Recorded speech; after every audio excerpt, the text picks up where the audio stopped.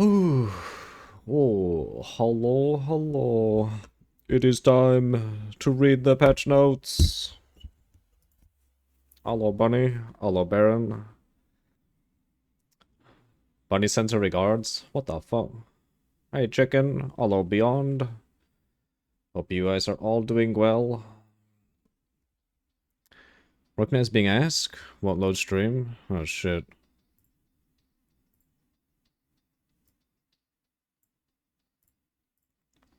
I'm hungry. Oh. We turn that off. Please don't allow spoilers from chat. Madge. Damn. You'll do a 24-hour timeout otherwise? Thanks. Yeah, no spoilers. Baron is gonna ban us all. Oh my god. He's even gonna ban me. God damn. Okay. So we have Tabola of Contento. Dawn of the Hunt. League. New content and features. Endgame changes. We will see. Alright, let's see. Oh, there we go. Okay. Burp is out. We can continue. Alright, let's see. Start fresh in a new economy with the Dawn of the Hunt League. All of your old characters from early access are still present, but a free passive tree refund will be granted due to the changes. We would highly encourage you to join the new league to fully take in the changes we've made with the 0.2.0 update.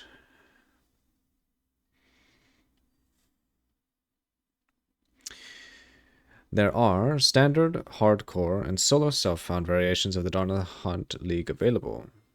They have the same core mechanics and items as existing early access leagues. Why is the music so loud? Holy shit. Okay, there we go. That's better.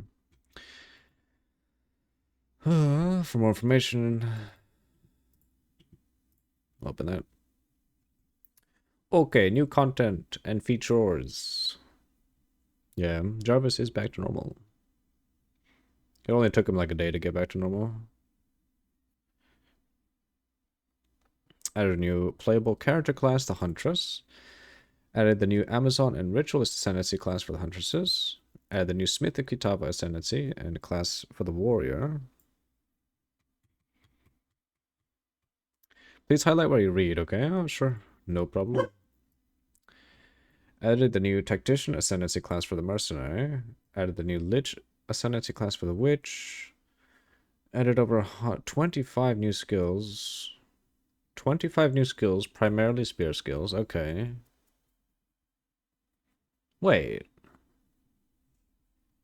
Truly brain rotted, I see.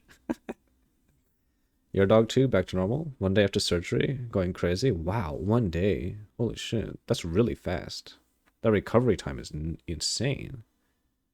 Normally, pets take about a good week to get back to normal after that, after getting neutered. I'm glad to hear your dog is doing good though. Added over 100 new supports. You have over 22k hours on POE. You are not sane. Ugh. He's not sane, Exile. He thought so too, but she's young. 1 year and very high energy. That's pretty, really high energy. It's crazy.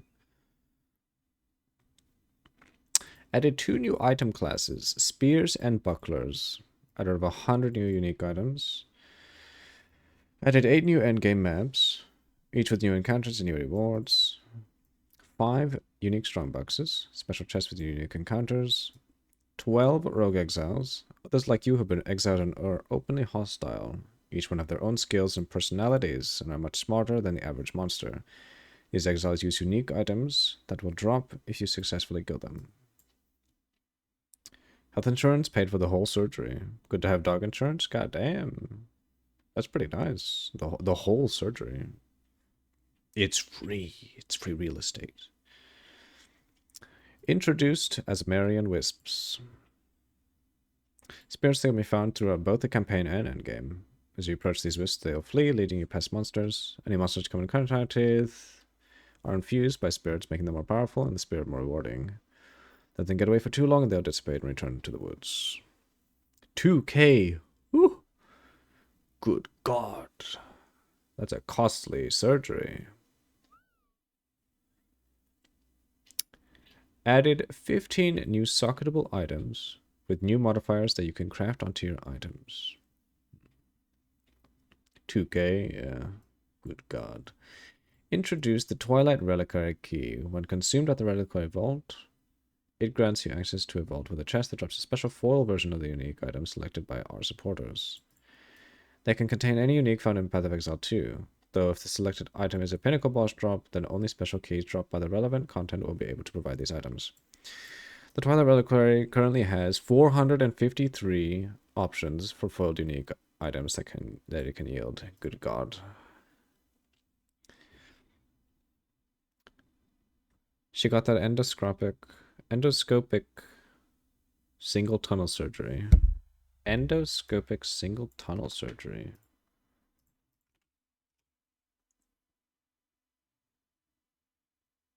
Oh.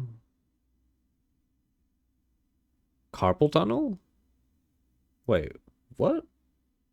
I just searched on Google and it's a carpal tunnel syndrome.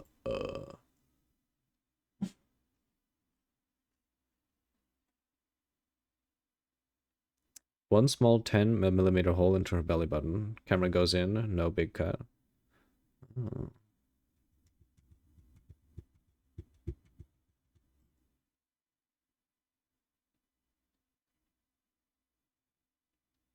Interesting.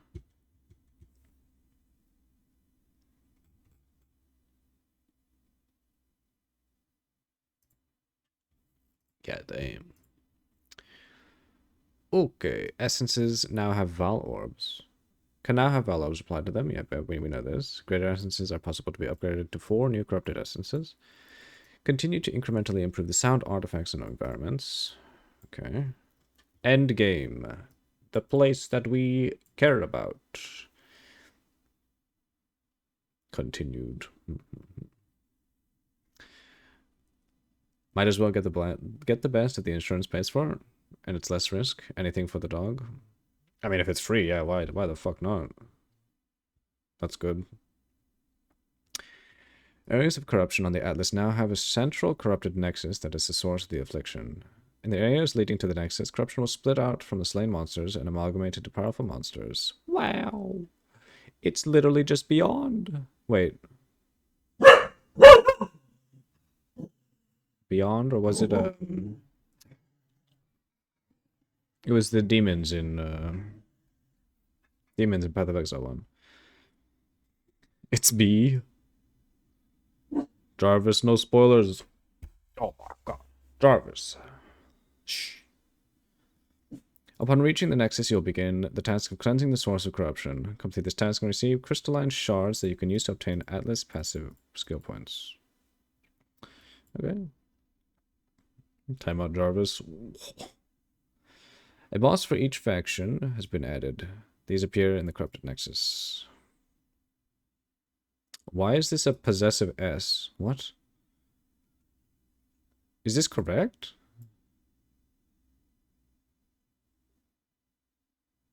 Typo? Okay. Additional corruption monster factions have also been introduced. Corruption monster factions. What? Corruption monsters have their visuals and animations improved, and their skills have been rebalanced.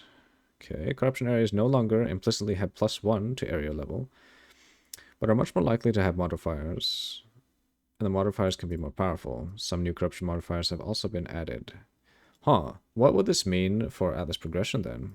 Because if we can't do +1 to area level, does that mean the higher end Atlas passives, we're not going to be able to get that easily? Because we relied on the corruption areas for the +1 to area level.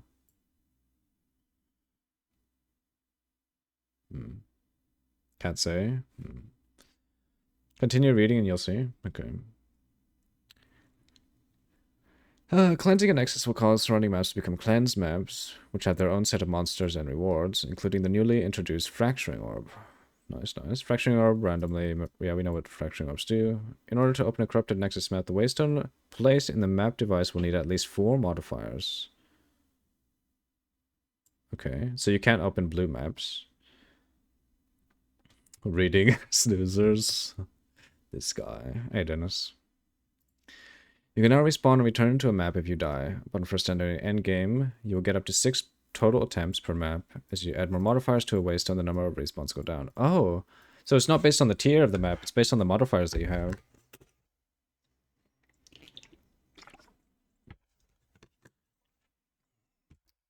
No spoilers or 24 hour timeout? I already read the patch notes like 4 times from other streamers. Good God. In parties, everyone gets to respawn that number of times. This is huge. Gigantic for party play. You'll also be able to enter and exit your maps as much as you like as long as you haven't died. The number of portals is representative of the number of revives you have during the map. Once you start a boss fight, the respawning system will change to require the map owner to collectively respawn the entire party. This is so that you must still kill the boss from full life. Okay. Reactions? Uh-oh. Redacted?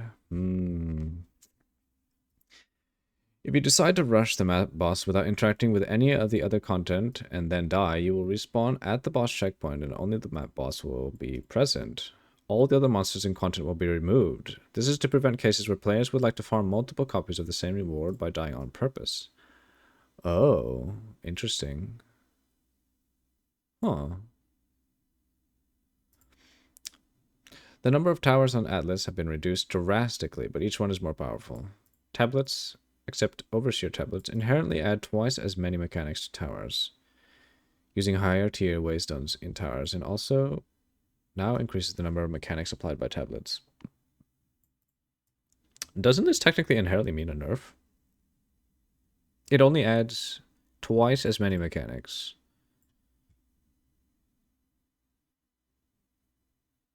Like it does remove tedium for high tier like juicing. Keep reading, yep, okay. Fine, fine, fine. By tier 15, the bonus is double. Oh. Allowing a single tablet to now add 4 times as many things as before. Oh, okay.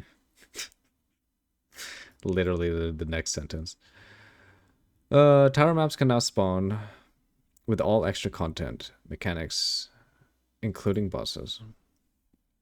Yeah, that's fine. Number of maps affected by tablets have been doubled on average. Has been. And also scales by map tier. Killing rare monsters required for map completion is no longer has a chance to grant monster modifiers to the remaining rare monsters. Huh?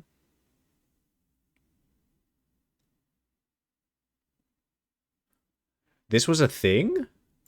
Wait, did that mean we were collectively making the last rare stronger? Did anyone notice this?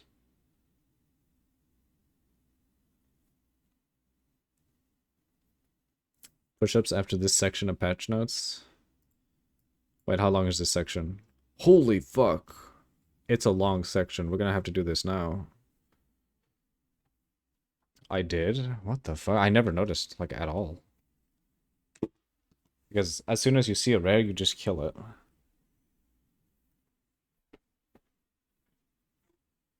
Bro. So we're on here. This is the next.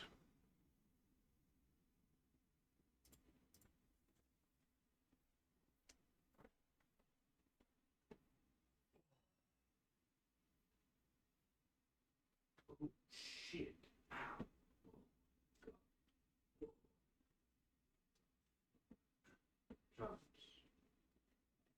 Largest statue in the way.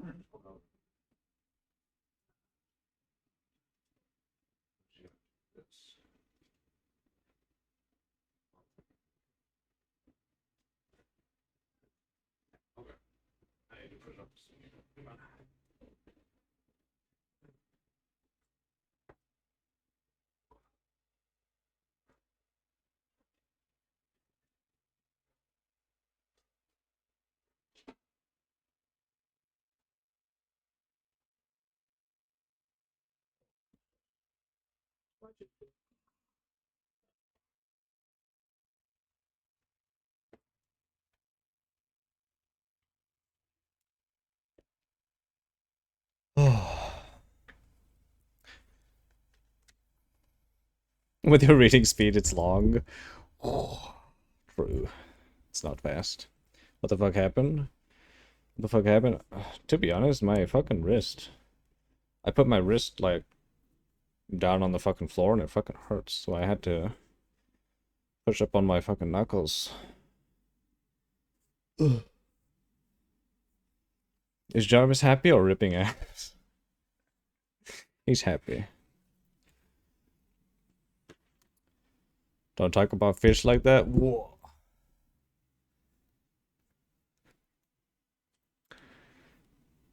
Caught. You didn't mean fish. Playing too much POE does it for you. Whoa. Still too weak. It's not like that I'm like too weak. It's that my wrist like fucking has pain now. I think I just need to move it around more. Alright.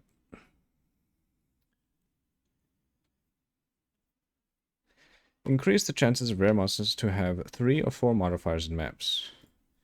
Note, this means that they drop more items. This is mostly to compensate for the removal of rare monsters, granting their modifiers to the other rare monsters on death. Huh. I honestly never noticed this. This is so weird. So we skip push-ups and do squats today?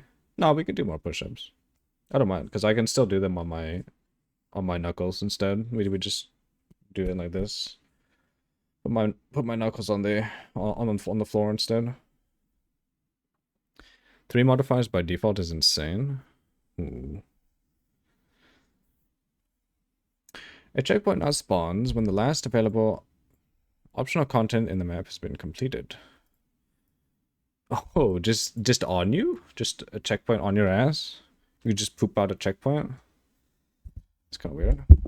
Extra content such as Breach, Delirium, Expedition, and Ritual now start spawning further away from the Ziggurat Refuge. Oh. Wait, what? So the start is going to be bland as fuck? Weird. How waystones are obtained in the map has been redesigned. Our intention is to make both sustainable waystones drops much more reliable and less dependent on random elements. I mean, it was always random though. Waystones can no longer drop at lower tier than the map you're in. Huh? Wait. Oh, you know what? That's not bad. So always same tier or above. Yeah, that's not bad. Because, I mean, like, in a way, we were dropping way too many maps in tier 15s. Like, I was getting so many fucking dog shit maps. Red maps, specifically. Like, I still picked them up, but I didn't use, like, a majority of them. I was dropping tier 5 or tier 10. Yeah. There was a lot of way too low tier maps in there. Wisdom drops by final boss map now will always be 1 tier higher than the map you're in. Okay. Final map bosses, and the final natural occurring rare monsters. Natural occurring. In tier 1 maps, have a 100% chance to drop a waste. Bro. This chance scales down as you get into higher tier maps, but will still be guaranteed with appropriate investment into waystone suffix modifiers and throughout this passive tree. Natural waystone drops have been reduced to compensate.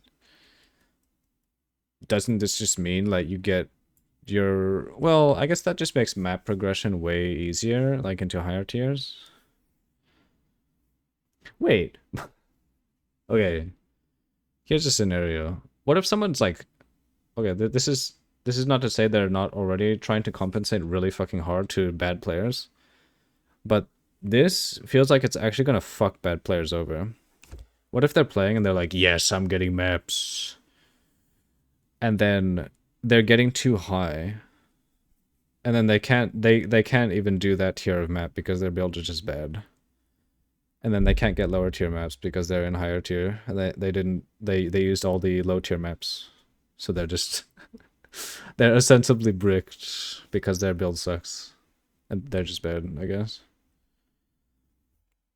Hey, I'm done. You have a theory on mana stacking. Use Flicker Strike Quarterstaff Lich. You get 100% more damage with 5,800 mana, and the reduced mana cost makes EB easy to take. Potentially, yeah.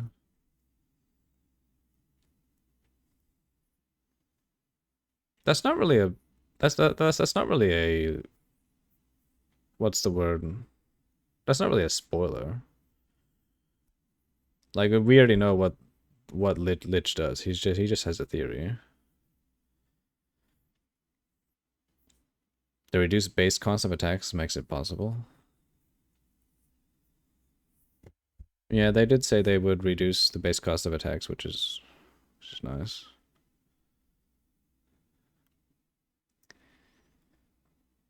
Lich will make Fisher suffer on League start. Oh my god. Alright, remove chances of Waystones to drop a tier higher from the Atlas passive tree, and lower the amount of Waystone quantity available in the Atlas passive tree. Okay. No spoilers to patch notes though? Yep. Sources of map drop has a chance to drop a Waystone of the current tier or higher have been replaced by increased quantity of Waystones dropped by map bosses. Specifically map bosses, okay. Doriani now has up to 10 Waystones available for purchase, either at tier 1. Oh, I forgot about Doriani. The thing I was talking about earlier is probably a non-issue then. Either tier 1 or one tier below your highest completed tier. Okay, yeah. This does fix that issue I was talking about. Overseer tablets now cause up to 2 to 4 maps in the range to contain bosses. Previously 3 to 7. What? Wait, but no one was using Overseer tablets. Why did they nerf? Well, I guess for map progression. Yeah, I guess that makes sense. The Waystone chance granted by Waystone suffix modifiers has been reduced as a result of the new chances to drop Waystones.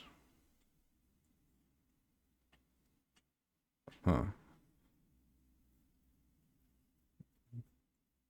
I was... Oh... What the... Unidentified Waystone now provide 30% increased Waystone drop chance instead of 30% increased quantity. Oh! Wait, what?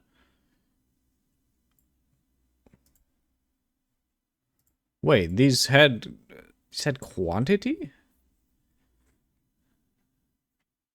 Nerfed currency? Yeah, super giga nerfed. That just means we lose 120% increased quantity? Oh, wait, no, I'm thinking about something else.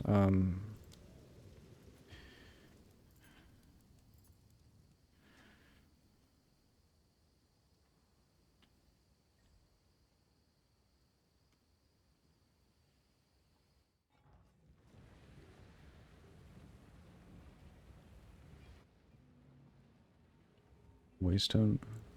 Unidentified waystones. Oh. Unid'd waystones. Wait, did they...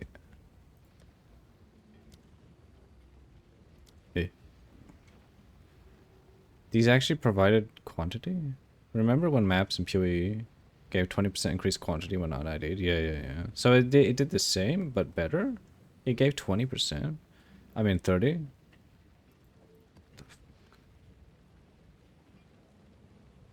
Wow. That's kind of cracked. Okay.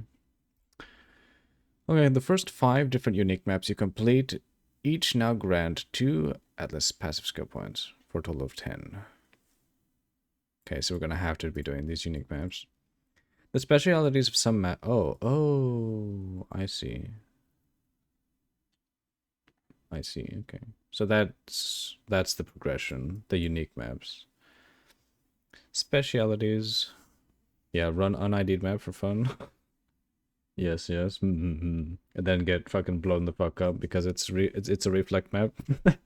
Yeah.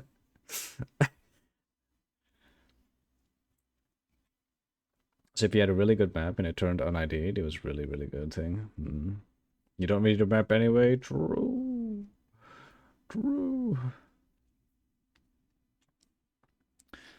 The specialities of some maps have been adjusted to account for the addition of Asmerian spirits. Oh.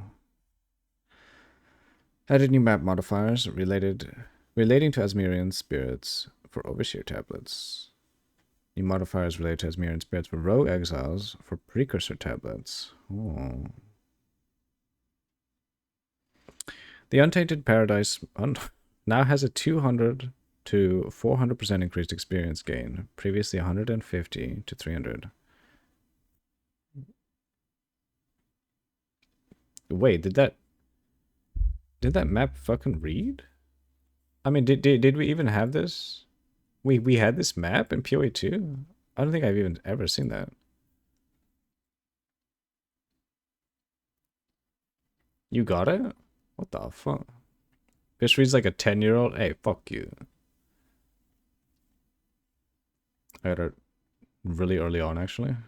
Goddamn. A new crafting mechanic called recombination. Oh my god. Okay, we know this. Tablet modifier that causes ritual favors in your maps to have 5 to 10 increased chance of omens. Now it's a value. Oh. Okay. 15 to 25. That's better. You found it 4 times? Bro. I didn't see a single one. What the fuck? The Overseer tablet modifier that causes map bosses to have a 10 to 20% chance to drop a waystone of the current tier or higher now has values of 5 to 8%. What? Yikes. Precursor tablets that grant additional base chance of random extra content now instead grant increased chance. Huh?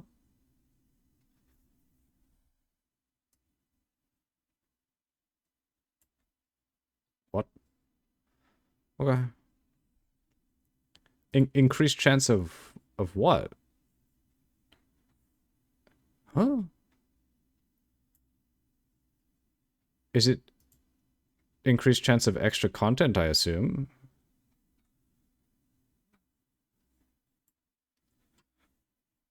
No offense though, but listening to him reading can actually send you to sleep. Ooh.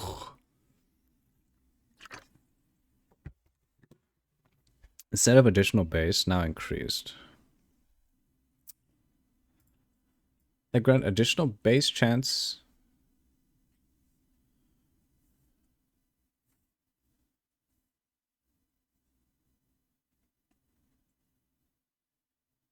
Well, that's well, I guess that's a nerf. I assume if it's like extra content. Because this is flat and this is just percent. Tablet modifiers that provide increased rarity of items found in your maps now has values of 10 to 15, previously 10 to 20. Oh. Okay. Quantity is 3 to 7, previously 3 to 8. Okay, more nerfs. Pack size, 3.7 is 3.8. Increase gold. Bro, this should have been higher. No one was using the gold one. Everyone wanted quantity, rarity, and pack size. Gold didn't matter. Tablet modifiers that give breaches in your maps increase monster density. I give 4 to 6, previously 5 to 10. Well, the modifiers that also give breaches open faster now has values of 3 to 5, previously 8 to 12. Why was the gold soul core expensive though? Wait, gold soul core.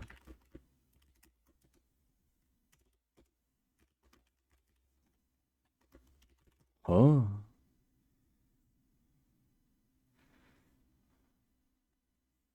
These were good?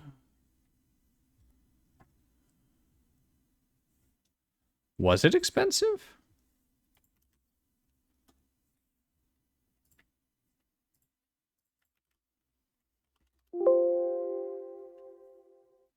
What is this site? Yeah, I have no fucking idea. It's just something to search. Wait, where the fuck is your...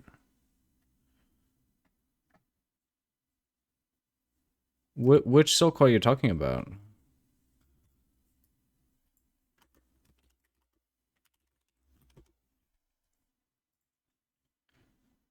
Oh, it's fucking Fextra Life. Oh my god. Bro.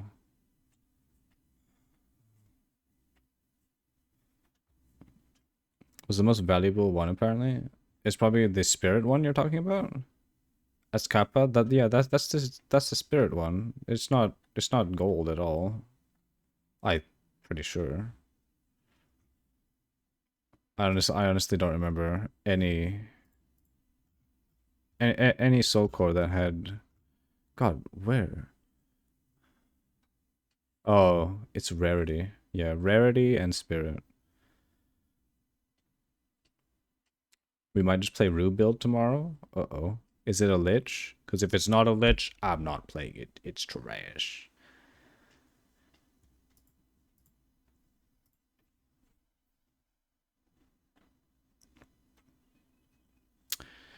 Tablet modifiers from rare monsters have an additional modifier. Hmm? Tablet modifier for rare monsters having an additional modifier can no longer roll. Oh, what the...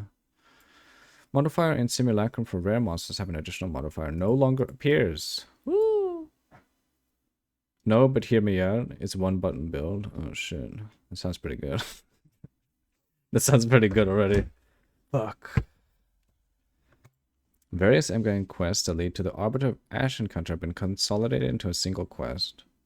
Okay.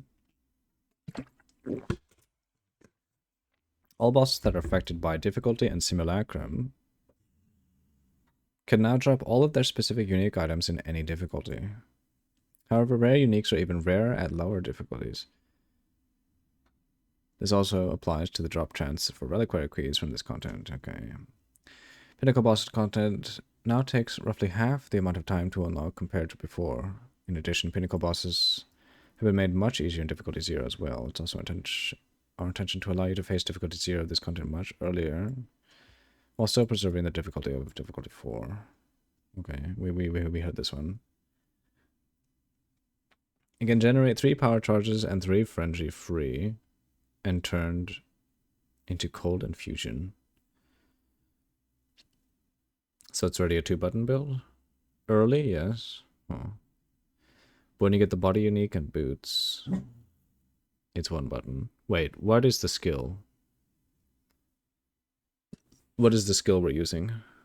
Well, what is the skill Rue is using?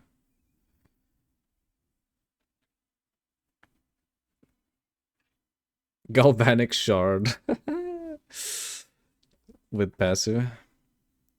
Wait, so he's playing crossbow? He's crossbow starting? What the fuck? Is he playing a Deadeye? Players no longer lose experience from dying in Simulacrum, Twisted Domain, All Rust Arena, Inside, Logbooks. The Crux of Nothing or the Burning Monolith. Players no longer also no longer gain experience from killing monsters in these areas. Okay. Into Spear. I mean, Galvanic Shard, like even with dog shit crossbows and the crossbow stats, it was still really good. Good, but you know, not like super endgame.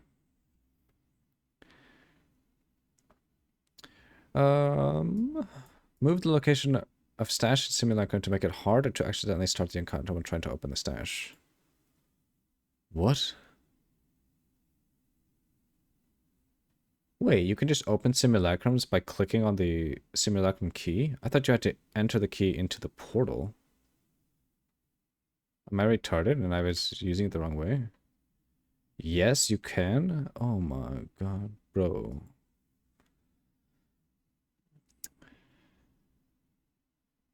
Inside?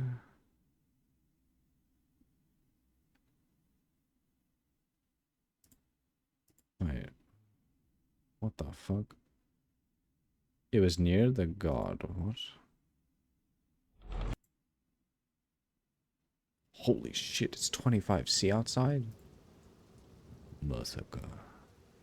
In simulacrum? Oh. Oh, I see, I see. When you're already doing simulacrum. I see, I see, I see.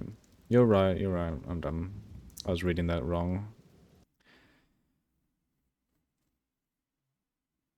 You can't hold off this ad any longer, guys. Oh, no. Let me know when the ad is happening. And I will stop. Reduce the power of notables on the League-specific Atlas passive trades for acquiring logbooks, breach splinters, simulacrum, and audience with the king. What?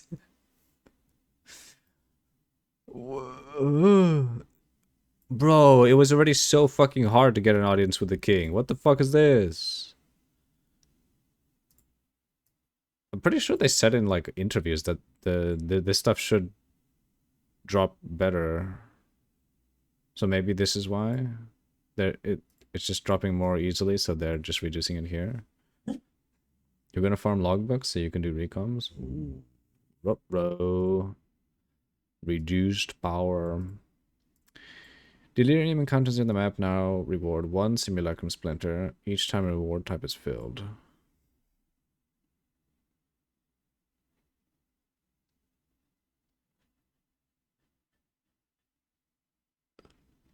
One. Yikes. One singular splinter. Yeah, what the fuck? Thanks. Thanks, GGG. I love my one simulacrum splinter. Simulacrum splinters can now be obtained through delirium counters in all map tiers, with the amount scaling up per map per tier. Oh. Huh? Okay, fine. The base number of monsters spawned in delirium encounters have been reduced, and the number that emerge by touching fracturing mirrors has been greatly increased. Okay. Okay. That one's better because the mirrors seemed absolutely pointless. Reduce the intensity of the fog in delirium encounters. The number of monsters spawned from breaches have been reduced. A higher percentage of total number of breach monsters spawned are now spawned earlier in the encounter. Reduce the number of small breach chests found. Oh, breach splinters cannot be obtained from breaches in all tiers. The amount scaling up from map tier. Breach and delirium encounters are now considered complete when you open up the clasped hand or delirium mirror. Wait. Oh, I see. Okay. I mean, if you have 5 reward types, that's 5 splinters whenever you fill out a reward. Rest in peace, breach. Yeah, breach. I mean, yeah, breach was too rewarding, to be honest. Omens, well, technically it wasn't like the most rewarding thing at the end of the day, though. Like, even when it was cracked, people still found better farming strats than just breach. Omens now always appear in ritual rewards in map areas. There's also a small chance for an additional omen to appear. The vendors in the Ziggurat Refuge and those in your hideout now correctly have level 65 items available, rather than one having level 65 items and the other level 70. Huh? What the fuck? That's so weird. Not the most rewarding, but it was probably the most fun. Yeah, that's true. It was very fun.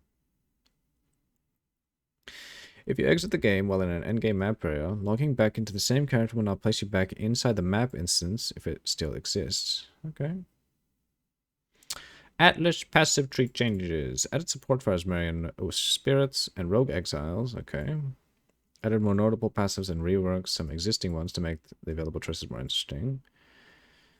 Deadly Evolution Atlas Keystone has been replaced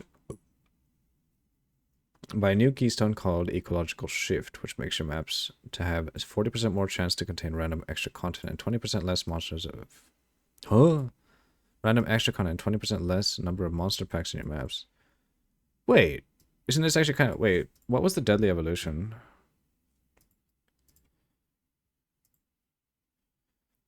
Can't wait to get shanked by rogue exiles. Yeah.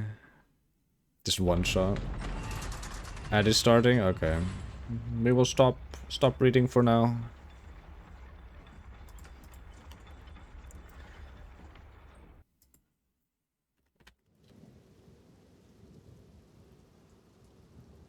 Why aren't I getting any notifications that the ad is starting? What the fuck is this? My mod is the streamer now. Can't see what it ends though. Okay.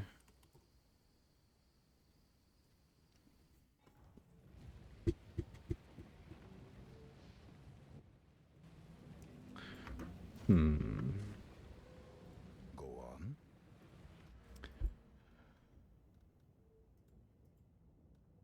Oh. Oh, shit. I see. I have greater control over the ads than you do. You do. It's bullshit. What the fuck is this? Okay. Wow. This was a no-brainer take. Ends in 20 seconds. Oh shit.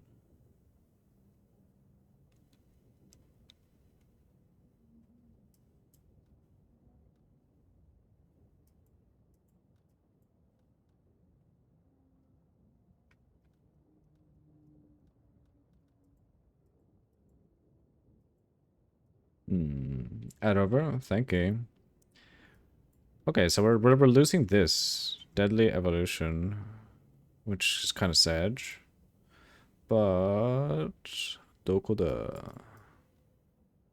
Ecological Shift. 40% more chance to contain random extra content. Now, is this 40% more chance a flat percent chance, or is this percent of a percent? Like me doing proper mod work today? Time to fuck it up? What the fuck? Oh my god. What the fuck? What did Beyond do? Yeah, what the fuck? You got scared.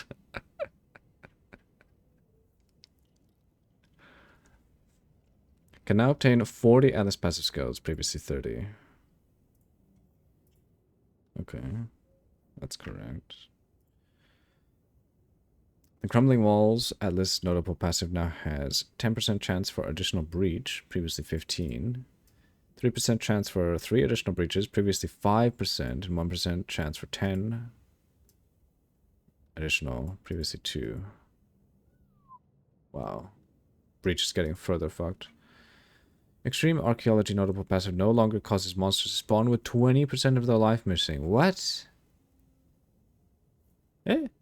Why? Why would they do this? Every time someone tags me, I got a sound. Bunny started talking to me in Polish when we were playing TFT last night. TF2 last night. Nice. The Frantic Invasion Atlas notable passive now has 50% increased quantity. Previously 75. Wow. Grasping Hand Atlas notable passive now has a 30% more.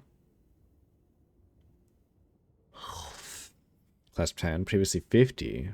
Wow. 20%, previously 25. Okay. Interdimensional Assault. 10% increased monster density, previously 5. 515. Yikes. Bedge. Oh. Oh no. I'm putting Jamie to sleep at work now. Not good.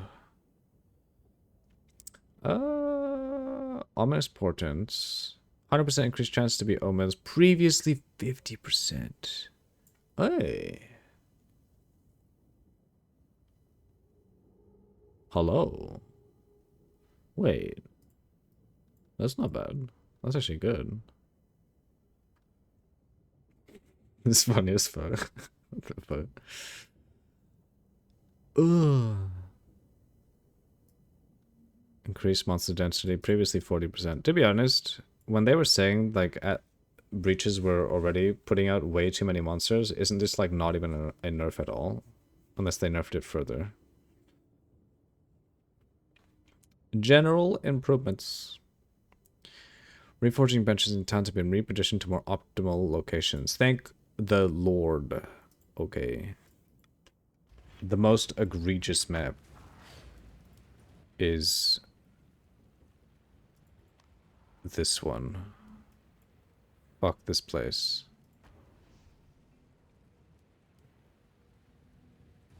Going to crochet on your lunch break because you already caught up today? Today is the opposite of yesterday. That's good. They redacted and then redacted. Wow.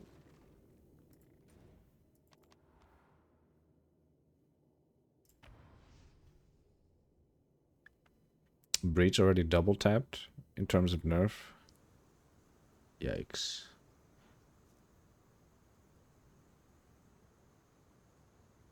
Holy balls. Was the loading this bad in PoE 2? It feels worse. Oh, I can't even move. Wait, what? Now is not the time for that. Oh. I forgot I have to use my keyboard.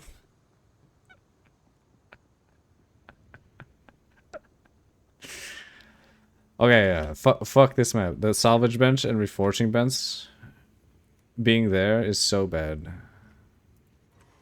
Oh my god, and the well still exists. Okay.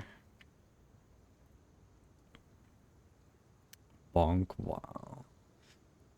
Strongboxes can now appear in certain Act 1 areas. Added a stash to the treasure room in Trials of Chaos. Okay. That's not bad. Many fire skills now visually burn grass in areas. Wow, that's what we needed. This is why you shouldn't have changed it. The no difference. Yeah, but then there's certain skills that are just mechanically better with WASD. Like range skills. Like pretty much all range skills, actually. You can now blaze grass. Improve the performance of summoning and reviving minions. Further improved safety checks to prevent movement skills to skip elevators in the Trial of Chaos encounters. Yeah, this was a weird one. Pox might be happy. Yeah, but then RF isn't in the game still. The jumps performed when using Escape Shot and Toxic Growth now allow you to jump over enemies in small amounts of terrain. Vaulting Impact will also receive the change at a later date. Okay. Grenade skills now have a small amount of random variation in travel distance when firing multiple grenades at once. Okay. Huh. The decay debuff from Decaying Hex support now uses a more appropriate visual effect and displays below the enemy's life bar. Oh. Fireball now uses the same animation as Freezing Shards instead of generic projectile spell animation. Okay. Updated 3D art of Stash and Guild Stash. Whoa. Does it just look bad? I mean, it looks fine to me, but...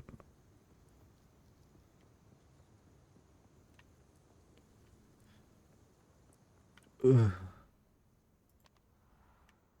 Wait, get me to my hideout. Ugh. Player changes. Players are now required to be at least level 25 to enter the cruel difficulty areas and level 50 to enter endgame areas. Ha! People were just speedrunning, getting carried, I assume. PoE1 assets, maybe? You know what? Probably. Yeah. Caught. Yep. Stop it. Stop going fast. Player's base attack speed while unarmed is now 1.4 attacks per second, previously 1.2. Killing Palm, Shattering Palm, and Staggering Palm and Hand of Trailer now have a 25% less attack speed to compensate for this change, previously 10%. Ooh. Freeze now builds up roughly 48% slower on enemies. Oh no! Cast on Freeze is giga nerfed. Oh my god. That unarmed change is just pointless. Yeah. Like I don't know why they did it. Like sure, I guess. Actually, wait.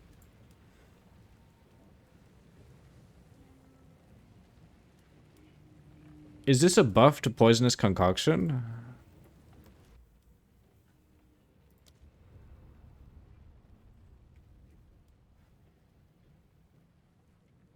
Holy shit, is the game this slow? Please keep reading. Uh-oh. What is happening to the game? Okay, I guess we exit the game. Player base ailment threshold is now half of maximum life. Previously all. Bro, that sounds awful. Present space radius is now 4 meters. Previously 6. What? Oh, you're going warrior and only stacking strength. Shit. You're going to be frozen, chilled, shocked, and ignited all the time. Yeah, we may as well just all go CI and not take any ailment threshold on the tree. Monster modifiers stolen from rare monsters such as through behead support have had the effect they provide to players assigned to be more appropriate. Oh, that's right, they were talking about that. The cruel version of Candlemass's essence now provides 5% increased life, previously 8. Ooh. Yikes. Bro, why, what? You know what? I'm pretty sure people have been running this, like the game, and didn't even know this guy existed. Why are they nerfing life so much? The Worn Sandals Trial of the Sakema Affliction now grants 30% less movement speed if you've been hit by an enemy recently. Previously, oh, wow, okay. So this is actually way more takeable now in the run. That's actually not bad, because this used to be just brutal. Though this could also be pretty fucking terrible too. Blocking a hit by raising your shield or parrying now gives you a chance to avoid accumulating heavy stun buildup equal to the chance you would otherwise have had to evade the hit. Okay. On a unified stun mechanics and terminology between players and monsters, the stagger that players suffer when blocking too much damage with their shield raise is now a heavy stun. Players are still unable to be heavy stunned unless a mechanic specifically states otherwise. Players can no longer be light stunned when their shield is raised. Okay. God, we completely forgot that we need to do those 2 dog shit trials to ascend. So we're not going to have our 4th ascendancy for a bit. Modifiers to curse effect have been changed to instead apply to curse magnitude. That means that they are additive with any other modifier to the effect of the debuff on the target. For example, curse magnitude and slow magnitude are now additive with each other for temporal chains. Really? You only need one of those until level 70? Yeah. Player-created objects such as ice crystals no longer have a monster power value. Oh. Ice crystals can no longer apply on-kill effects such as Herald of Ash and Trample Toe Overkill. Trample Toe getting nerfed. Players have 50% more light stun threshold per time stunned in the past 4 seconds. Previously, 25%. Oh. Oh. You have like a pseudo built-in Brian King, kind of, but not really. Unless you're using specific build to farm it. Tsukema these nuts. Oh my god. Your heavy stun bar now doesn't start emptying until the heavy stun animation is finished. Instead of when the heavy stun animation starts. Oh. I see. Heavy stun duration on players is now 3 seconds, previously 1. Wow. Are they actively trying to make shield dog shit? I swear, no one is gonna play the parry mechanic. Not even Dark Souls players. Heavy stun is rest in peace in hardcore. It is. You get heavy stun, you press exit, and you log out.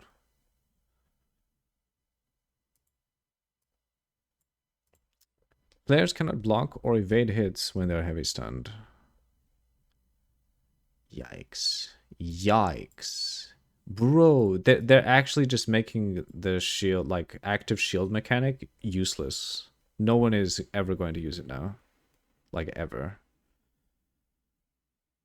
And I almost think no one's going to use the fucking parry mechanic either, because this is horrible.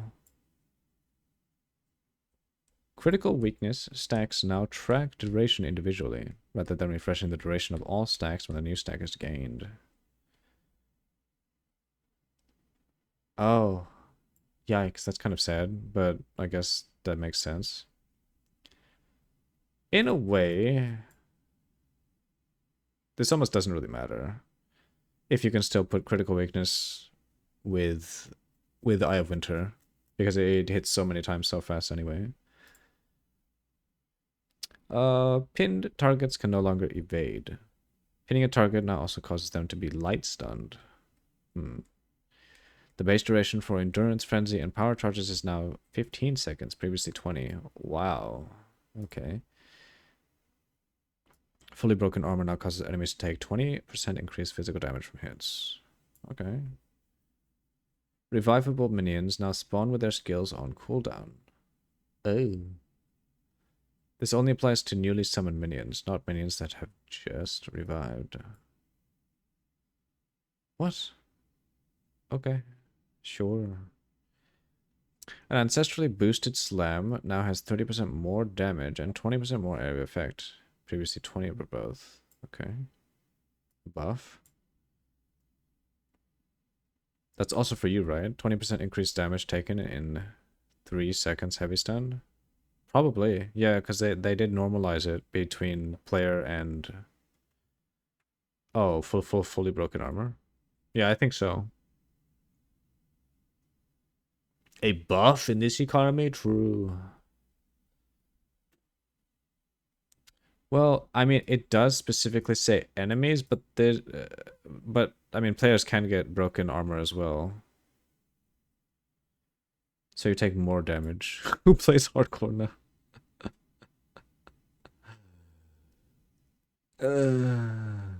Wait. You are the enemy of the enemy. Yeah, I guess that's true. So wait. So fully broken armor just removes your armor entirely, so having armor is useless. And then now you just take 20% more physical damage when your armor is broken. So armor is like, does like actually fucking dog shit. Who is ever gonna use the armor base? It's terrible.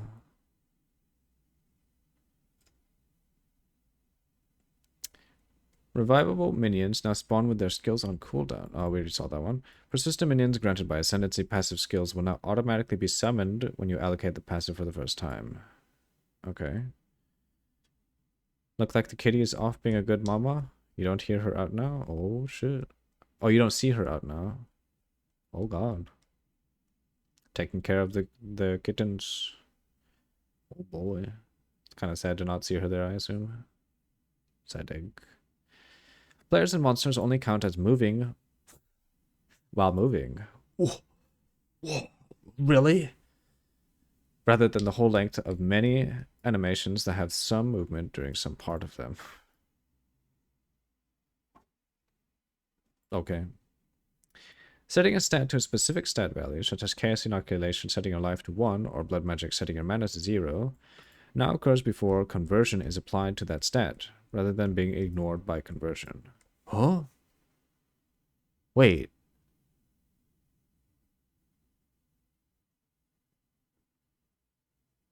Caught? Nerf?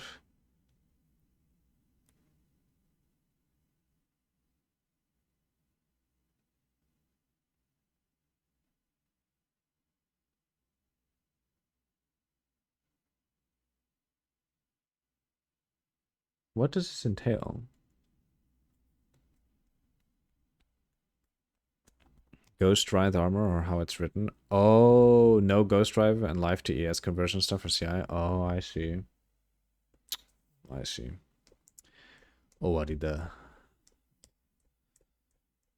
Also glad she's not just sitting around waiting for me because that means she's with the babies. That is true. Yeah. Yeah, Ghost Drive is dead. Already there. Titan.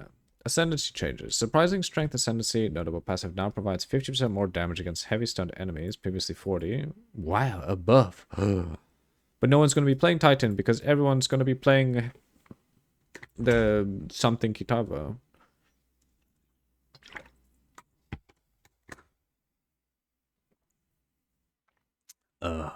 Earthbreaker Ascendancy now provides 25% chance for slam skills. You provide... Oh, you use yourself to cause aftershocks. Previously 20. Okay, Warbringer. Warbringer... Warcaller's Bellow Ascendancy passive skill now... Now causes Warcries to explode corpses, dealing 25% of the health. That's physical. Hey. Instead of providing corpses in your presence explode when you Warcry.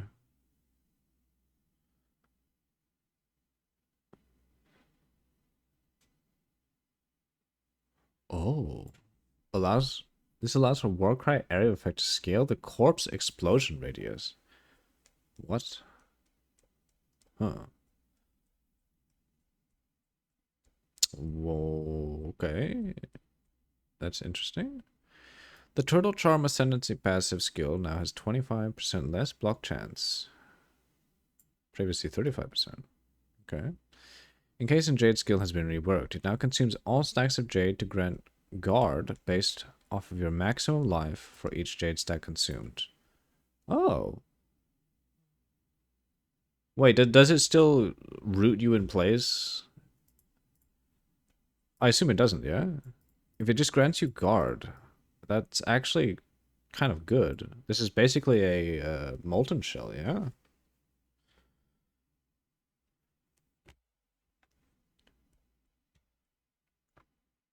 Ancestral Spirit skill granted by the Answered Call Ascendancy passive now has minions from skill have 1% increased accuracy rating per 3 of your dexterity.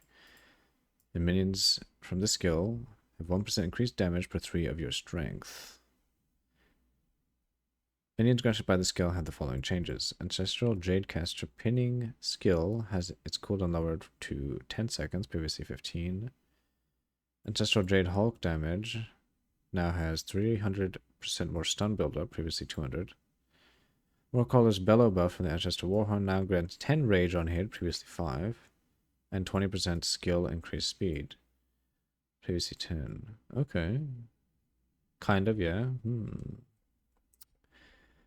The Power Shell aura from the Ancestral Spirit Turtle now grants allies increased 80% increased defenses, previously 40. 40? 50. And 40% increased block chance. Wow! Previously 25%. What?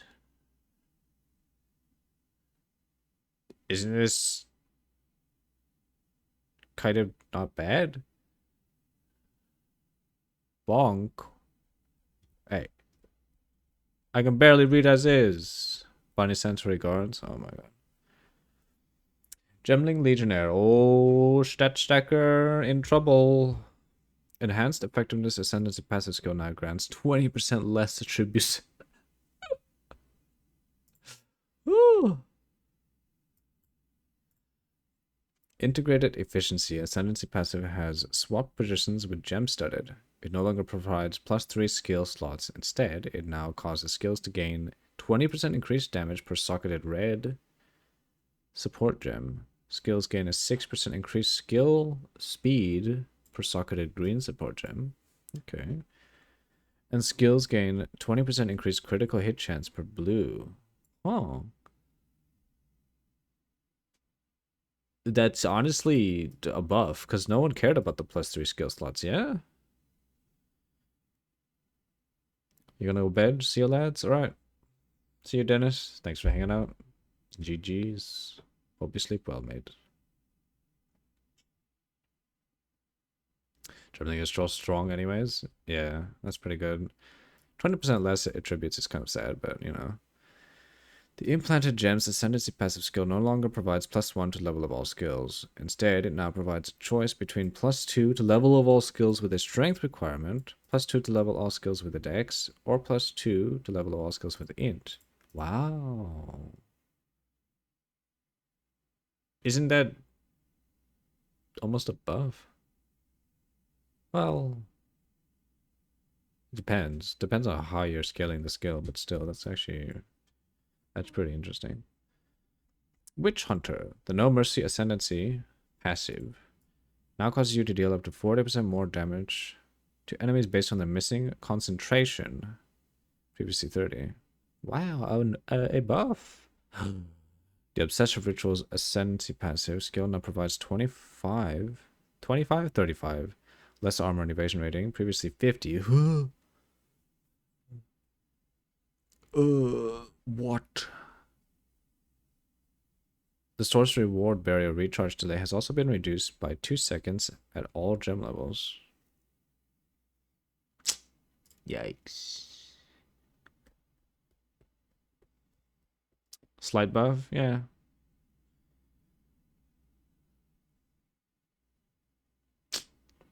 Deadeye. The Thrilling Chase Ascendancy passive skill now provides when you consume friendly charge, you count as having consumed twice as many. Previously a 50% chance, and described in a slightly different way. Oh, what? Deadeye gets a buff? I mean, to be honest, I don't think anyone even took this.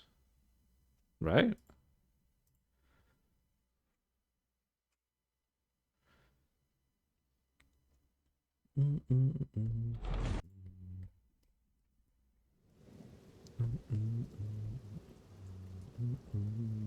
Holy shit.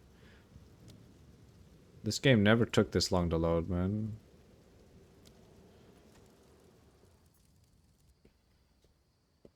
You don't have POB 2? No, I do. It's down here. Oh, you're right. I could have just... Yeah, you're right. Why am I opening POE? Okay.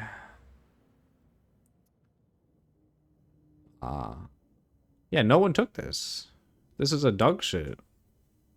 A dog shit passive. I mean, are people even going to take this? If endless munitions and gathering winds is like not going to be nerfed? What? Like you'll just take these things all over again. One day one of these bunks will fix your brain. What the fuck?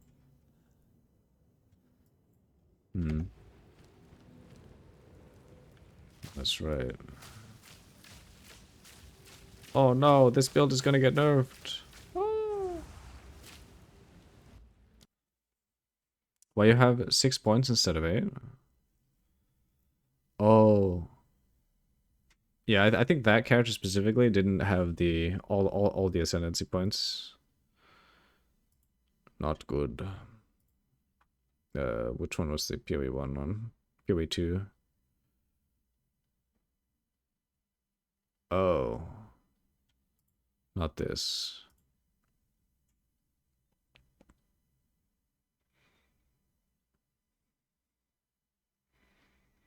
Do we have an update?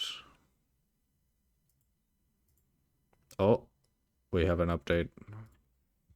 Pathfinder. Running Assault Ascendancy passive now grants 50% less movement speed penalty from using skills. Previously 30. The location of this path. Ooh, with relentless pursuit. Really? What?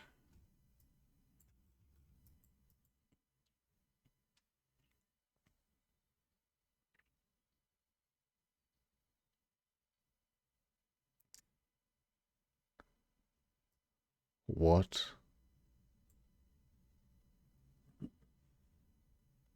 No one's gonna take this anyway. That's such a waste of points. Chat behave. Oh, BRB. No update for new changes. Uh-oh.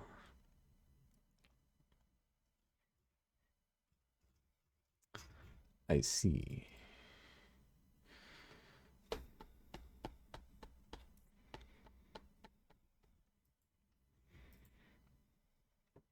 Yeah. That's still kind of dog shit, isn't it? I don't think anyone's gonna take that. Because you're going to take Traveler's Wisdom, 100%. And you know what? This overwhelming toxicity and contagious contamination, I almost feel like it shouldn't just be relegated to poisons, but, you know.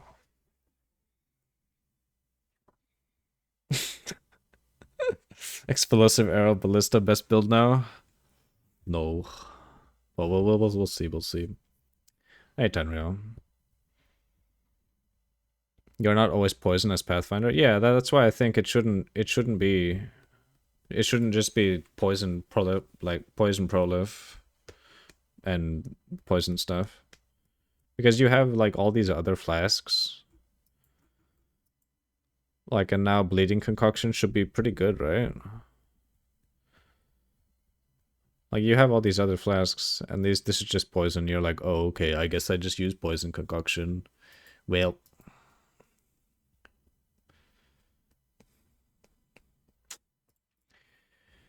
The connected chemistry ascendancy passive skill has been removed.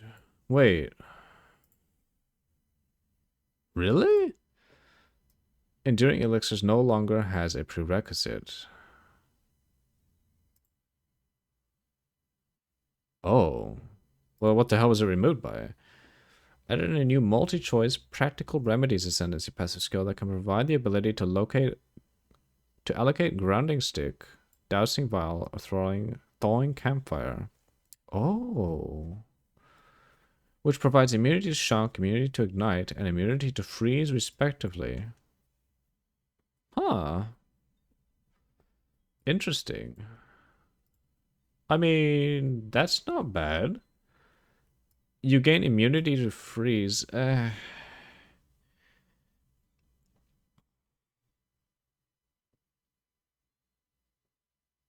Immunity to freeze seems like the strongest one. You always enjoyed Shattering Conch? Added a new Sustainable Practices Ascendancy passive skill, which provides 30% of evasion rating, also grants elemental damage reduction, requires practical remedies. Oh.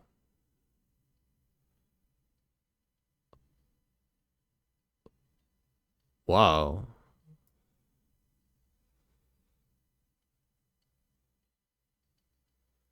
Isn't this correct? 30% of evasion rating? Isn't that insane amounts of elemental DR? Because you can get so much. You can get some really high evasion rating, like really high. 94%. Honestly, that's pretty good for for defensive. Okay. Pathfinder's looking kind of good now. Acolyte of Chayula. Embrace of the Darkness Ascendancy passive now provides +8 to maximum darkness per level, previously 5. I mean, are people even going to take this? The only reason people were playing Acolyte of Chayula was either they were just playing it or they were farming Temporalis and abusing the darkness shield. Yeah, there we go. Ravenous Doubt's Ascendancy passive skill no longer provides Mana Leech's instant. What? Instead, it now provides Mana Leech recovers based on other damage types as well as physical damage. Wow, that's a nerf. Wait.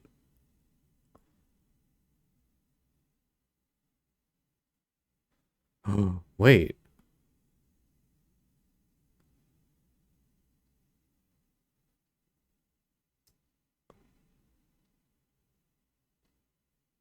Wait, does this mean you can Mana Leech for spells? It's no longer shoehorned into playing Fizz only? Can play Ellie as well? Wait. I guess is damage types only relegated to like Chaos, Lightning, not like spells and melee? Because spells specifically can't leech, right?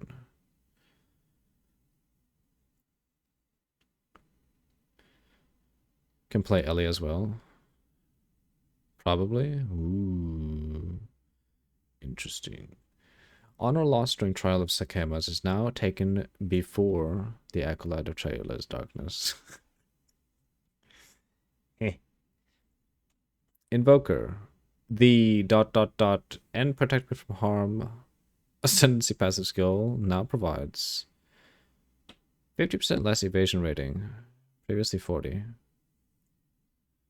Hey. Lead Me Through Grace ascendancy passive skill now provides 1 spirit for every 8 energy shield on equipped body armor. Previously 6. Whoa. Wait. Oh. So it's for every 6 energy shield. And 1 spirit for every 20 evasion rating on equipped body armor. Previously 15. Yikes. Woo-ha. Rest in peace, Evoker. Yeah. Elemental Expression skill granted by the Scatter Them to the Winds ascendancy passive skill now deals 40% more damage at all gem levels. I'm going to assume the damage was much higher.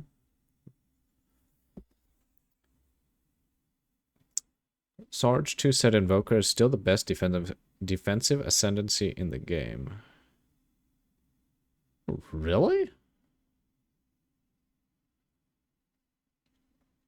It's the only thing on melee crit? Oh. I see. It's the best defensive ascendancy in the game? Really? Is it?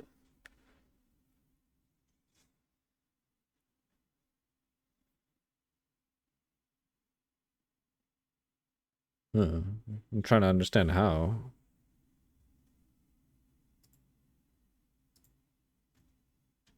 No spoilers, keep reading. Oh, okay. Blood Mage. The Blood Barb's ascendancy passive no longer provides 10% of damage gained as extra physical damage. It now causes bleeding you inflict on cursed targets to be aggravated. Oh. Interesting. So, going more into the bleed archetype, I guess. You'll understand later. Added a new Between the Cracks ascendancy passive skill that causes critical hits to ignore monster armor. Requires Sanguimancy. I mean, it always required Sanguimancy, right?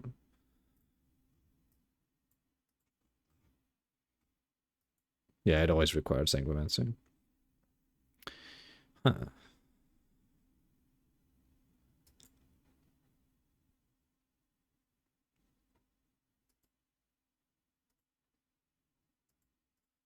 Infernalist. Demon form skill granted by demonic possession ascendancy skill. Now it's cooldown.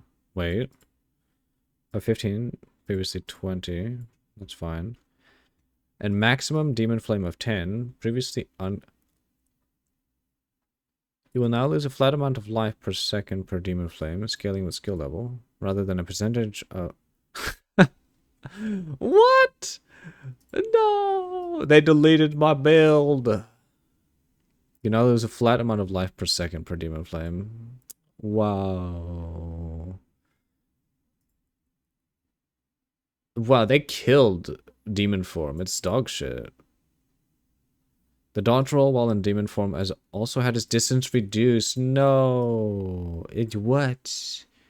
Bro, who is gonna take demon form then? The seething body ascendancy passive now has, while on high infernal flame, you and your allies in your presence gain 50% of damage as fire. Wow, previously 20. I don't think anyone took this anyway. Unless they were doing party play. The grinning immolation ascendancy passive now provides 50% more critical damage bonus. Previously 30%, okay.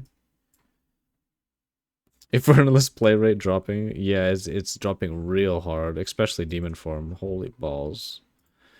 The Pyromantic Pact Ascendancy passive skill now causes 50% of Infernal Flame to be lost per second if none was gained in the past 2 seconds. Previously 10. I don't think anyone cared about this thing either. The Bringer of Flame Ascendancy passive now causes all damage from you and allies in your presence to contribute to Ignite chance and magnitude. Instead of providing, while not on low Infernal Flame, all damage. Oh. No longer requires Pyromantic Pact. I see. Huh. So it's more of like a support role now? The Loyal Hellhound Ascendancy passive no longer causes 20% of damage from hits to be taken from your Hellhound's life before you? Wait, what? The Loyal Hellhound... Okay, so they just removed the defensive... Infernalist is fucking terrible. It's actually just dead now. There's no point in taking the Hellhound. I mean, a lot of people didn't take the Hellhound anyway, but this just makes the Hellhound fucking pointless.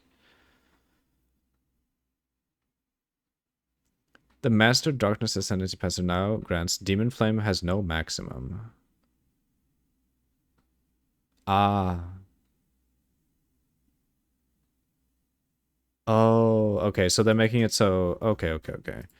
So they're making it so you have to... You have to go all the way... You have to go all the way into this. Wow, that still kills a lot of builds. Because that means you wouldn't be able to take...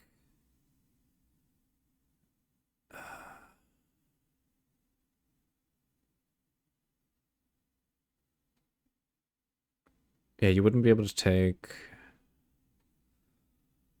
No, wait. Huh. Infernalist went from top tier to trash tier.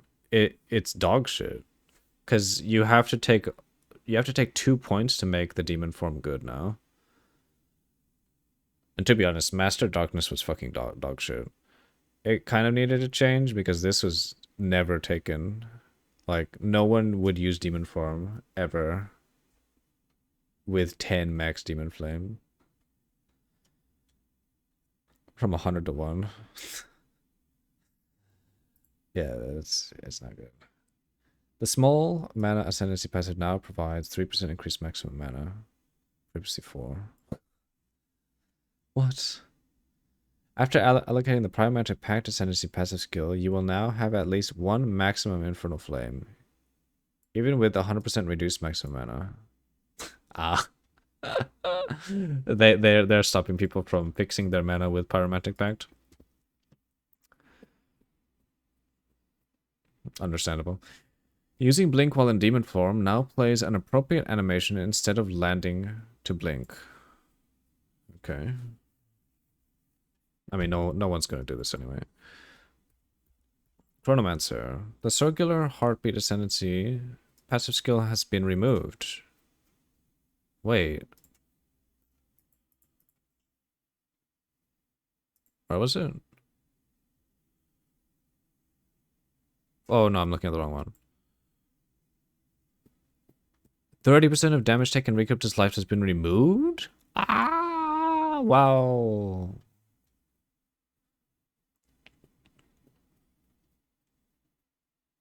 Pathetic.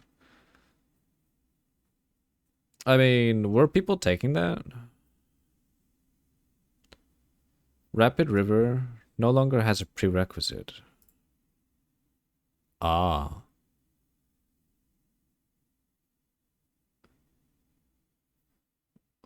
I see. Huh. The Quicksand Hourglass Ascendancy passive now grants every 10 seconds gain 50% more cast speed for 5 seconds. Previously every 12 seconds, 4 seconds. Okay, that's a buff. Were people using this?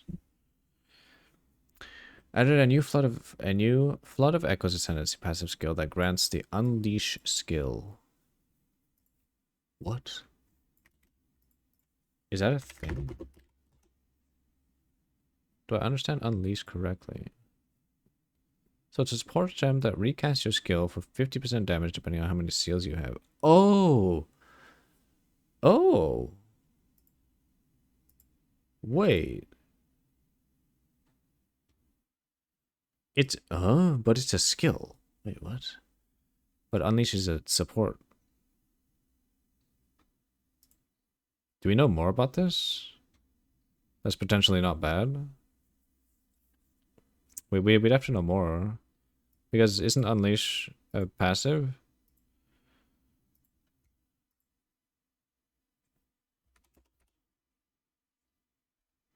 Oh, unleash spell. Wait, we have the spell here.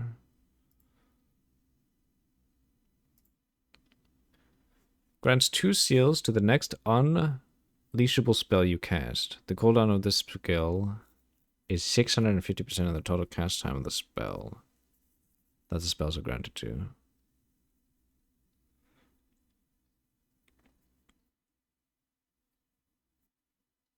That's...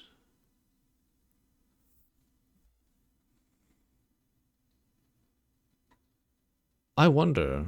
Does that mean you can get like a level... like a higher level unleash? And would that matter?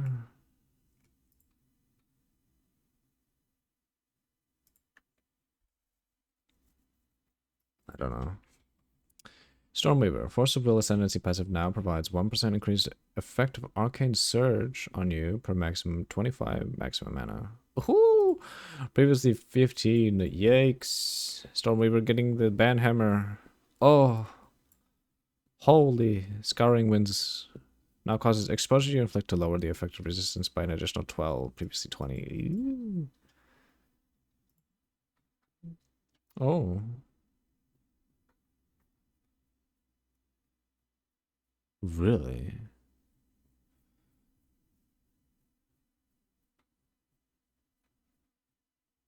Huh. So it's the same thing that we saw in the POB. So it's technically on a staff.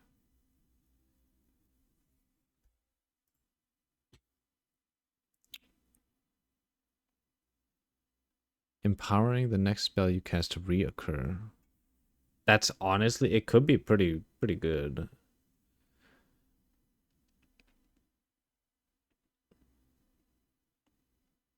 No damage penalty? Yeah. That could be very good.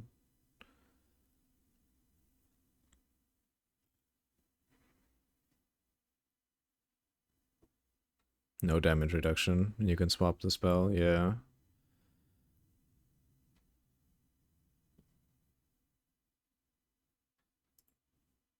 That could be pretty good. Okay. Strike twice now provides 50% less shock duration instead. It now provides 25% less magnitude of shock you inflict. Ah. Hmm. Small mana ascendancy passive no longer provides 4% increased maximum mana, and now provides 12% increased mana regeneration rate. Damn. Okay. Stormweaver getting the nerf. Passive skill, tree changes. With the addition of hunters and other new game mechanics, we've added passive support for these throughout the passive skill tree. There are many new clusters, mostly in the hunters ranger area of the tree, and many existing passive skills have been updated. These changes may result in your existing passive tree being forcibly refunded if you have allocated nodes around the area, but the layout is changed. Stormweaver bad too. Yeah. Stormweaver got kind of wrecked. Kind of. Added new blind-related clusters. Who the fuck would take any blind-related clusters? Not gonna lie. Added new parry-related clusters. I still think parry is not gonna be a thing, ever. No one's gonna parry. Like, people are gonna try it, find out that it's dog shit. Blind is good? Is it, though?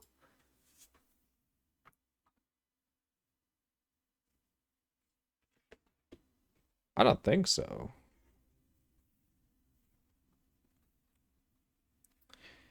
Added new volatility, ranged and melee related hazards, related clusters.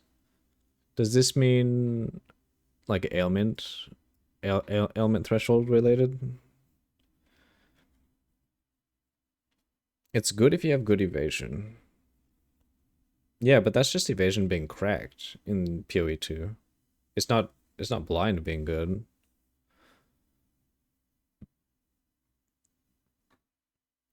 Blind is a debuff that lessens the accuracy and evasion of the affected target by 20%. Yeah, I don't think blind is good. It's just evasion being super fucking cracked in PoE 2. Blind is great. Ah. Nah. I mean, I guess it depends on how cheaply you can get blind. I don't know. It doesn't seem great. I guess it depends on what they do with these blind related clusters. Companion, presence radius and R related. Parry related, banner, bleeding, thorns related clusters. They better be like correct. Fishy speaking as someone who didn't play melee. No, I've played melee before. And blind is just a like attack on defense.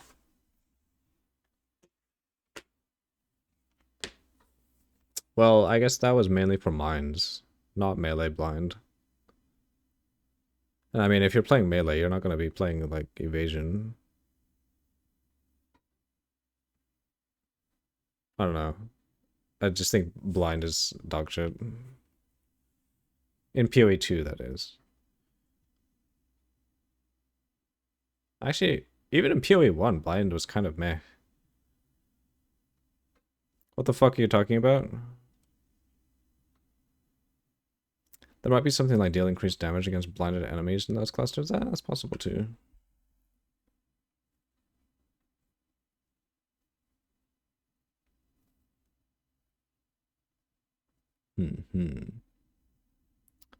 Spears and monks were evasion based. What? And pathfinders? Yeah, I know. But if you're already going so high into evasion, like what's the point of blinding them? Your evasion is already so strong. You don't need blind. You don't need to spend any points to like blind things or use a gear socket. It's better evasion. It does make your evasion better, yeah. But it depends on how costly it is to get the blind. Better evasion for less cost. Blind Mastery in PoE 1 gives huge crit. There might be similar stuff in PoE 2 now. Because you can never have too much, and it lowers enemy evasion. I mean, the lowering enemy evasion, like either you hit the monster or you don't.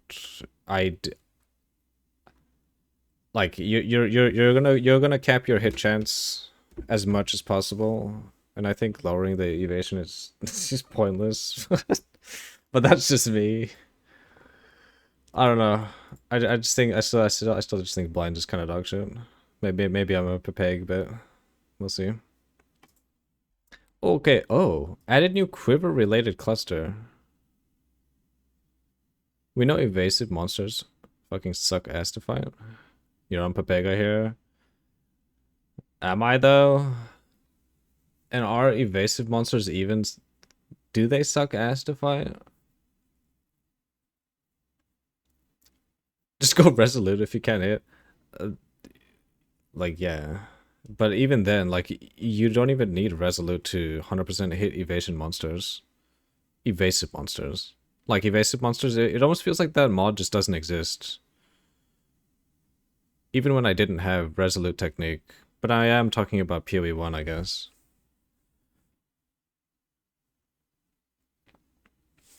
Okay, add a new Crimson Assault Keystone passive. To the southeast of the Ranger and Hunter starting location. Causes bleeding, you inflict to be aggravated. Okay. And base bleeding duration to be 1 second. Ugh. Yikes. 1 second. Just go resolute if you can't hit. Oh, we already read that one.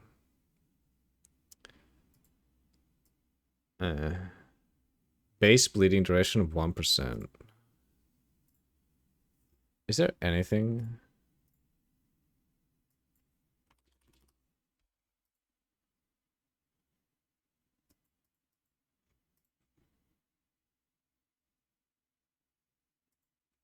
I mean, there's this whole thing for bleed.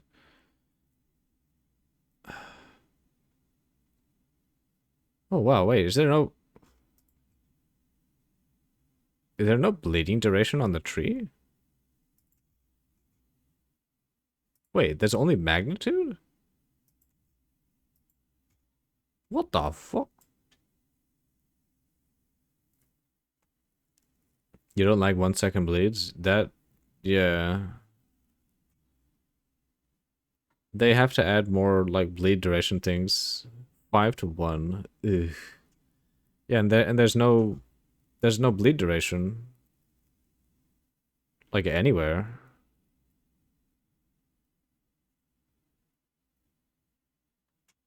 You know what's funny? I think the only way to cap bleed chance is to take literally every single fucking bleed node.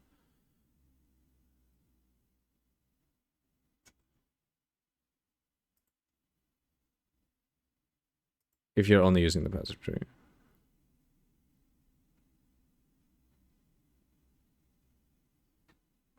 New clusters might add some duration, who the fuck knows? Yeah, probably. They might add. Without GGG knows. New clusters? With 1 second bleed, you gotta cap it. I guess...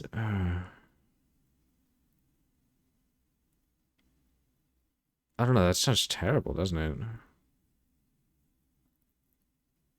Are they trying to make it so that you have, like, an attack every 1 second? And you just put a bleed on like every second? God, that sounds fucking horrible. With 5-second bleed, you are fine with that, with not having 100% chance. That is true. Yeah, you would have to cap it. But yeah, as Baron said, the new clusters might also add more bleed chance.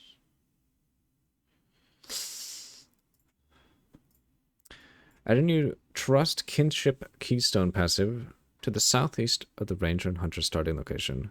Trusted Kinship allows you to have 2 companions of different types. Causes companions to have +1 to each defense for every 1 of the defense that you have. Huh.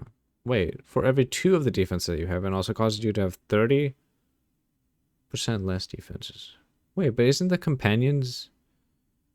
Isn't that just like 2 Roas? Why would you need to have 2? Oh, never mind. So you can have the Roa and the other Spectre that they were talking about. Okay. 30% less defenses, though. Yikes. It depends how good the other companion slash specters are. Bleeding concoction always bleeds anyway. Oh shit, you're right. Could be good. So if you have 3k evasion, they'd have 15k evasion. Yeah. 3k, 30k, 15k. But then you have 30% less defenses. That's a yikers. The following notable passive skills have been removed. You will no longer be able to instill them. Oh, but existing ones will still function. Break focus. Lasting concoctions is going away. Oh shit, they're removing that? Oh, well that sucks. No escape, pin down, and potent concoctions. Wait, they're getting rid? Ad started? Fuck. Oh god, this whole thing is going away. Sedge.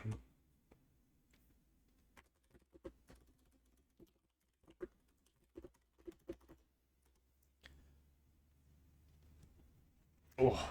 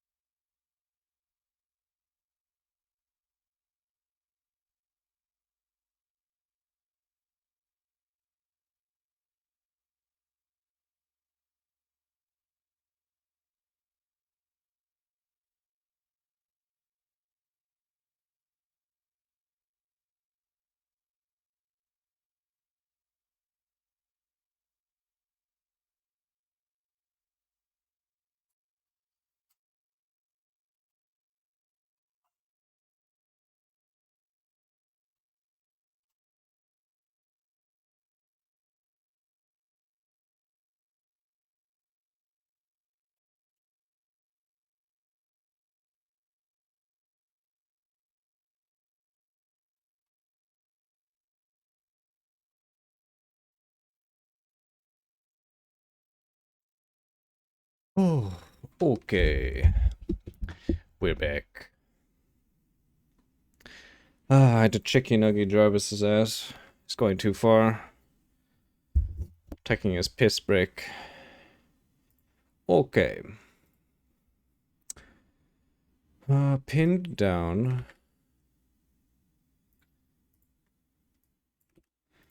Ah.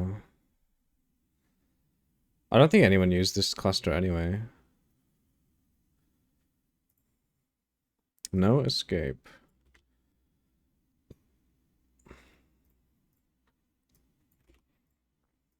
Eh?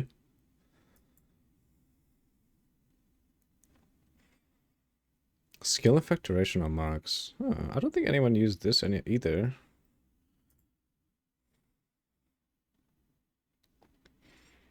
It was ads? I thought stream paused. Yeah. Apologies. Oh, we also did take a break though. Check Discord when you have a sec. Let's see.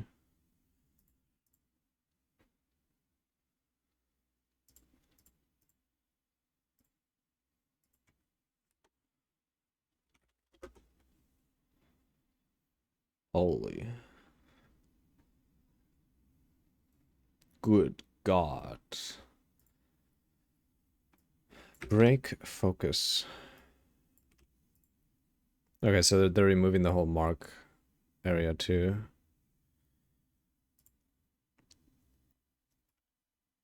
Hold focus, break focus, lasting, no escape, okay. 12 jewel sockets have been removed. Wait, 12 jewel sockets have been removed in the passive tree. Existing characters with jewels in these removed sockets can reclaim their jewels to their main inventory using the new reclaim jewel chat command. Oh. You're being scammed? You pay for no ads but still denied content? Whoa. Shit. God damn. Ruh-roh. The Acrobatics Keystone passive now grants 70. It grants you 75% less evasion rating. Previously 70%. Ooh. Wow. Good God.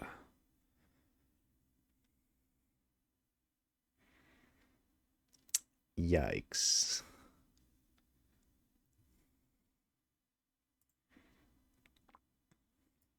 Eldritch Battery Keystone passive now has additional property of doubles mana cost. Oh shit. Giant Blood Keystone passive now has triple attribute occurrence of martial weapons. This previously only affected axes, maces, swords, but was described as weapons. Oh. I see. So it didn't really change, it's just clarifying. Wait. Oh. Oh, I see. I see. Okay. So no change here.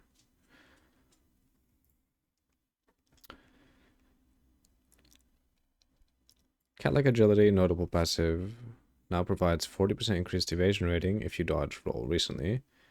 Holy shit, previously 25%. Wow. Really? That's a buff. Oh, wait. Wow, okay. Hmm. The Falcon Technique notable passive. Holy shit.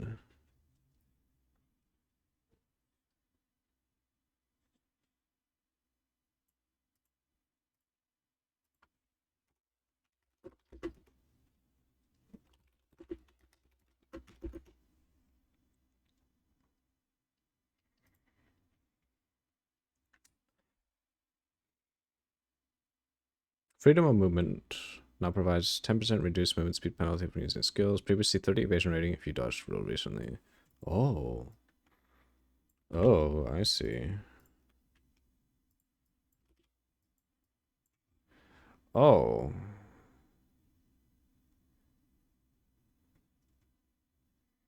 Hmm. So we're losing 15% evasion rating. Huh. Heavy buffer notable passive skill. Now grants 5% of damage taken bypasses energy shield. Instead of 10% reduced maximum life. Wow, wait, what? Holy shit, wait, this is kind of cracked. Huh?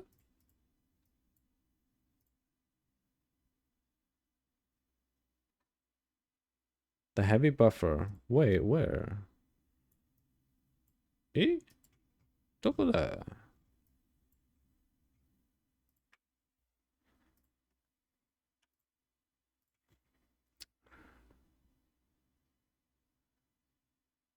Is it? Oh, is it this? Oh shit. Wow. Whoa, that is cracked for Lich. Holy shit. Heavy buffer is gonna be insane. He took a break during ad break. That's paid time on demand streamer during ad break. True. Yeah. That is streamer, I mean, subscriber privileges, technically.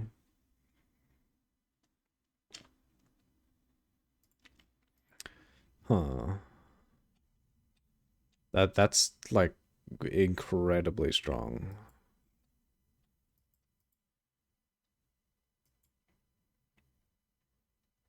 Yeah, that's like a must take for Lich. Icebreaker notable passive skill now grants additional freeze threshold up to 50% of maximum energy shield, previously 100. Ooh. Man, they really want you to get fucking wrecked by freeze and just ailments. God, this sucks. Mana Blessing notable passive skill no longer has 5% increased maximum mana. Now provides 20% increased mana regeneration rate. Oh.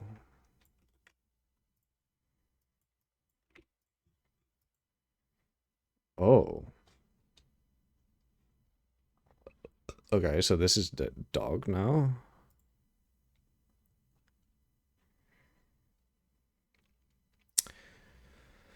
Master Fletching notable passive skill now provides 20% increased bonuses. Oh, shit. Oh.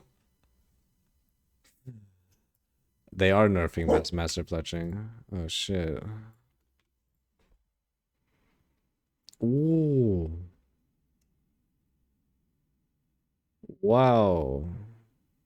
The two small passive skills prior now have values of 6%, previously 10, while the two passive skills after now provide 20% increased chance to inflict ailments with projectiles, or 15% increased stun. Ugh. Wow. Holy shit, they removed? Oh my god. That's so much quiver effect removal. So, how much quiver effect removal is that? These are 30%.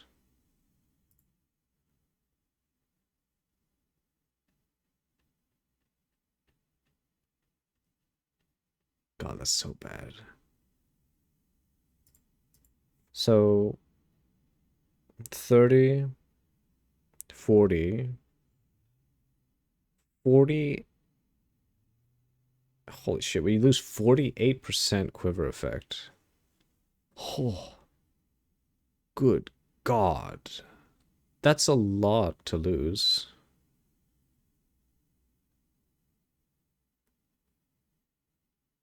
So you would take off. Good Lord. Keep reading. Okay. Hey. Pile on notable passive skill now grants 30% increased armor break debuff effect instead of its previous effect. Pile on.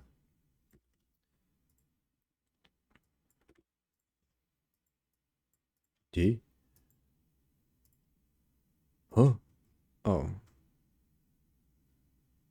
Increased damage against enemies with fully broken armor. Oh, what? You see it? Oh. Polymathy, notable passive, now grants No, polymath is super dead. Well, not. It's still good, but 7% increased attributes. Yikes.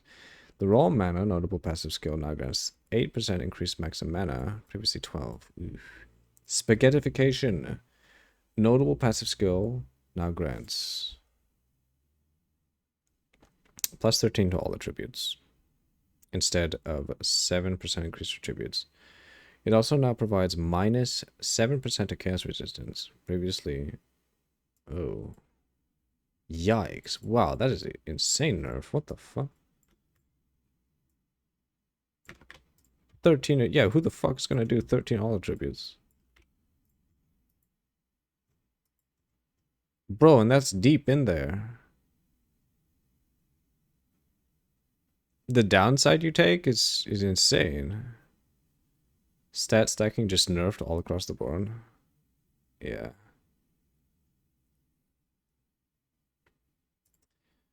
Okay. Split the Earth notable passive skill now has 10% chance for mace strike skills you use yourself to cause aftershocks. Oh, area previously not specified. Okay. Unhindered notable passive skill now provides 12% reduced movement speed penalty from skills using. Previously increased 3% movement speed. Oh. One of the slow effects on you. Huh? On you, small passive. Oh, cannot be updated.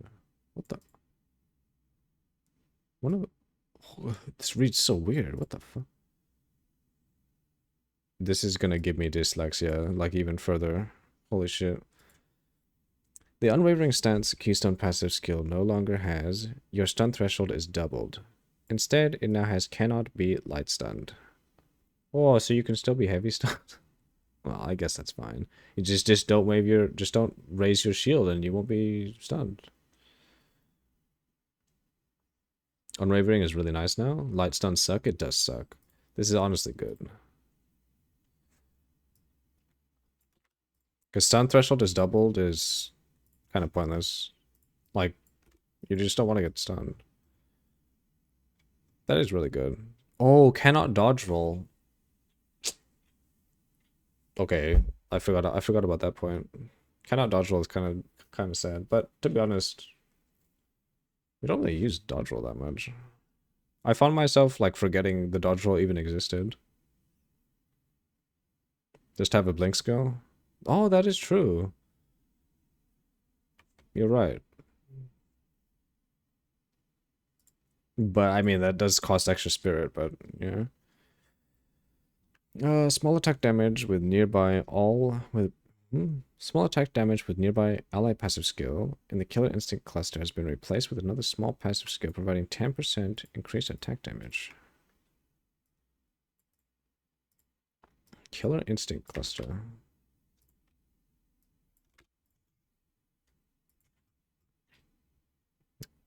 Eh? Oh, that's so niche. Okay, sure. This one thing gets changed to attack damage. Okay.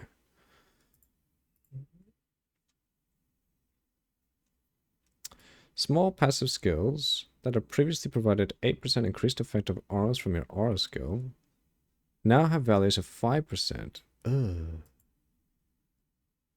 Notable passive skills that provide 20% increased effect of auras now have values of 12. Yikes. Clarify the wording of Iron Grip and Iron Will keystone effects. Okay. Skill changes. Many skills have had their base damage and or damage growth per level rebalanced. Most of these changes are not specifically mentioned below as the changes are too widespread. Oh! Mana cost for all attacks, marks, and war cries have been reduced, most notably at higher gem levels. Okay.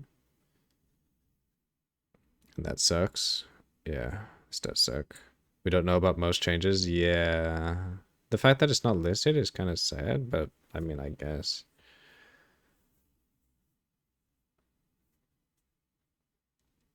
I still think that kind of sucks. They should list it.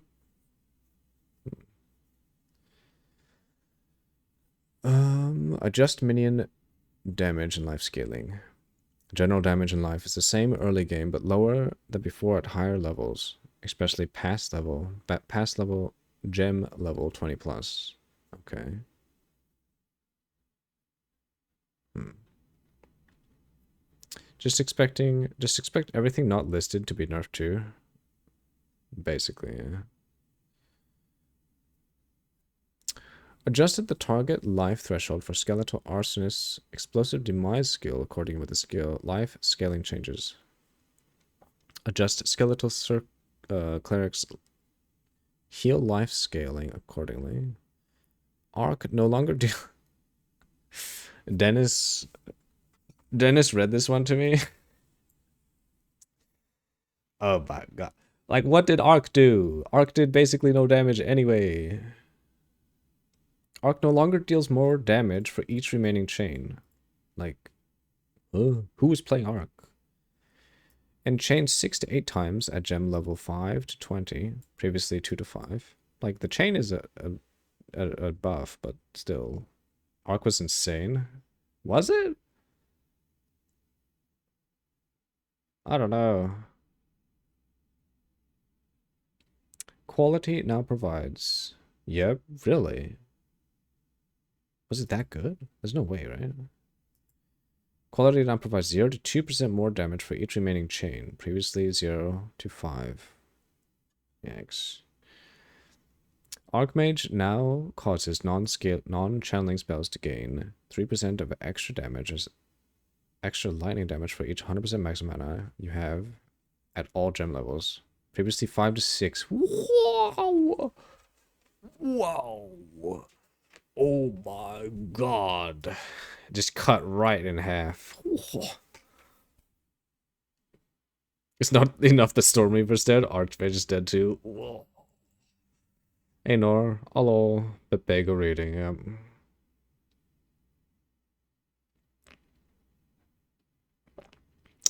Non-channeling spells now cost an additional 6.7 to 6.1% of your maximum mana at gem levels 14 to 20. Oh, so they cost more for less damage? Good god. Quality now provides 0 to 10% reduced reservation instead of granting non-channeling spells gain 0 to 2% of damage as lightning. Holy shit, they even removed the quality. Oh my god. Oh. It's not even cut in half. It's more. Jesus Christ. You know what else comes in patch notes? It's kind of not great though. Archmage is fine? Is it fine?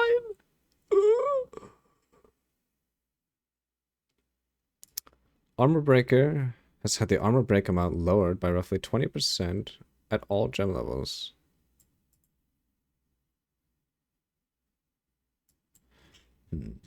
Artillery Ballista base physical damage scaling now matches that of the other totems like Shockwave Totem and Ripwire Ballista. The Artillery Explosion now converts 100% of physical damage to fire, previously 90. Quality now provides 0 to 0.4 seconds to totem base attack time, previously increased attack speed. Oh. Okay. Dead. Everything is dead. Uninstall game. Go play Last Epoch. No. Ancestral Warrior Totem now explicitly states that it wields a two-handed mace to clarify that it benefits from your mace-related stats. Quality is now plus 0 to 2 seconds to totem duration, previously 0 to 0.4. Holy shit. I've only read it like 5 times so far. Oh, Kaiser did like the Warrior Totem change. That one is a good change. Kind of good. It is good. The fact that it now wields two-handed maces and it benefits from your mace-related stats, that is good. I don't think it did before, yeah? Like, the only thing that totems were affected by was, like, what, plus to skills or something? Something ridiculous. And, of course, the specific trees. for totem damage. Banner skills now have aura radius of 4.5 meters, previously 4. Okay, it's bigger, and now correctly considered as considered aura skills. Barrage repeats now deal 50% less damage at all gem levels. Good God. Previously 23 to 15% at gem levels 5 to 20. Good God, Barrage is like kind of dead. 560 to 410% of repeated skill attacks is now added to the skill's cooldown to a maximum of 30 seconds at gem level 5 to 20. Holy! Okay. Quality now causes repeats to deal more damage. Oh my god.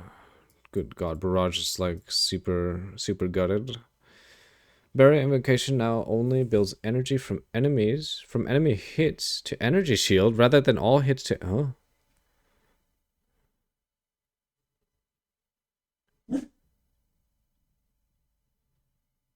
Oh, I see. Barrier Invocation now gains 1 energy for each 10 energy shield lost to damage. Previously 5. Yikes. Bleeding Concoction now has 200% more magnitude of bleeding. Okay, that's just buff.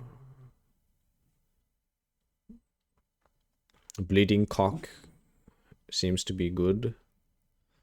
Blink is now a travel skill. Okay. Bone Blast now has a 40% chance to inflict bleeding on hit, previously 20. Bone Storm Shrapnel has become a general mechanic called Impale. It's coming. Uh-oh. So it can share cooldown with other travel skills. Didn't it already do that? Am I insane? Announcement. POE community needs huge amount of tissues. Kind of like always. Hey girl. Hello. We're getting nerf after nerf. So, Impale. Similar to the Impale mechanic of Path of Exile 1, hits that impale an enemy cause the next attack hits against that enemy to gain added physical damage equal to 30% of the physical damage dealt by the impaling hit. Okay. So, literally just Impale. Bone Storm now impales on hit instead of applying a specialized debuff and has 200% more impale magnitude. What? Wait, is Bone Storm good?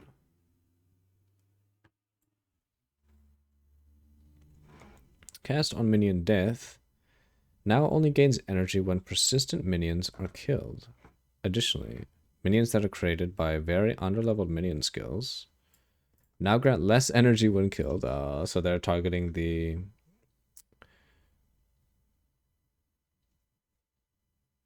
meteors from SRS. Level 20 plus minion skills will incur no penalty in endgame content. Bone Storm was always good, I think, from a damage perspective. Okay. Oh, so it's even better then? Or wait. Oh shit. Wait, maybe it might be nerfed? What does Bone Storm actually do?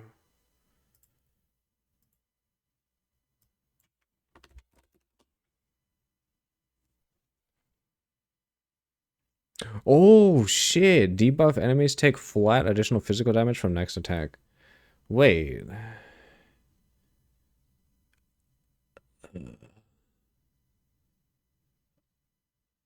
Oh shit.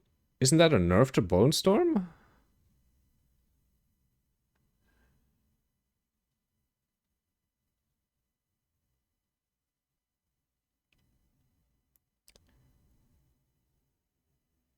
It was that skill people one-shot all kinds of bosses on? Not sure how it is now compared.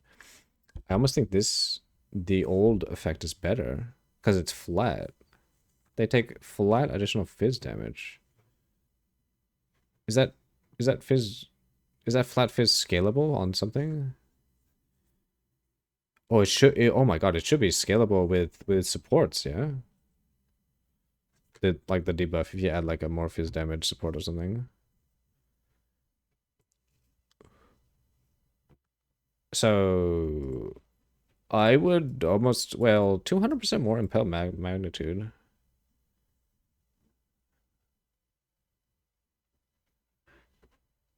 I,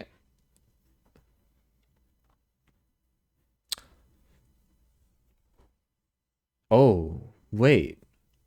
Maybe that is a buff. If it's 200% more impel magnitude. So this gets...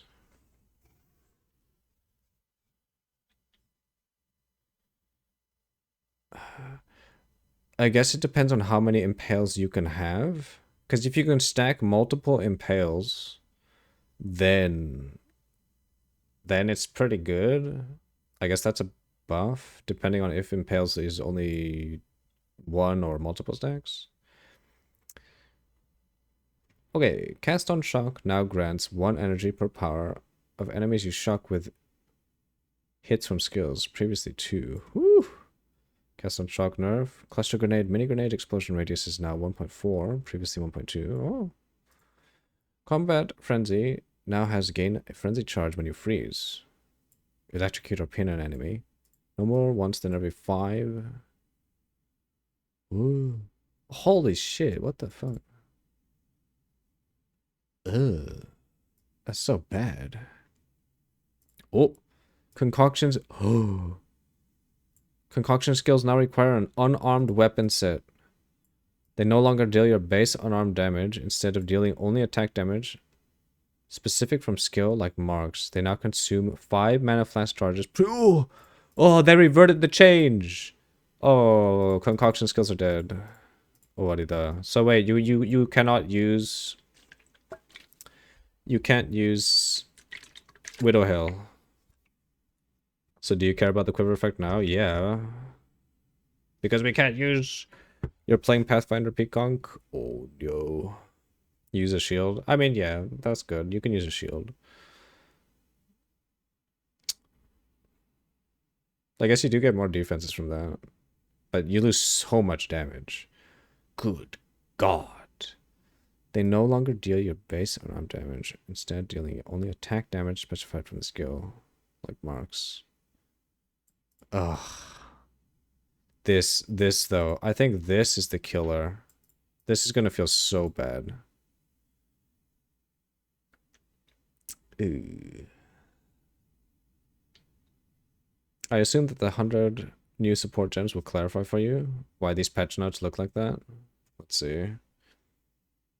It is fine with the buffs to concoctions, not dead. This mana flash charges per use is gonna be brutal. Wasn't this what it was before? Or was it higher? Was it 8 mana flash charges or was it like 7 or 6? Because before, on release, concoctions felt so fucking bad. Because of the mana flash charges. It just costed way too much to even cast. You lose like 200% damage? Oof. Bro. That's a yikes. Fizz instead of chaos? Not dead? Doesn't that make it... Wait, Fizz instead of chaos? Bruh? Huh? Wait, Fizz instead of chaos? Where?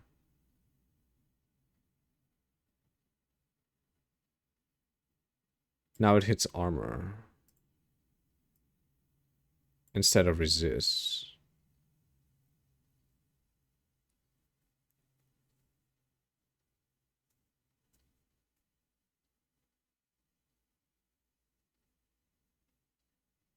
Are you... You're talking about poisonous concoction, yeah?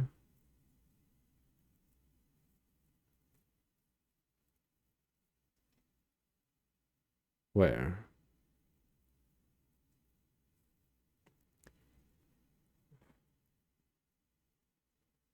Why would you want that, though?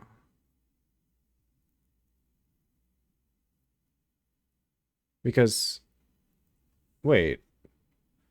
Isn't poison still chaos damage?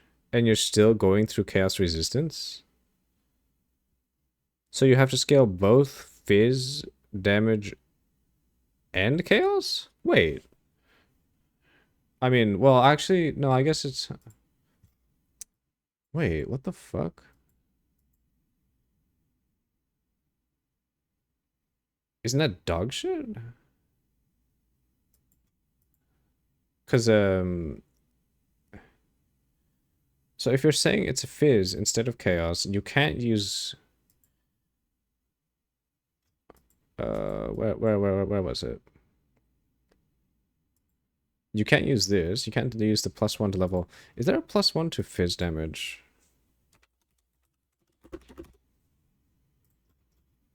Oh god.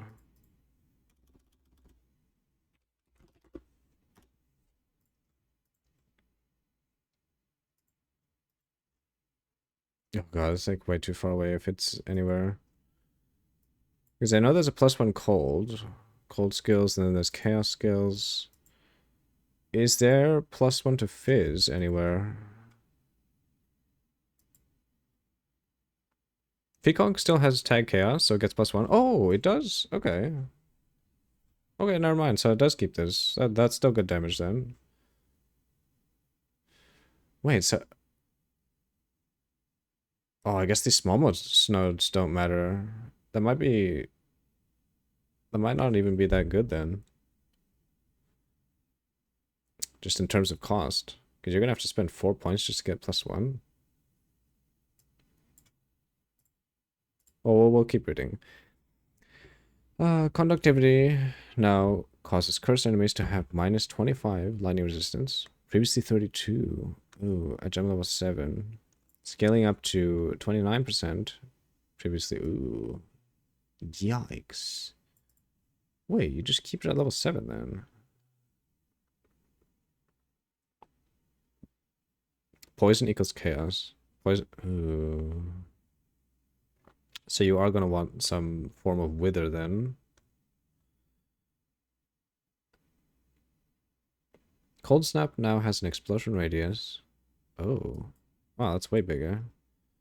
Curse skills now apply their curse after a 1.5-second delay. Previously 1. Ugh. Ugh. Concoction were too strong, and now they're slightly nerfed across the board. They are fine, I'm sure. Many played them with shield, even, last league. Well, I think people only play them with shield because of Queen of the Forest, and you just get Giga ES from the shield, and then just walk fast, and then you swap back to Widow Hail for 4 damage. I think that's the only way they do it with the shield. Because Queen of the Forest was cracked. No one played it with the shield? Dark effigy projectiles now have a critical hit chance of 7%. Previously, whoa. An impact radius. Oh, a larger radius. Chance to inflict wither for 2 seconds on hit. Previously, for 50%. Whoa. Yikes. Okay, Decompose. The skill granted by the Corpse Weight Unique's boots now causes the Poison Cloud to poison enemies as though dealing chaos damage equal to 10 to 19.5% of Corpse's maximum life. Wow, that's a nerf.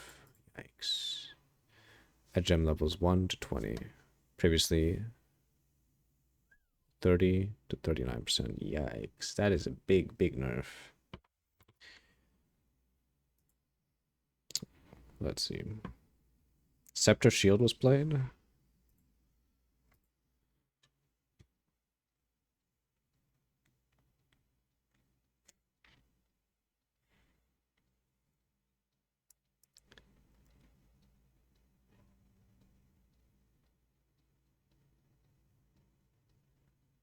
%, using a shield.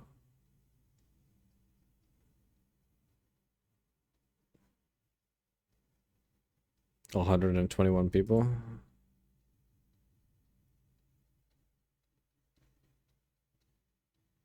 Wait. Blasphemy? Huh?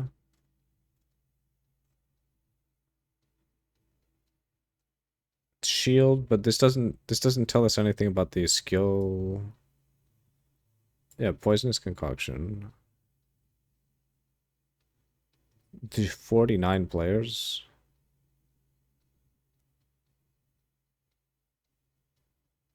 Bottom left, you got the weapon filter. 49 would played it with shield. Yeah. I don't know, but wow, that's a lot of ES. Holy fuck.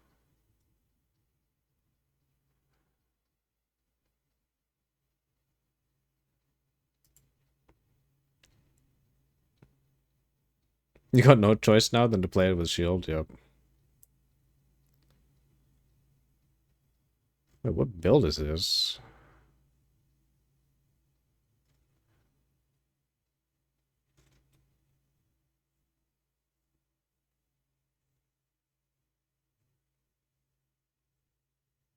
ES life strength.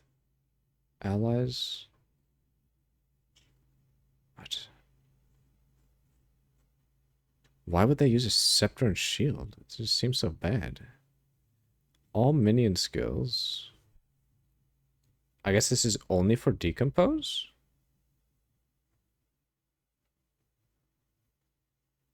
Lots of ES but low damage. Now they can't use scepter. True, they can't use scepter, so they can't have the increased spirit. Oof. So this build is also dead. That doesn't make it bad. Obviously, people didn't do it if there were better OP options. I don't know. Was this thing's damage good? Poisonous Eye of Winter, Blasphemy, Despair, Heightened Curse, Temp Change, Blink, Skeletal Brute, Mini Master Physical. Oh, so they would raise the Skeletal Brute, have it die, and then have the Corpse Weight kill. Oh, it was a pure Corpse Weight build. I don't think they even used fucking Peacock for much damage. I could be wrong. What?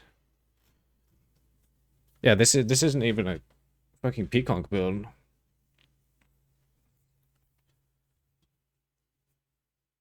Cause redacted. Now it's shit. Well, we saw the nerf.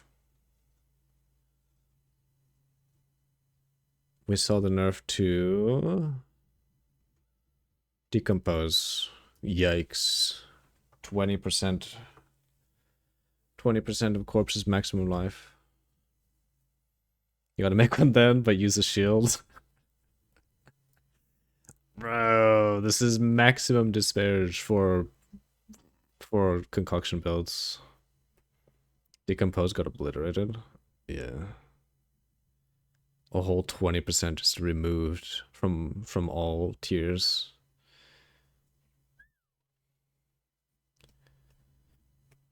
Despair now causes cursed enemies to have minus 20.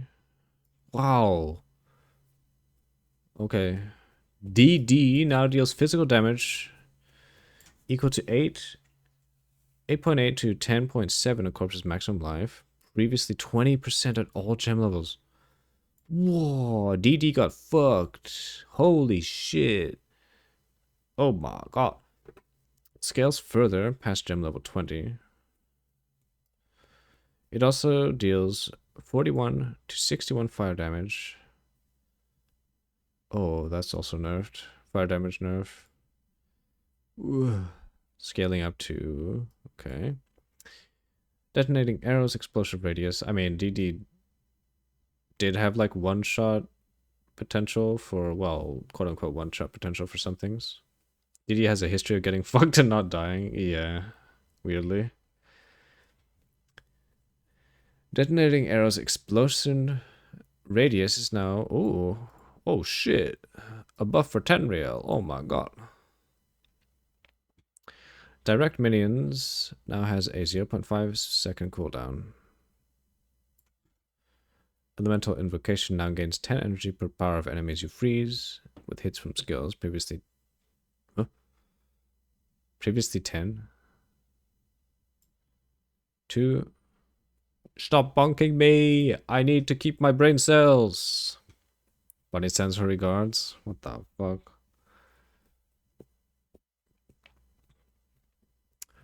2 energy per power of enemies you ignite. Previously 3. Okay, so this didn't change, the freeze. Ignite got changed. It also deals 1 energy per power of enemies you shock. Previously 3. Okay, so shock got fucked. And ignite. Where is Bunny? True, where is Bunny? I mean, she probably already saw the patch notes. Or she didn't see them and she wants to read them herself. Well, one of those. Busy sucking shadows and toes. What the fuck? What the fuck? Oh, I think Archmage is not less fucked than Concoctions. If anything, it's just worse, then suddenly it doesn't seem so bad. I don't know.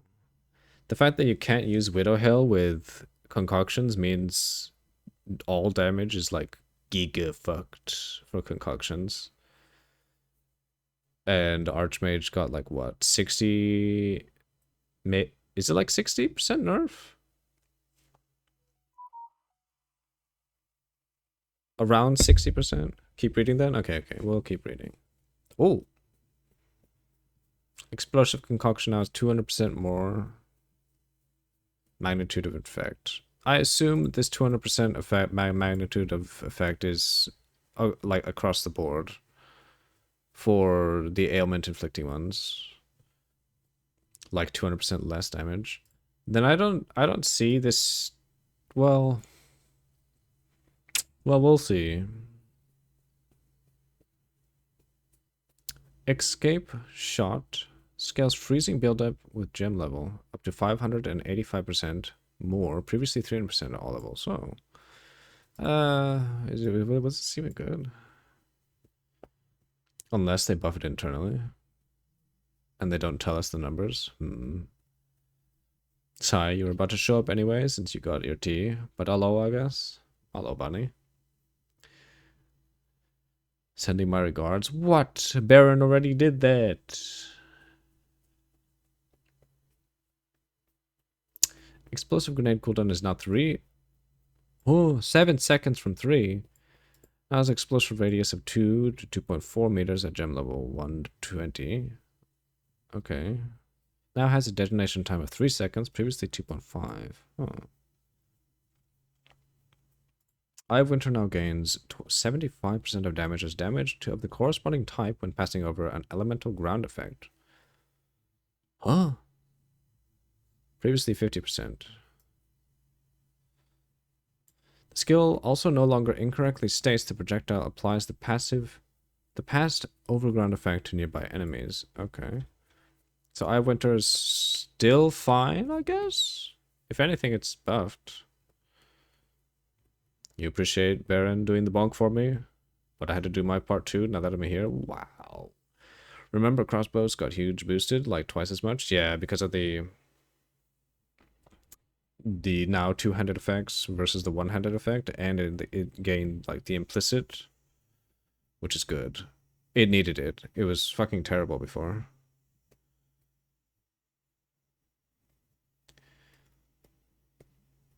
Falling Thunder projectiles now have 50% more damage per power charge consumed. Previously 25%. Wait, Falling Thunder projectiles?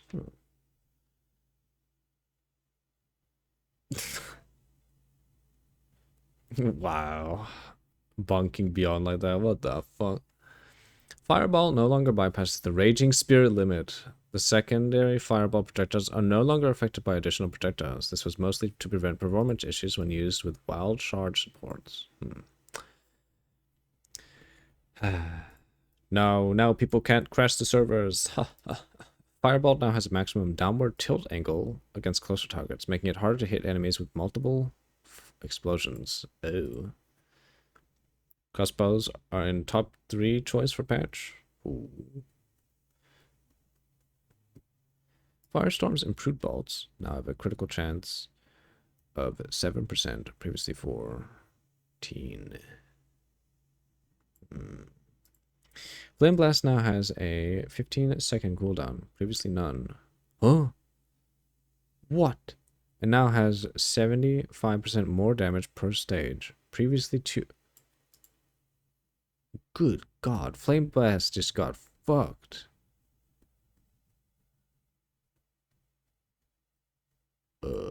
It now has an explosion radius of 0.6 meters per stage, previously 0.4. And quality now improves 20% more cast speed, previously 10%. Flame nerfs. It's like, it's fucked. 15% 15-second cooldown. Good lord. You don't know the numbers on that? Maybe huge based on that to make it Giga Nuke? Maybe. Let's go take a look. What was Flame Blast?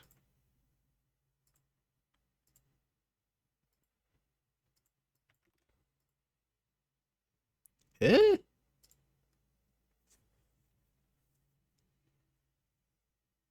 Oh no, this is the skill that I was using. Oh god! It's the skill that I was using on my demon build. Oh, so they just fucked it. Oh my god. Holy shit, it's dog shit. What?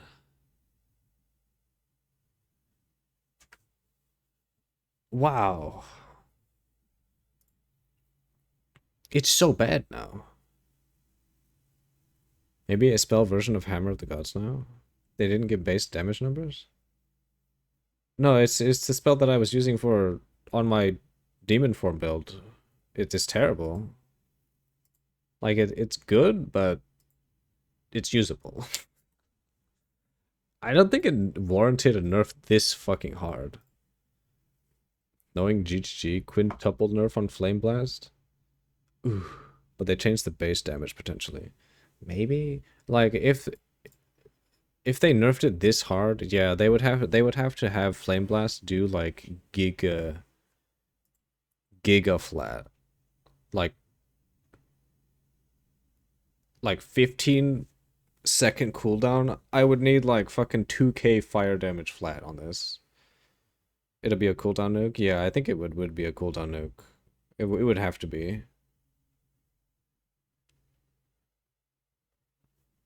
Wait, what if new uniques are huge? Potentially.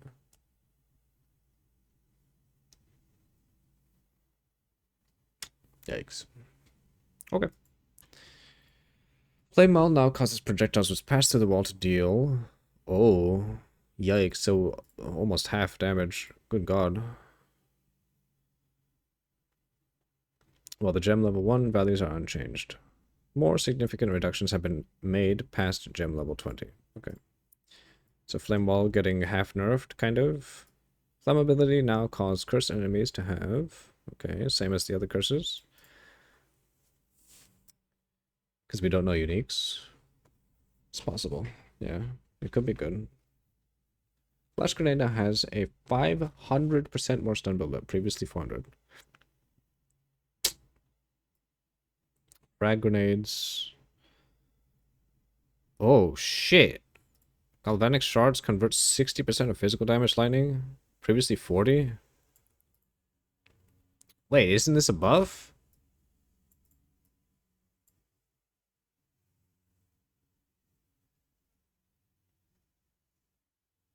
Huh. Fragmentation rounds. Base explosion radius is now 180 meters. 180, 1.8 meters at all gem levels, previously 1.4 to 1.6. Okay, freezing shards now fire 5 projectiles, previously 7. Now has 100% more freeze buildup, previously 50. Oh. They gave 0 information about the updated base damages for any skill. They just said they updated many base damages, so all this information is kind of useless without knowing the updated base damage. Maybe. Yeah, you know what? Chicken has a point. Maybe they upped the flats for all the concoctions because we can't use Widow Hail anymore. So let's hope that's the case. Updated GGG. I can see the huge nerf. If they keep it as is, concoctions are, I would just say they're dead. And there's no point in playing Pathfinder, especially with the 5 mana cost instead of 3 mana cost.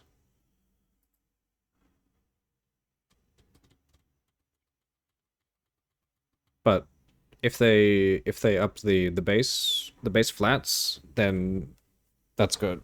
Yeah, 5 is insane. I think it was 5 when it first released. There was 7 vials instead of 10. Oh my god. But yeah, bossing will be miserable.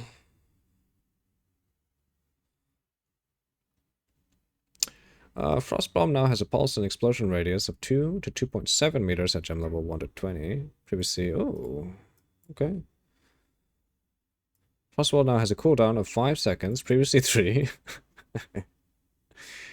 Frozen Locust's explosion now deals 6 to 9 base quarterstaff cold damage at gem level 1. Scaling to 141. Oh. Okay, Frozen Locust got a buff. What was this skill? Many streamers say they're still waiting for patch notes because they left out so much, as said in their first sentence. That is true. Waiting for changes. Sorry for keeping you waiting. Let's continue fight now. Oh, true. You just gotta wait there. Wait there for flash charges. Like, oh, okay. We just gotta dodge the boss a bit. You know. God. Ugh. They also removed connected chemistry. What? Oh, yeah. Yeah, you're right. Oh. Ah.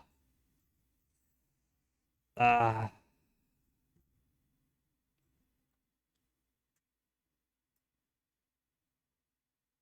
200% more chance to shock. Previously 100%. What?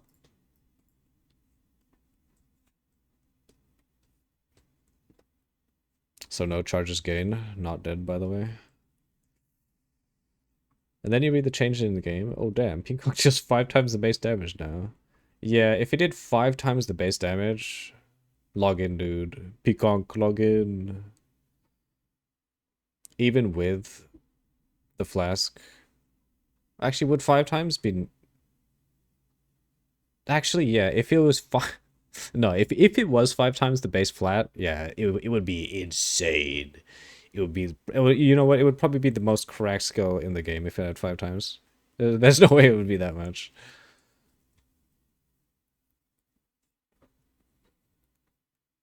Gas arrow, gas grenades, and decompose now have a limit of 4...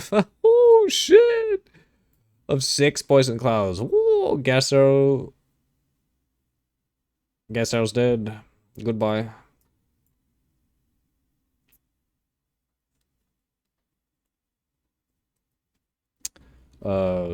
I guess this also indirectly nerfs Death's Harp because gas arrow's just gone.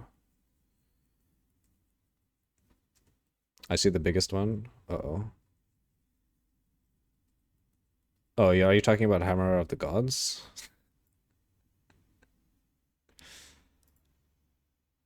Oh. Oh, okay, so they didn't want Chronomancer to just spam Hammer of the Gods, eh? What's this?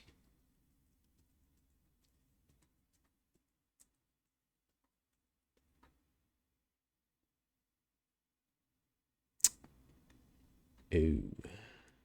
Not Hammer of the Gods? Oh. So, this is at plus 30, though. Accidentally posted your whole screen. Ooh, let's see what he has on here.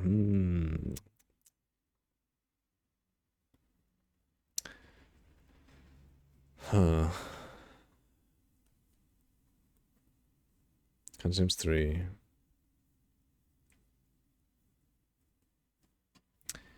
Either... I don't know. Like, the attack damage would need to be like fucking 500% or even more. Watching streams through VLC. Ooh. Oh, shit. Oh my god. He's watching streams through VLC. You can do that? Oh. What is this hidden tech? Bypasses ads that way? Oh, shit. Well, that's big brain if that's the case. Oh my god. No? Eh?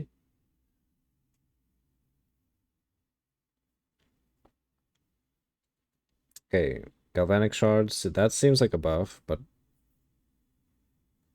that would have been dope. It would have been dope. I would be watching fucking Twitch streams on VLC. What the hell?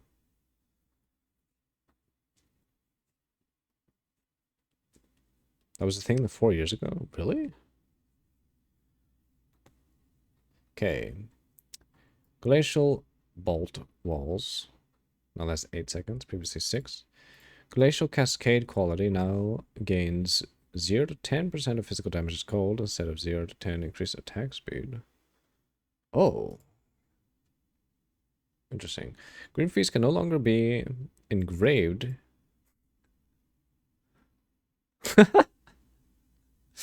They just removed Grim Feast. To be honest, Grim Feast was like actually cracked. It was a problem. Ad is ongoing. Oh shit. Bro. Right, we'll wait and talk about Hammer of the Gods.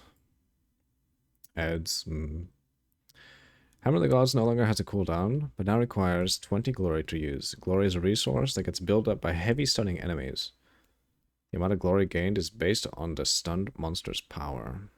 Quality is now 0 to 0.4 to impact radius. Previously increased recovery rate. Yikes. Entertain us. Oh, my stream is paused. Uh-oh. So we have ads now like every hour, just like I do.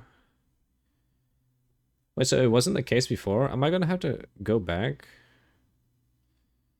into my settings and like just try and remove ads fully again? Did they really change my shit? Hey? Huh? Stop that. Oh.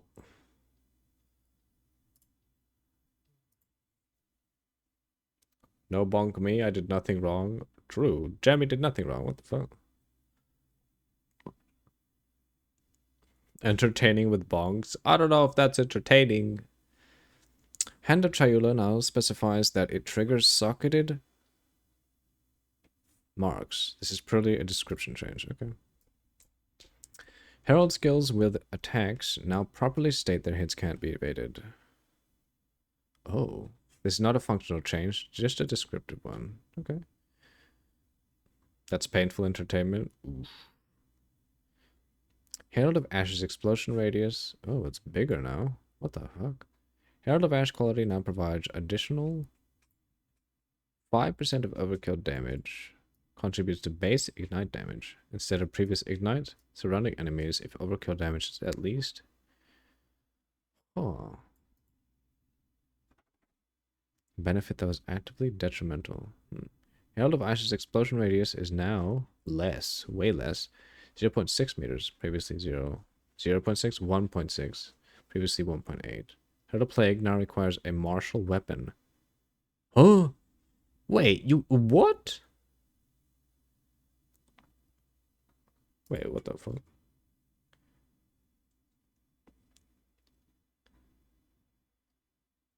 Wait, what the fuck did Beyond do? Huh? Did he actually spoiler? Wait, Bunny timed him out. What the? Huh? He asked for it?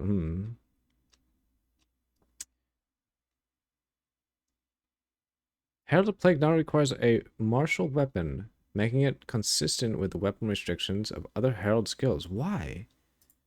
Wait, so you can't use Herald of Plague with poison concoction? Huh? It requires you to have a weapon. What the fuck? Okay. I mean, to be honest, Herald of Plague is kind of dog shit. What's this? Oh, okay. Herald of Thunder.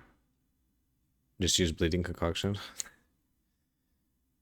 Masochist, a lot of you.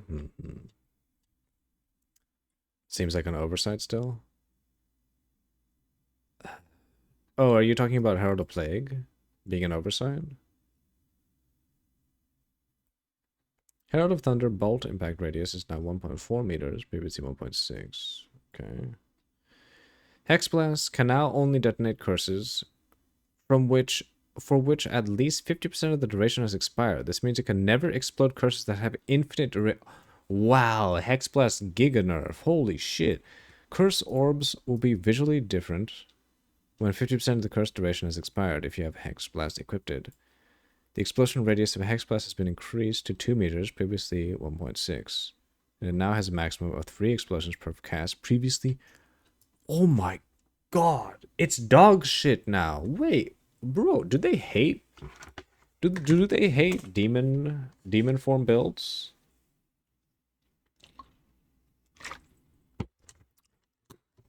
Hex Blast sucks. Was hoping that to be good for Lich. Yeah, same. Bro, it's like, it's dead. It's actually not usable anymore. Holy balls. And that was specifically a demon form build too. They're really targeting demon form builds. Hypothermia now causes cursed enemies. Okay, same as the other curses. Ice crystals created by Glacial Bolt and Frostwall now have lowered life scaling past gem level 20. The scaling up to this point is unchanged. Ice Shard's explosion radius is now 1.4, previously 1.2. Has a maximum of 16 active shards, previously 12. Now has 16 bolts loaded per clip, previously 12. Shards that have existed for at least 0.5, previously 1 second, now deal 700% more damage, previously 900%. Oh. Huh. If you have multiple travel skills with cooldowns, their cooldowns are now shared. Okay. Improved Ball Lightning's description to clarify that the ball itself does not hit enemies. Improved Skeletal Cleric's behavior to reduce cases where they would run at enemies and attempt to attack them. Whoa. Incinerate now has 25% less ignite duration. Previously, 50. Oh! Wait, no, that's a buff, I guess. Kind of.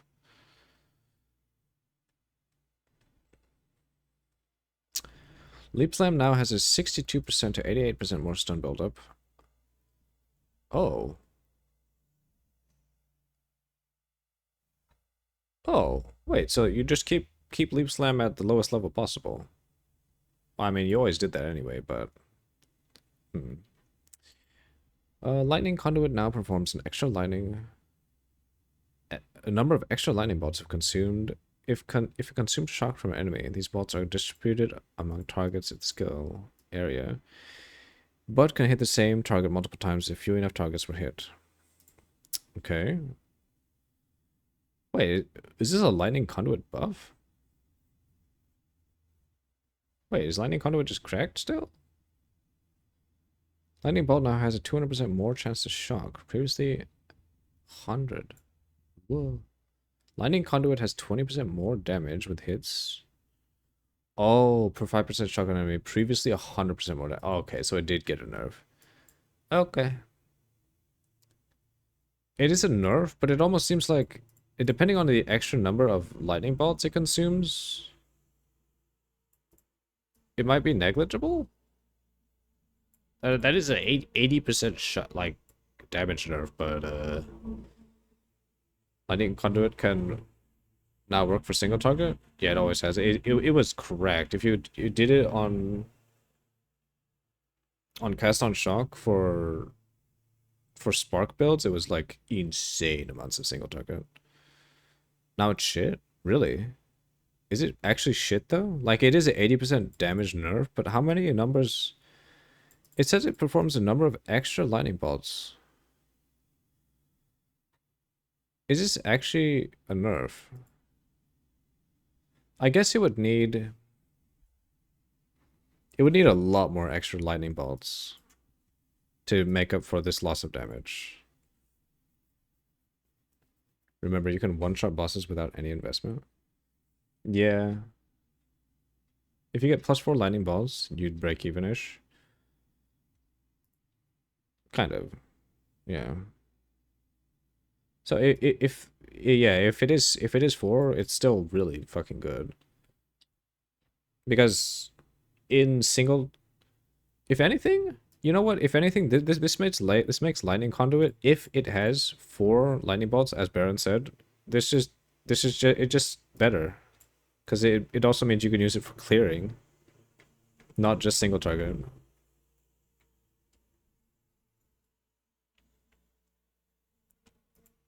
Because the damage would remain the same, kind of. It just matters if you get more than 4 or 4.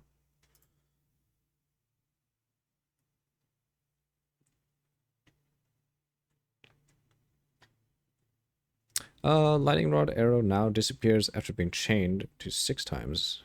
Previously, 8 to 14 times. Good god. Arrows now take 1 second to charge up before releasing. Ugh. Yikes. Okay, lightning rod arrow got kind of fucked.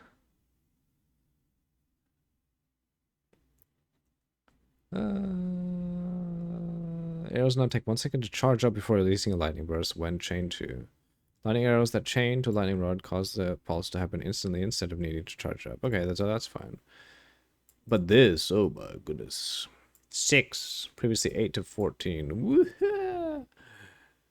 Yike. Lightning warp no longer creates shocked ground if targeting a ball lightning projectile. Oh. Magma spray for the magma barrier skill now deals 6 to 10 to 151 to 226 base. Holy shit, it got fucked. Were people using this for big damage or?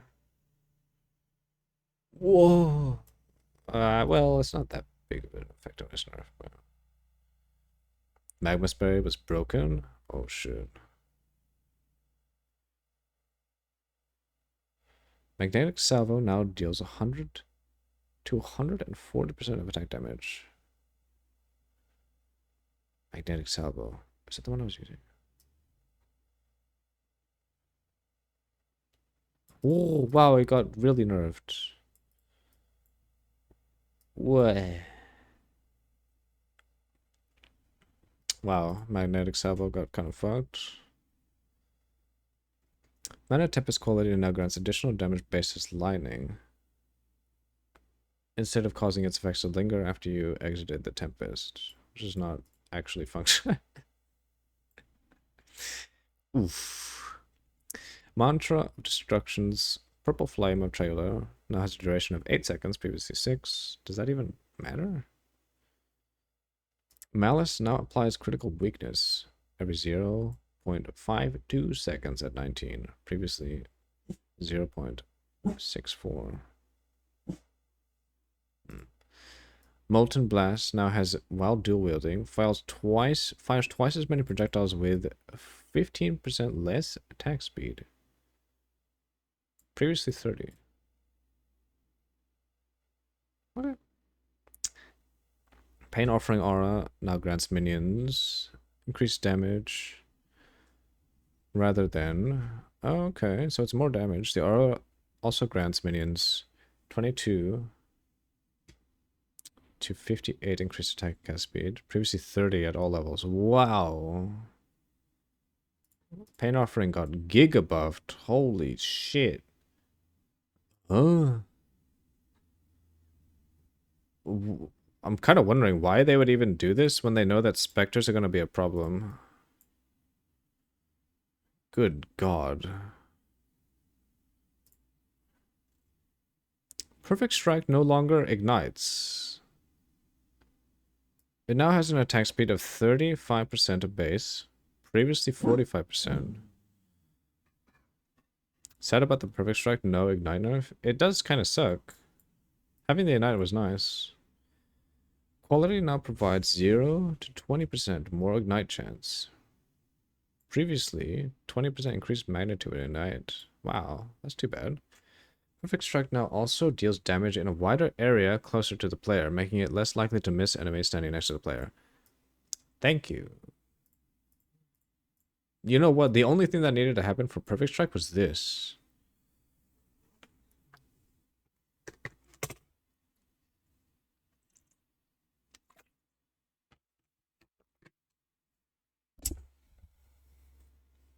Wow.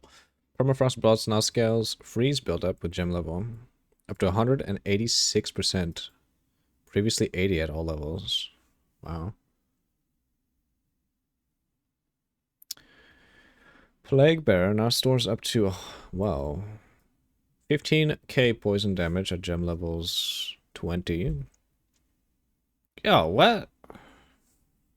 The damage past gem level 20 has also been reduced. Oh. Wait, has also been reduced, but this is a buff.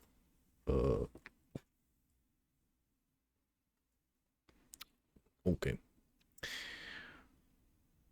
Poisonous Concoction now has 200% more magnitude of poison. Now deals physical damage instead of chaos damage. Why?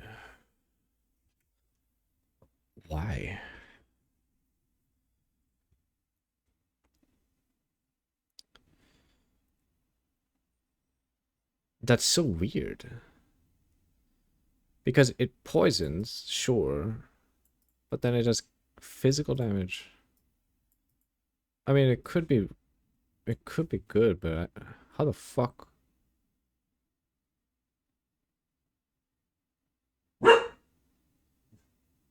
I'm trying to understand why they even did this.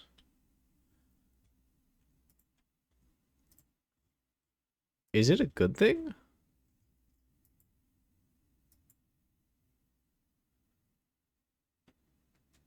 There's always 200%, yeah, for flask skills.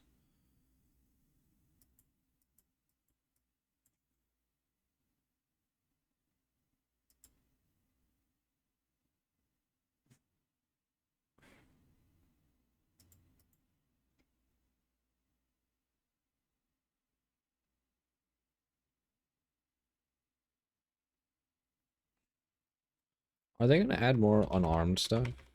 Because the only unarmed, oh my god, they have to add more unarmed stuff to the tree. There's only this.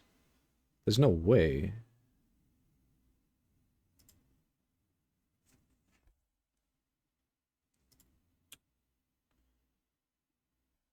Profane Ritual now has a ritual radius of 2.2, previously 1.8.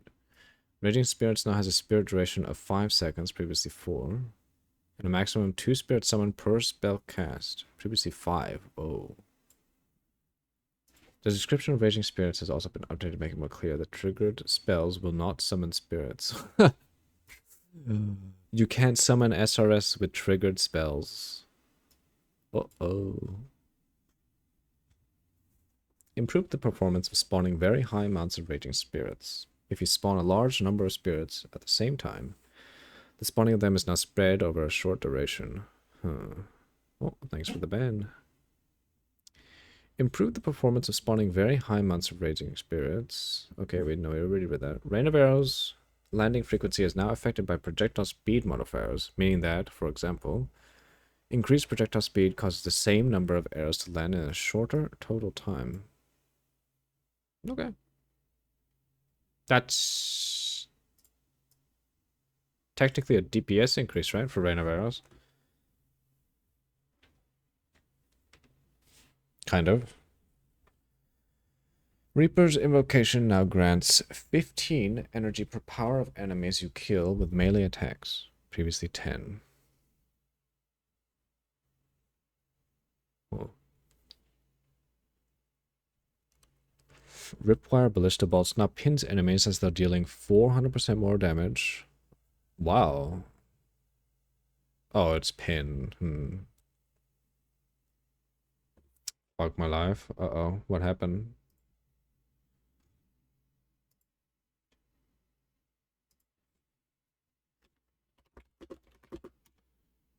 They're so big. I don't wanna know. Oh god. Good luck. Going to lose an arm. Oh shit.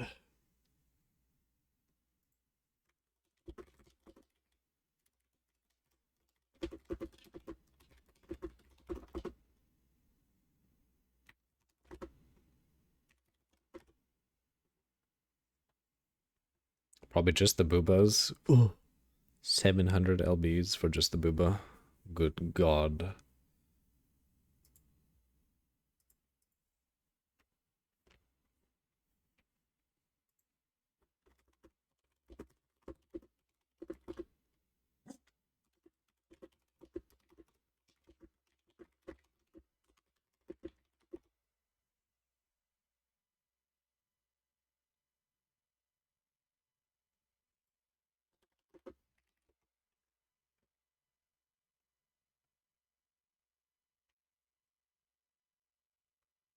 See you guys on the other side. Oh, I did that.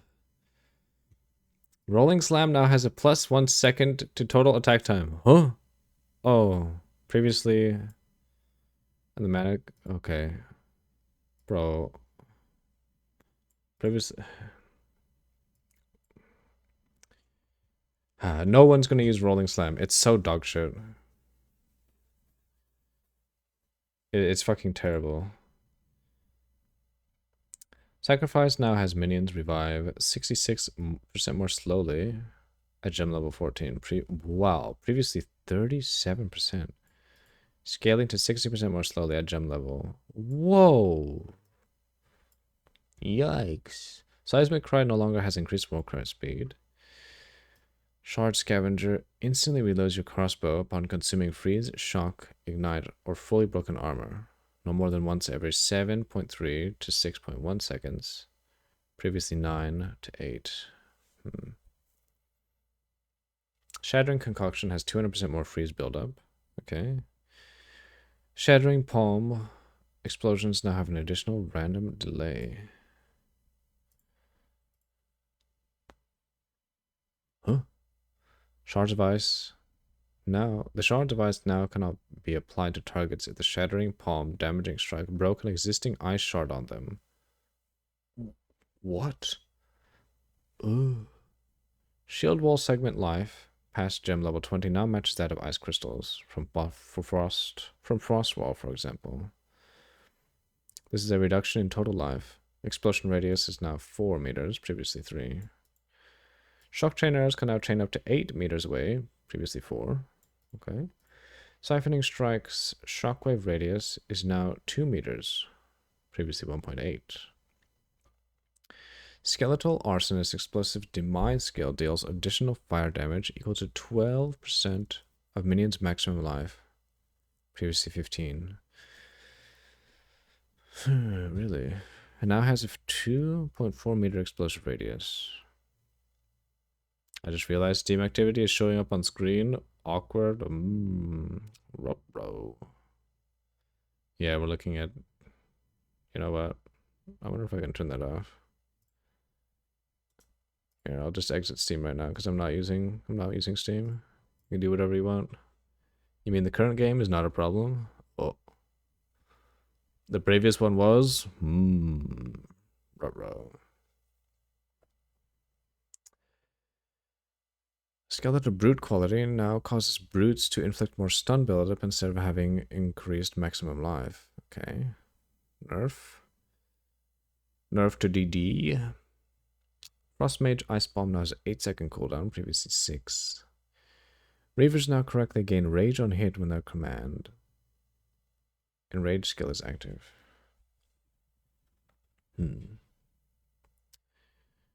Skeletal Storm Mage can...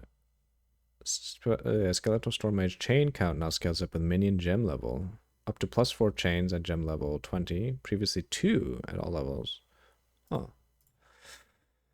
Skeletal Warrior can no longer be engraved in the gem cutting menu, as it was only provided as a stopgap until this functionality was implemented.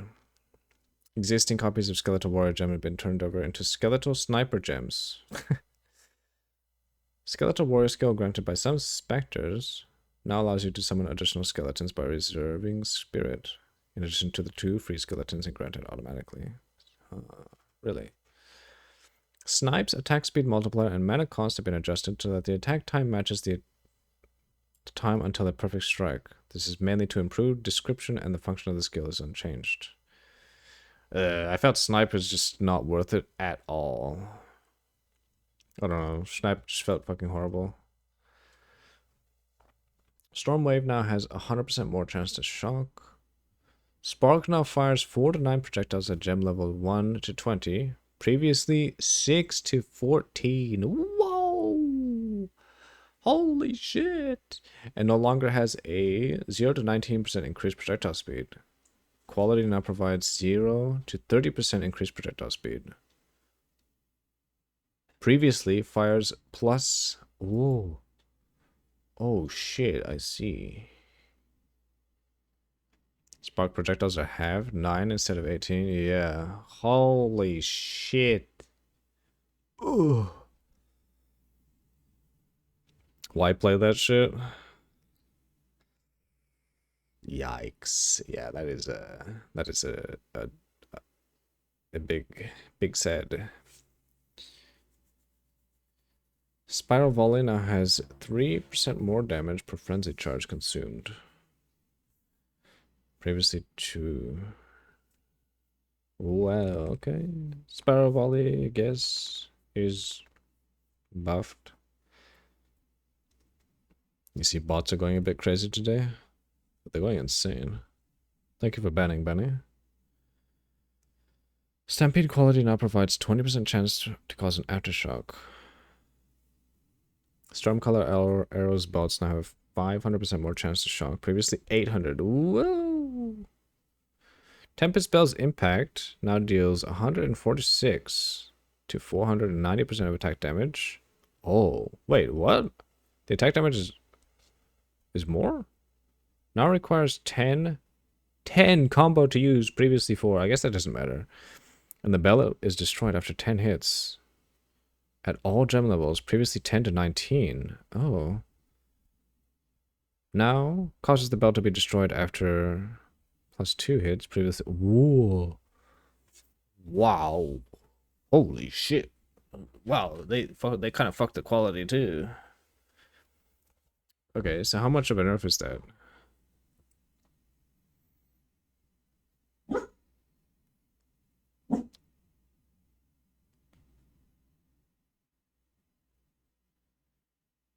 So it's 25 hits, and now it's 12.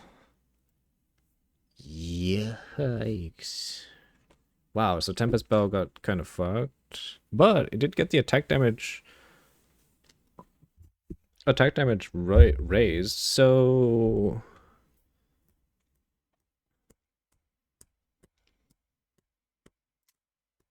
Is that really a nerf at higher levels?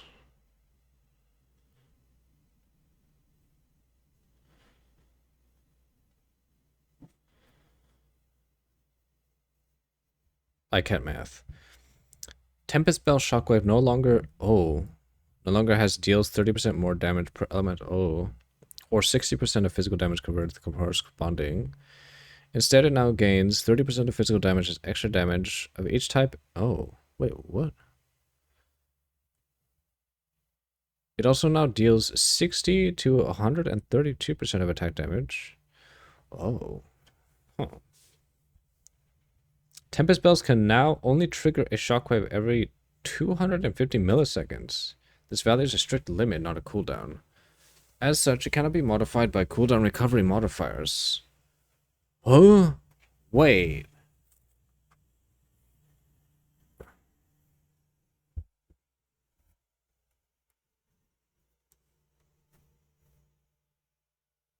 So this is what you guys were talking about on Discord?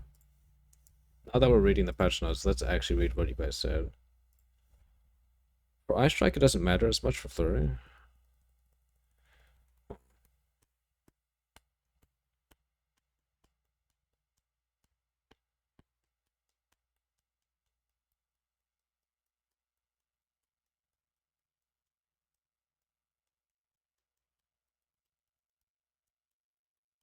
Wait, you'll never hit the cap? With a base 6-second duration with that delay between hits? Wait, so you can you can never hit the amount of times that they have listed on here because of the how long it lasts? There's no way, right?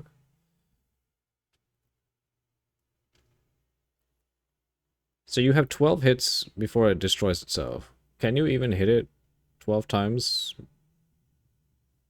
Wait.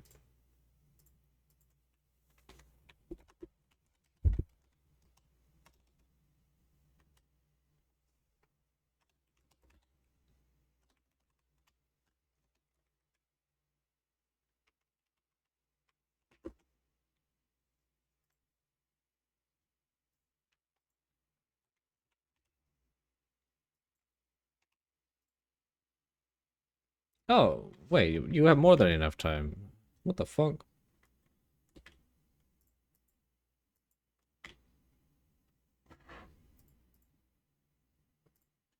Yeah, you have more than enough time. That's fine.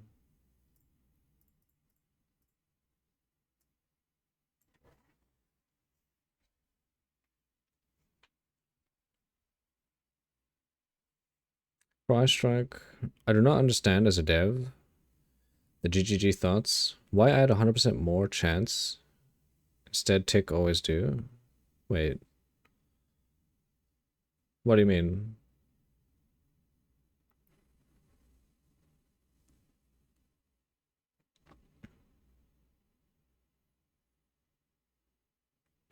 Read Stormcaller.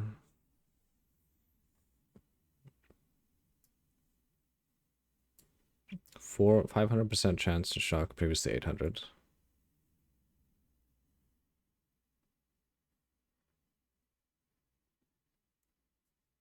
I mean, just lowering, just nerfing it, yeah.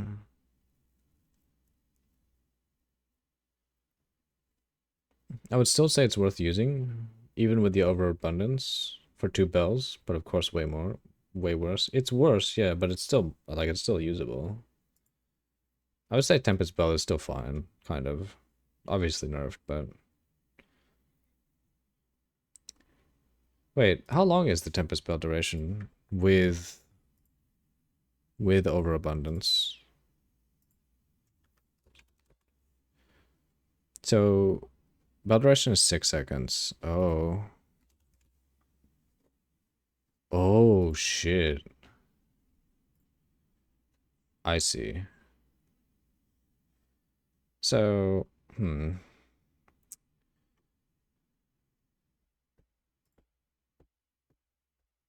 Ah.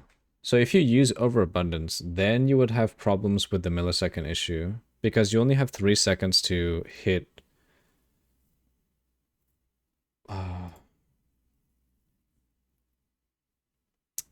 let's see.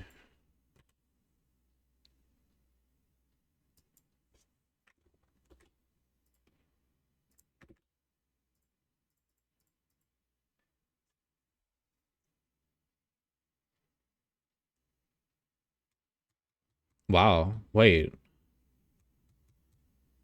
Is that math? Did they set it to 250 milliseconds perfectly? Can you even trigger it perfectly? Because at 250 milliseconds in 3 seconds, you can only hit it 12 times. And they perfectly give you 12 attacks with 10 hits plus 2 from the quality. Tempest Bell is dead? No, it's not dead. It's still usable.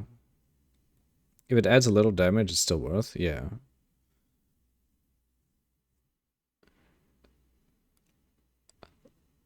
Look at that. You have a perfect, if you have it down to the millisecond. If you have overabundance, you can attack it for 12 times. If you're attacking if you're attacking as fast as 250 milliseconds. And if you're not attacking this fast, you can't reach the 12 hit.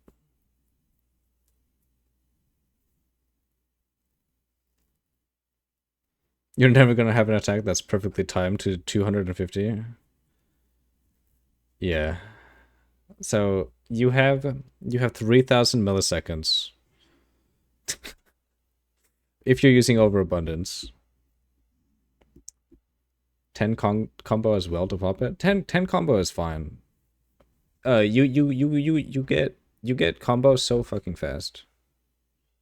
That part's the non-issue. The issue is this, the internal cooldown.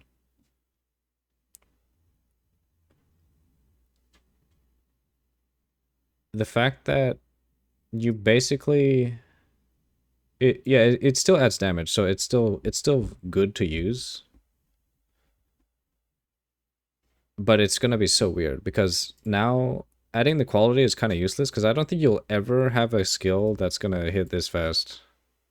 Well, you're never gonna have a skill that's like perfectly hitting this amount of times. It doesn't have to double your DPS. If it adds 10% overall, it's fine.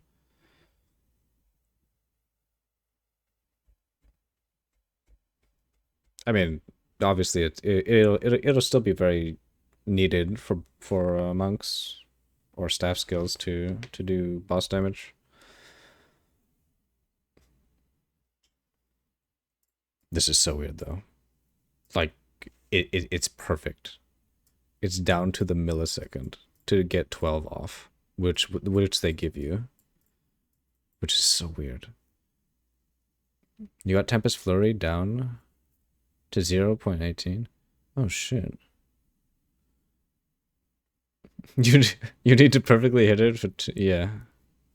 People just have wrong expectations on Bell because it was OP as hell last league.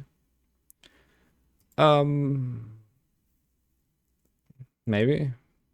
I mean, a nerf is a nerf, and it sucks. But yeah, you having to perfectly hit 250 milliseconds for each trigger. At most, you're getting 11 hits, if not sometimes 10, maybe. So getting the quality on your gem is kind of useless. If you're using overabundance. Oh, you know what? Even without overabundance, the internal cooldown is still there. So you have to be hitting. You have to be hitting at that millisecond ratio. So overabundance. Huh. Is overabundance even good then? Because you need to build the combo for both charges, right?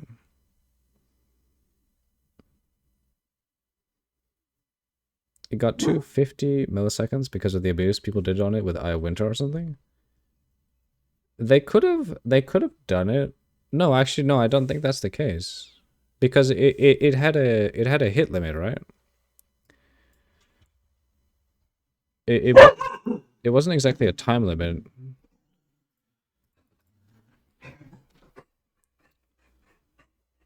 Actually, I don't know. You could be right. I don't know if people were abusing it with Eye of Winter. 25 hits? Yeah, 25 hits previously, now it's 12.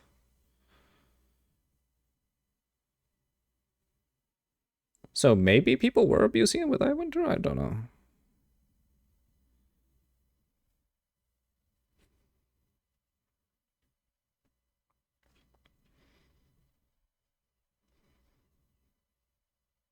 I don't know, because you cannot modify the two. You can't modify the 250 milliseconds as well. Yikes. Yeah, you're right. Okay. Tempest Bell's limit on number of bells placed is now shared between different copies of the skill. Oh. So were people actually abusing it with like multiple Tempest Bells? People just had a shit ton of Tempest Bells. Oh. Weapon swap? Use that too to level your monk. Like 6 bells. Oh, 6 bells. Good God. I didn't know that was even possible. Jesus Christ. On kill effects of Herald skills can no longer apply. Oh, can no longer trigger from kills caused by Herald skills. Okay, so this Herald comboing is dead. Yep. Well, it's not a goodbye Bell. Bell is still usable. Tornado Shot splitting effect now also applies to thrown spears. You can use tornado shot with spears?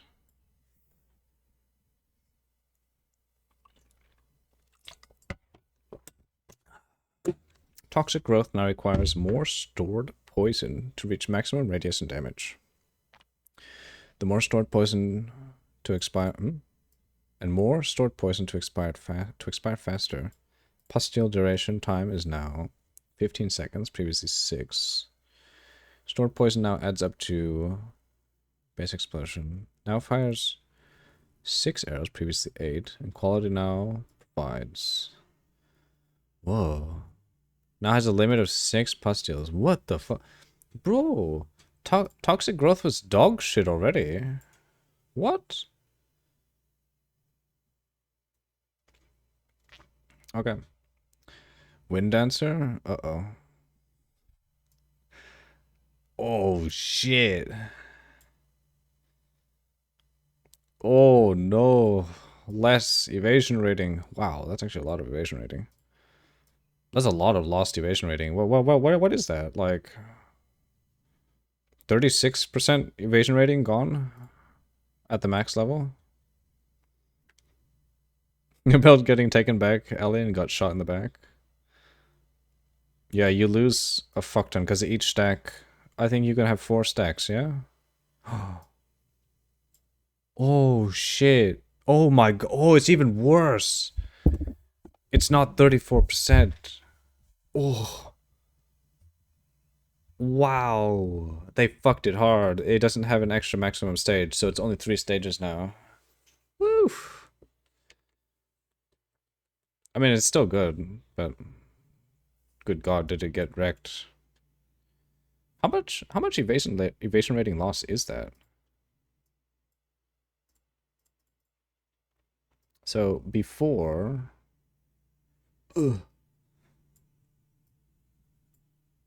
before it was 19%.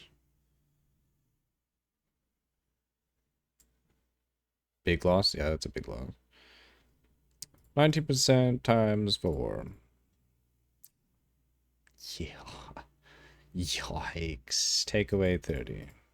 Wow. 46% evasion rating loss. Good lord. You lose it getting hit? Not just from melee, though? That's terrible. Oh god, really? Wind Dancer stage are now consumed on being hit by an enemy instead of from a melee attack. Ooh. Oh, I see. Ooh. Yikes. You didn't read the line? Yeah, I didn't. Oof. Wow. I spoiled you 1 sentence ahead. Oh my god, ban him for 25 hours. Where's my ban? No, it's fine. I was gonna read it anyway. Volcanic fissure now has a limit of 8 concurrent fissures on the ground. And the aftershocks no longer erupt other fissures. Volcanic grenade cooldown is now 6 seconds. Previously through. Now the explosion radius. Wave of Frost. Whoa. Wave of Frost is fucking big freeze field up. You're going to lose that Wind Dancer from everything? Yeah. Actually from everything. Wait, but that's so weird. Like, the whole point of Wind Dancer was to make it so that, you know, if you get hit by a melee attack up close, it'll push them away and stuns them, yeah? Oh, Wind Dancer's stage gain timer is no longer interrupted when you're hit. Oh.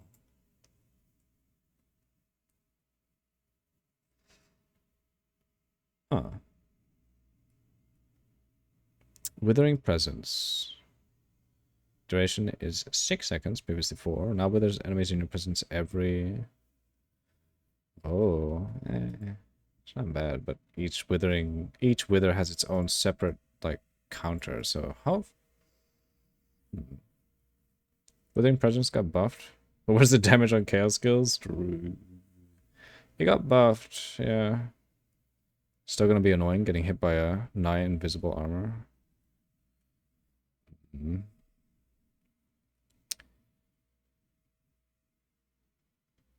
Oh my lord. Wow, Poison Cloud on Gas Arrow. Gas Grenade and Decompose. Now gain 20% more radius per second. Up to a maximum of 80. All previously 50% up to a maximum of 200%. Holy balls. Poison Cloud got fucked. Oh.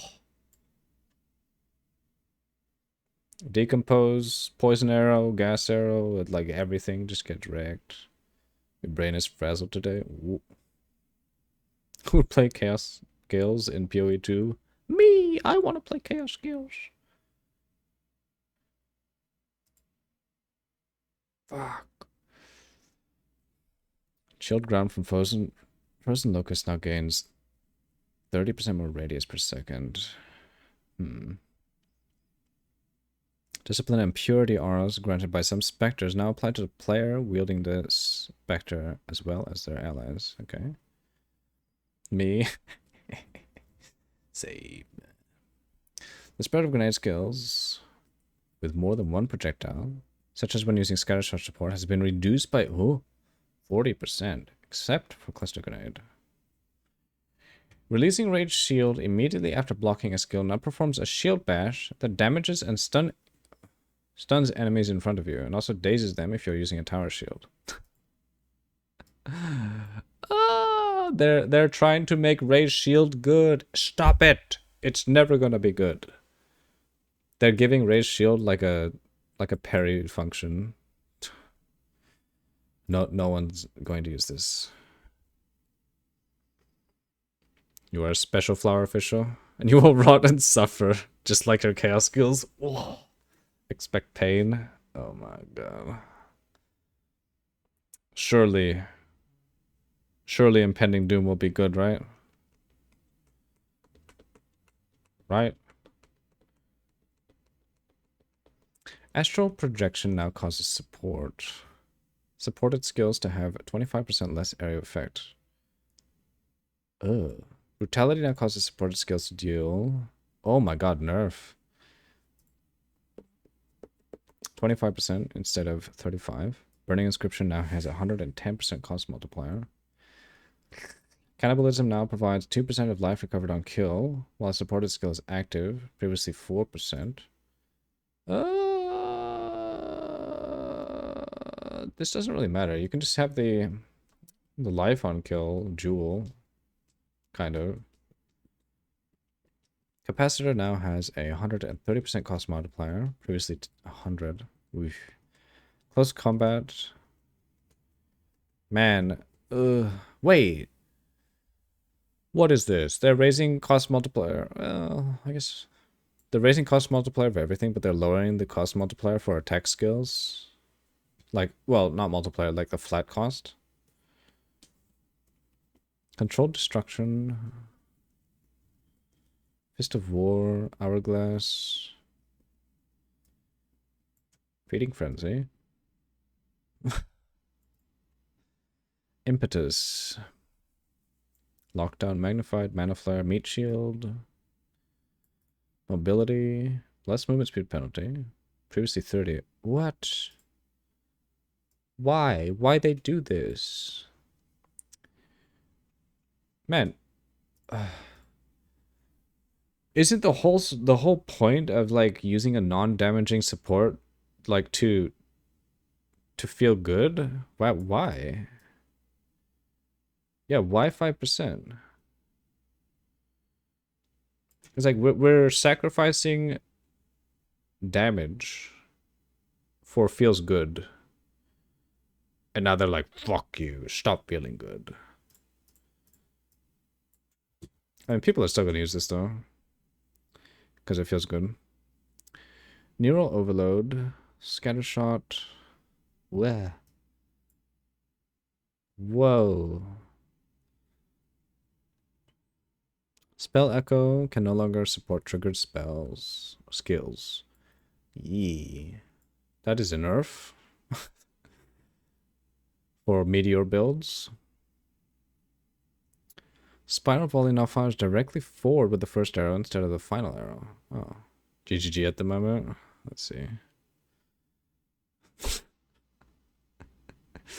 true. Withering Touch now has a chance to apply Wither based on the amount of chaos damage dealt by the hit, from always applying a single stack. What? Oh. And allows that chance to roll over beyond 100% to potentially apply multiple stacks with large hits. Oh shit. So with the Withering Touch low level shit, what was it called?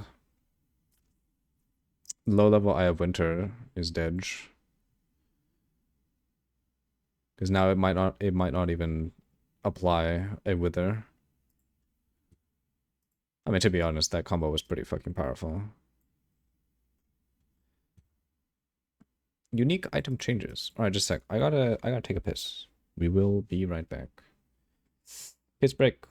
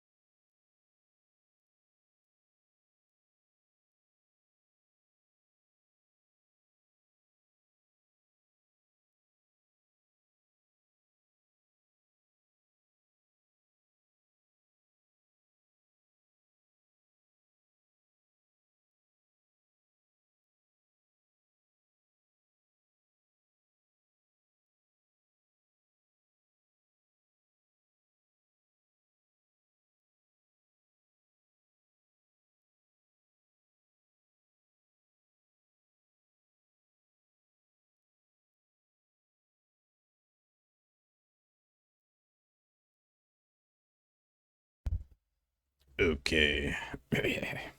We're back. Alright.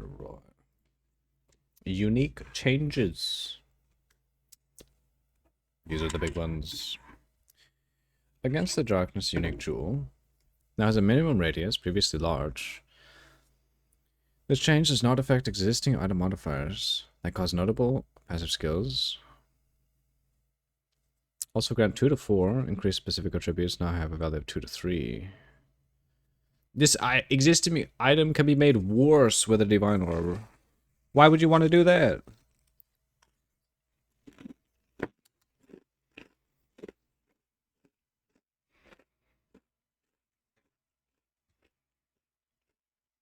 Oh shit.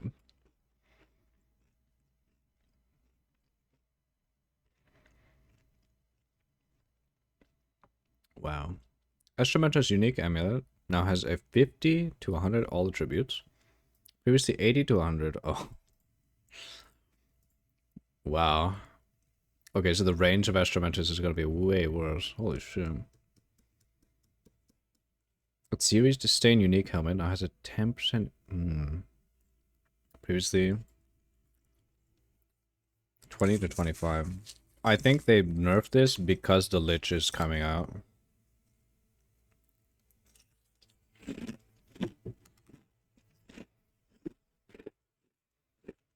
Oh.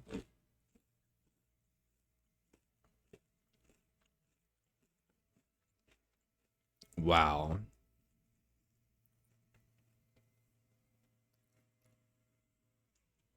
50% nerf at top end. Holy shit. Why would you nerf something because a bad class is coming out? Wow. What? Choir of the Storm unique amulet once again triggers Lightning Bolt. Previously greater Lightning Bolt. Why? Why would they nerf Choir of the Storm?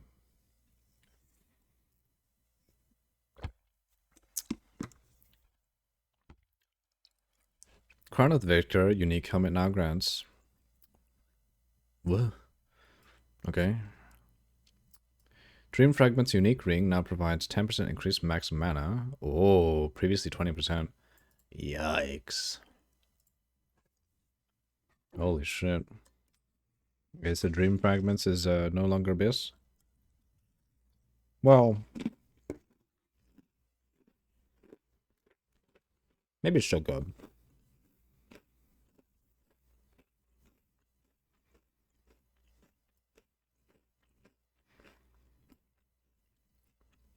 Everlasting Gaze unique amulet now causes you to gain 4 to 6% of maximum mana as extra maximum energy shield.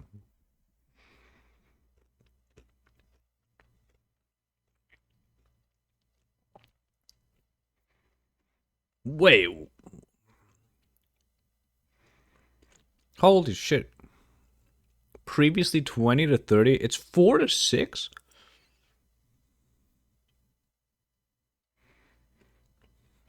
Good lord. Provides 40 to 60% increased mana regen, previously 50. 40. And 40 to 60 max mana, previously 50. Existing versions of this unique, okay. I have Chayula. No longer provides 250 stun threshold.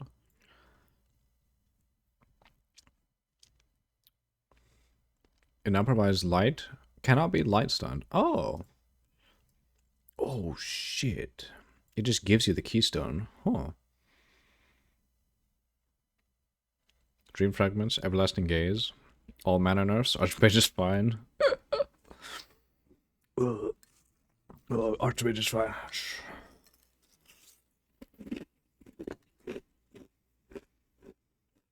Holy.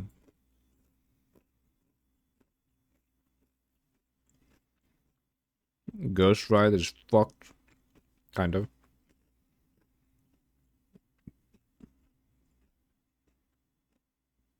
Oh.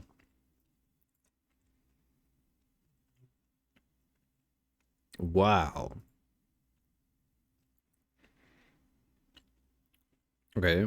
So the flat damage per int is halved. Can't use it with CI now anyways. Yeah, that's true.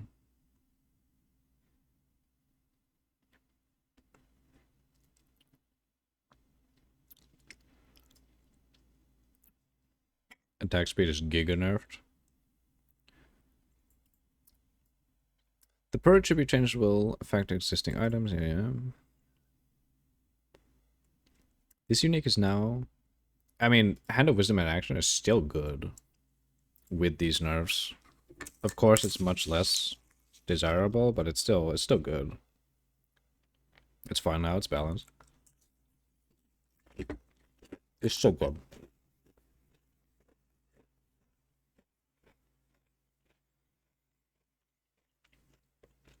Interesting. Ingenuity unique belt no longer has a 40 to 80% increased bonuses equipped with rings. Instead, it now has a 20 to 30% increased bonuses gained from equipped with left ring, and 20 to 30 increases bonuses gained from equipped with right ring. It also now has a plus 1 to 2 charm slot, minus 20% increased charm charges gained, and a minus 10 to 10% to 10 reduced charm charges used. Wow, ingenuity is kind of dog shit now. Kind of. The last flame unique relic. Wait, who? Why would anyone want to use this?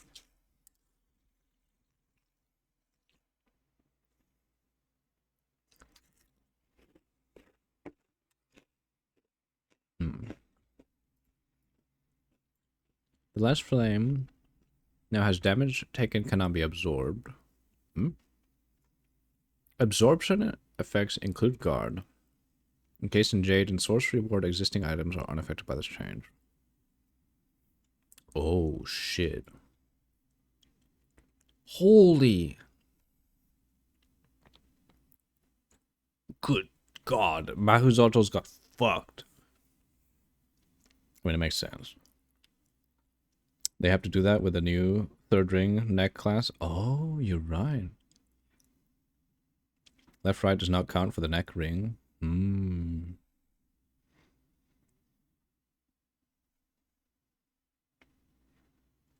I see. Everlasting Sacrifice. Is that in POB? Nope, it is not. What is Everlasting Sacrifice?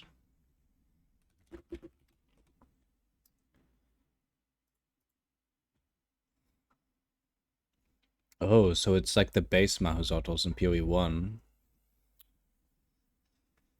Ingenuity is still a good belt stat-wise with good rings.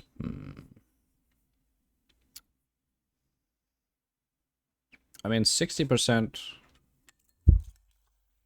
at max, I guess, for your rings. Well, no, it's not 60%.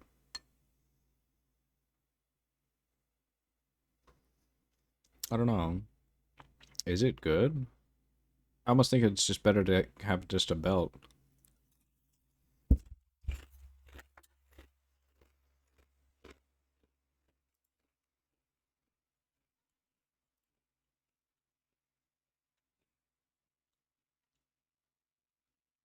Okay, is Everlasting Sacrifice going to be the same in PoE 2 as it is in PoE 1?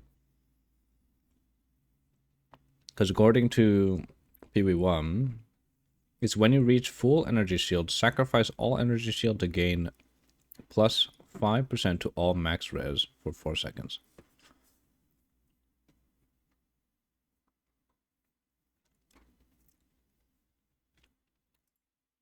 I kind of think Mahuzoto just got fucked right in the ass. The Melting Maelstrom unique flask no longer has the property of recover all mana when used. This change does not affect existing versions of the item. Wow. Okay, that's just a big nerf to this. The unique classic is dog shit now. Warrior Invictus unique body armor now generates 3 random modifiers. Previously 2. What was Warrior Invictus? Oh! That's the 4-slot one, yeah? Fucking game ramp. Ah.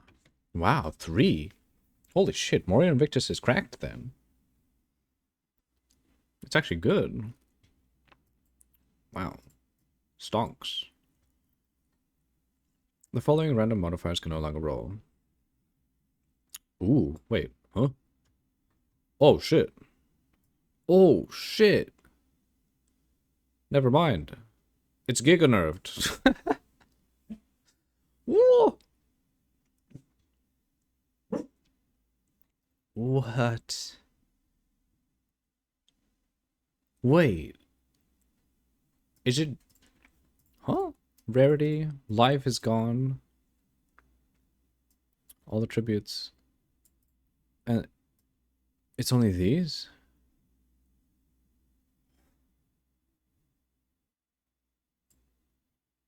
Ingenuity was at 50% when patch notes dropped yesterday. They adjusted it 1 hour after patch notes in an update to 30%. Really? Oh shit.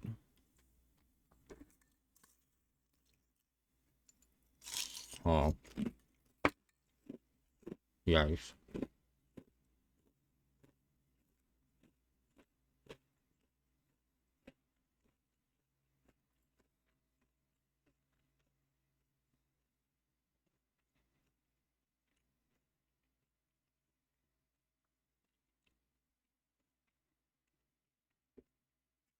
So, Moria and Victor's kind of got wrecked. It can't have these. That sucks. Holy shit.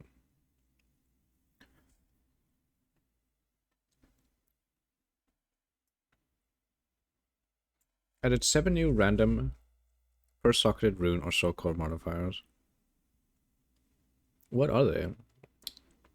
I hope they're good, because if they're absolute dog shit, Moria Invictus is fucking terrible.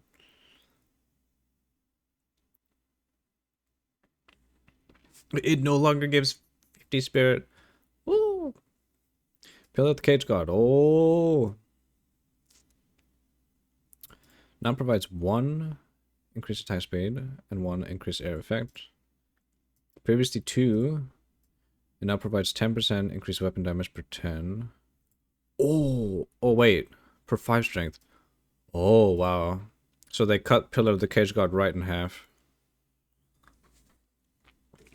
Okay. Don't just nerf stat stacking in every way. Also nerf Pillar. Way to go all in on that, yeah. I mean, Pillar of the Cage God was pretty fucking cracked. It was honestly too good. I mean, even at the half, it could still be very good for leveling unique. Wow.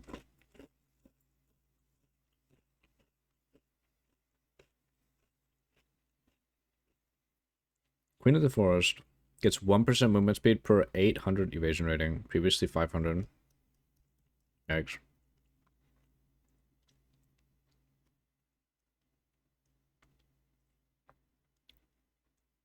I think a good rare staff is better than.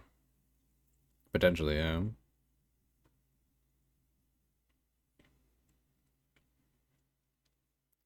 But who plays quarterstaffs now?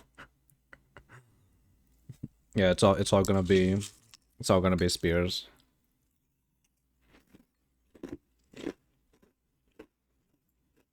Whoa! This modifier also can no longer scale with modifier effects such as from corruption. Oh shit. So it's stuck at 800. Yikes. How much loss of movement speed is that?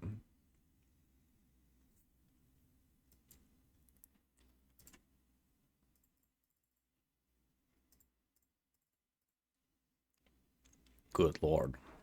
Wow. Ouch, my wrist hurts. Oh no. Hope it starts feeling better soon. Good god. 700 LB. Boobas. 800 evasion is rough. Yeah. Yikes. Look at that. 51 movement speed versus 93% movement speed. Log on. Hey, Londa.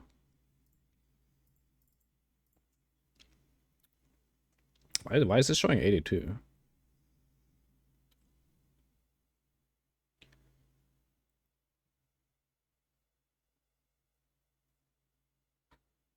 Yikes. That is rough. Sandstorm Visage. Unique helmet can now cause enemies in your presence to gain critical weakness once per second for 15 seconds. Previously 1 second. It was 1. I mean, it's better. So this means you can technically gain max crit weakness if you stay next to someone for 10 seconds. Is crit weak? Did crit weakness cap at 10?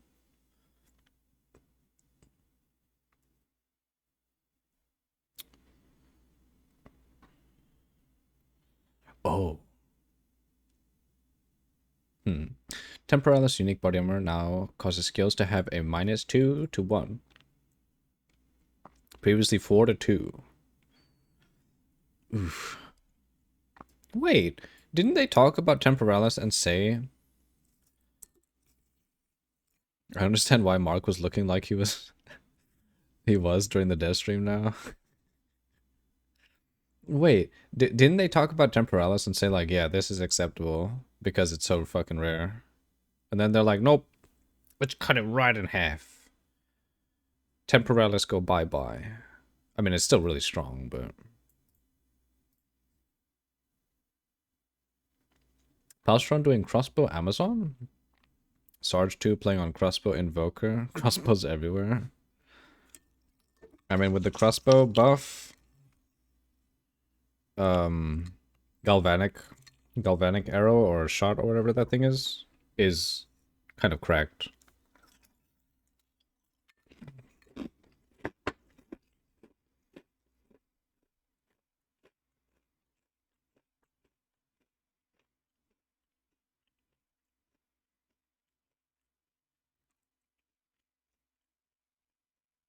Wow.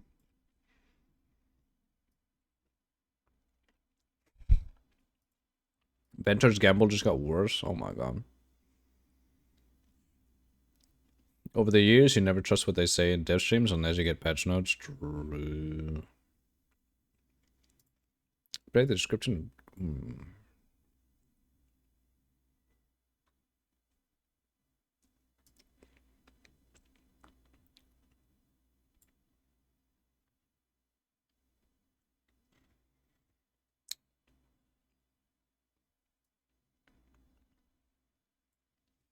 Jeweler's orbs now set a skill gem to have a specific number of sockets, rather than adjusting support gem sockets to a skill gem with a specific number of support sockets already. For example, you can now use a perfect jeweler's orb. Oh, you can now use a perfect jeweler's orb on a skill with 2 sockets to set it to have 5 sockets. Oh. Oh, it's a... Oh. I see. So you don't need the lower ones. You just get one big one. Okay. And when Grimfree's gone, Invoker's the only way to overflow your energy shield. Still gotta have 16k ES and be tanky as fuck. Yeah, especially with some things hitting really fucking hard.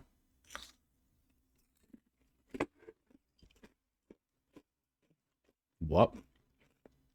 Doubled the drop rate of runes. You know what? Is this gonna matter? In campaign leveling. Are we gonna notice this? I must feel like we aren't. That's why Sarge said Invoker is tankiest class now. Oh. But I guess Smith is close. You can no longer reforge 3 runes to obtain a random rune in return. Wait, this was possible? When the fuck was this possible?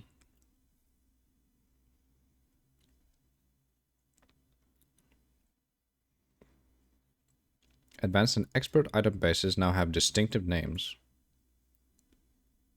So they're not expert and advanced anymore? Okay.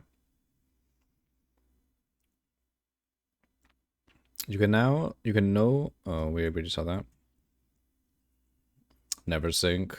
Oh god. Yeah, Never Sync is gonna have a... He's just gonna be pissed. Using a value on an item can no longer cause a modifier with a value of 1 to be reduced to be reduced to 0. Interesting. The base damage of all crossbows has been increased. Good. Crossbows, yeah, we saw this one. Physical thorns damage on rare item modifiers have been buffed up to 3.5 times for the highest tier, scaling down to unchanged for the lowest tier modifier. Is that going to help thorns? I don't know if that'll still save thorns.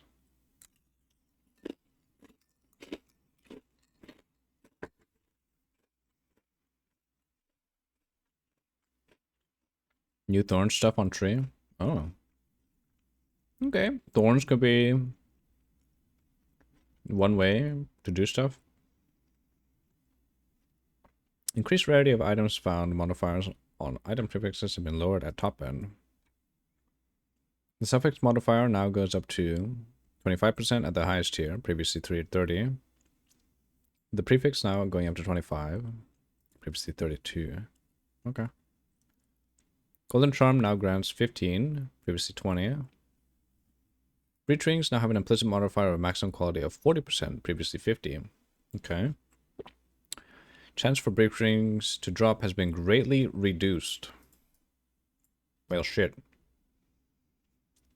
Notable passive skills in the starting area of the class can no longer be instilled.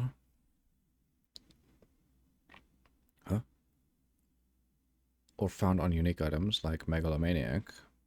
This does not fix existing items where instilled notables in the sorcerer's witch starting area could be displayed incorrectly on the item due to notables being different on the witch compared to sorceress and other classes.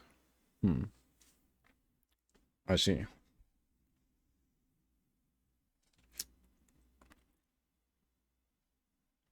Added new jewel modifiers that provide similar benefits to new passive skills, such as companions have increased maximum life. Okay. Jewels and timeless jewel modifiers that provide stats scarcely located on the passive skill tree, such as increased blind effect or damage taken recouped as life, have been adjusted. Generally speaking, the minimum range has stayed the same, but the maximum value provided is lower than before. Huh. Increased effect of auras from your aura skills can no longer roll on jewels or timeless jewels. Oh. The fletching jewel and timeless jewel modifiers that provided increased bonuses gained from equipped quiver now have values of 4 to 6% and 2 to 3% respectively. Yikes. Previously 5 to 15. Ooh, and 3 to 7. Oh, wait, so the timeless one got better?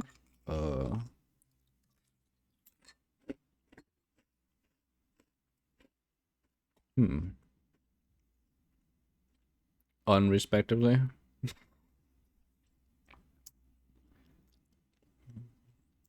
Yeah.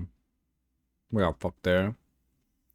The jewel modifier that grants increased energy generation now grants 2 to 6. Now, previously 3 to 7. Okay. Existing items can be rerolled using a divine orb. Oh boy. Soul Core of Azcapa now has 5% increased quantity of gold dropped by slain enemies. Oh, that's why Baron was saying the gold one. It didn't have this gold thing. Holy crap, it's dog shit now. Azcapa deleted from the game. Corruption modifiers on jewels that provide 5 to 10 on a specific attribute now have values of 4 to 6. Corruption modifier on helmets and rings that provide 1 to 2 life regeneration per second can no longer roll. It has been replaced. Increased life. Wow. What the fuck? Spectres can now only roll up to +4 to all level of minion skills, previously 5. Oh, scepters. Scepters can now only roll up to 80% increased presence area of effect, previously 30. Really?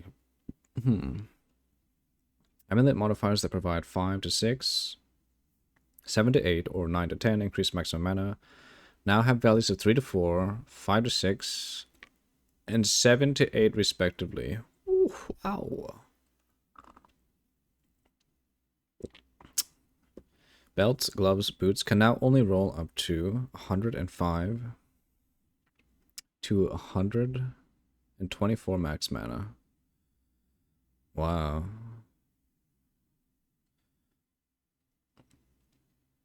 The debuffs you inflict have 20 to 30% increased magnitude of slows. Corrupted modifier on the gloves can no longer roll.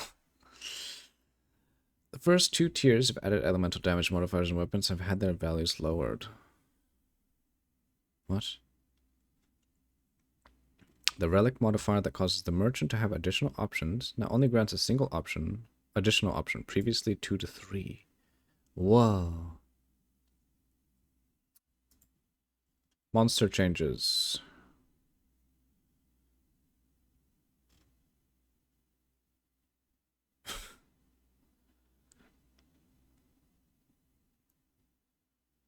Okay. What? Count Geonor's 180-degree swipe attack can no longer be blocked. Bro, this thing was cracked anyway. It had literally 0 tell. And it does a bajillion damage. Okay.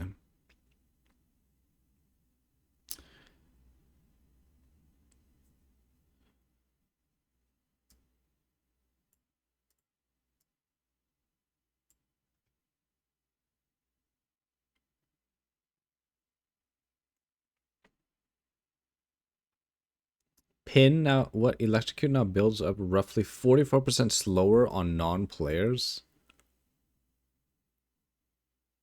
Oh. Pin now builds up 58% slower on non-players. Whoa.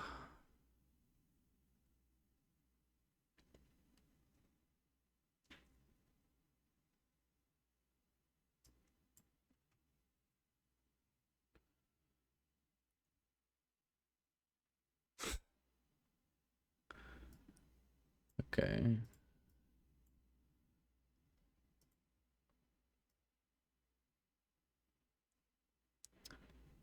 Huh.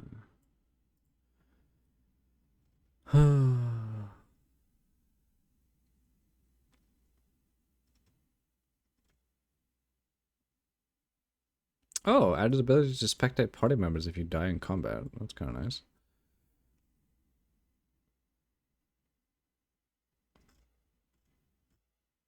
Oh my god, microtransaction changes.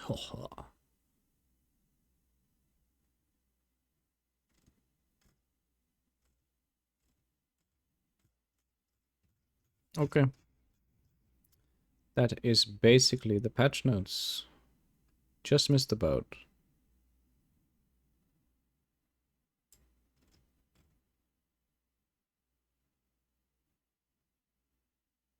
Okay.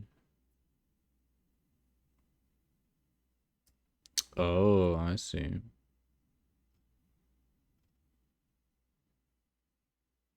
Hexblast damage has been lowered by roughly 70% at all gem levels. Bro, Hexblast is getting deleted again. Wow.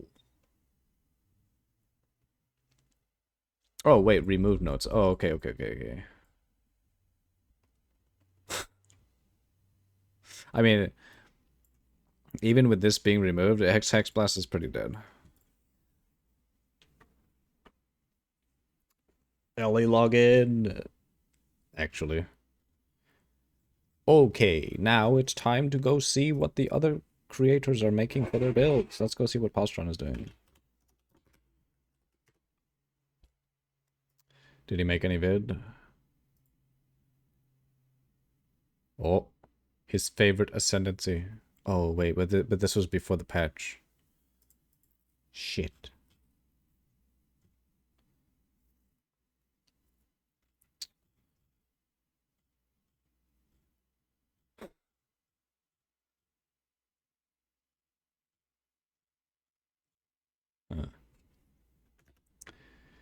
Okay.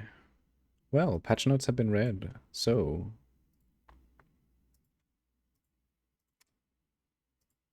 What can we do with the Lich? Are we fucked? Only took you 4 hours? Oh, that's not bad.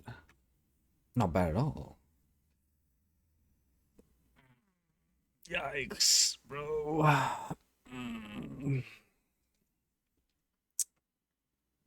Hmm.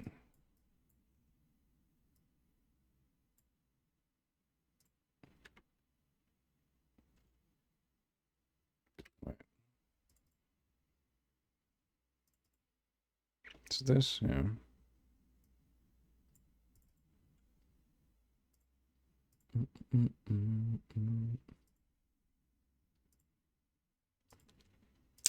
All right, let's see. So Amazon. Huh.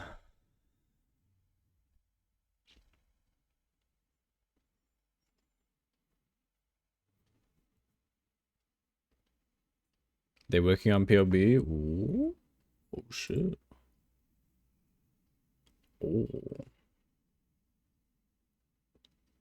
Okay, okay.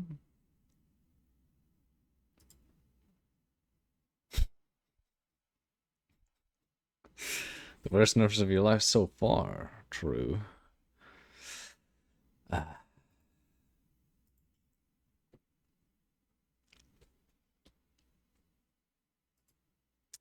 Yeah, Moria Invictus got fucked. Everything got fucked.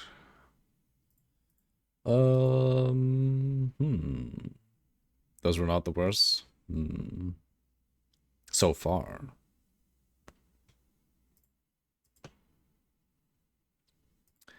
Alright, alright, alright. Let's see, let's see. Oh, we were looking at this.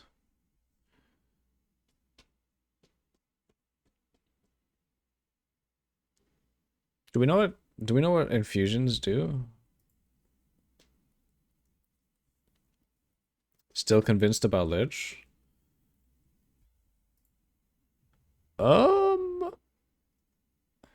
I still really want to play Lich. Nothing can stop me. Except maybe unless I see a different really OP build and I'm like, oh shit, well, well, we gotta play that.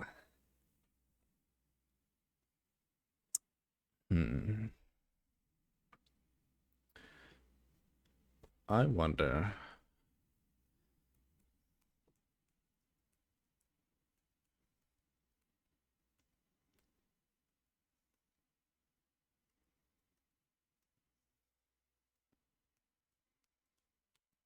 I wonder, how good or how bad?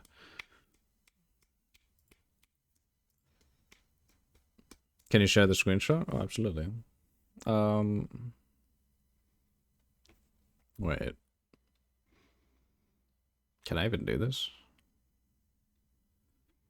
How bad is POE 2? Very. Oh, okay, okay, okay. Stop right there, criminal scum. How would I guess I could just do this.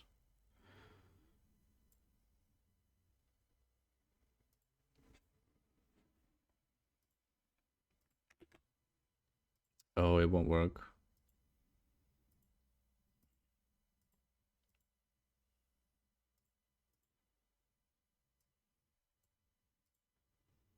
Wait, someone actually fucking PM me?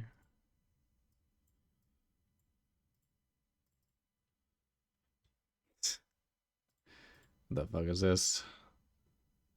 Stop sucking GGG's dick, Baron. Oh. It's bad and we all know it. What? Alright, alright, alright. Here we go. Can I even send this? It's fucking huge. I posted it inside a POE channel. Beyond, if you want to see.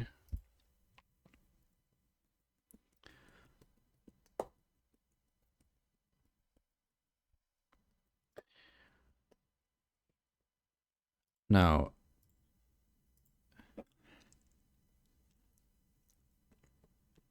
can they buff Impending Doom? Like, please?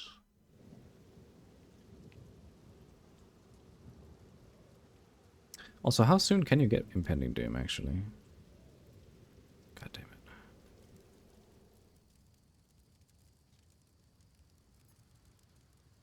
This build is gonna be just dead.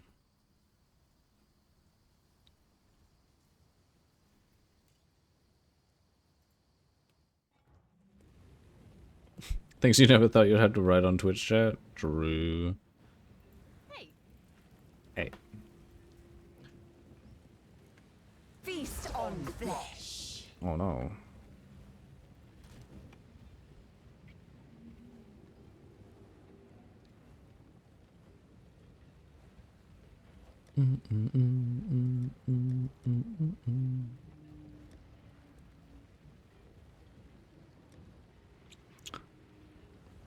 Where you got a community warning? So I guess it was Baron. Oh, damn. Probably Baron. Where were they? Gems. So where was?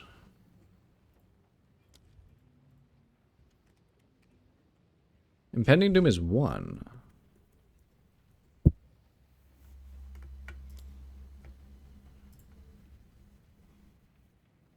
Deals chaos damage equal to... Oh. God damn it. It's so dog shit. Please change Impending Doom to a flat. If it's flat, it would be usable. This is so bad.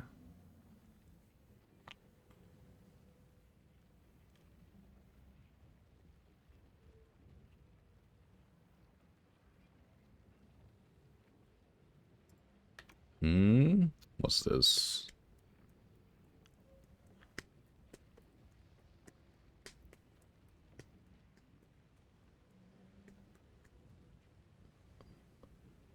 What do you mean by Man on Gear got nerfed, so it's going to be even worse? Yeah, it's going to be fucking terrible. Level 30 Peaconk. See damage? Oh, you mean like just for reference? To keep this as a reference?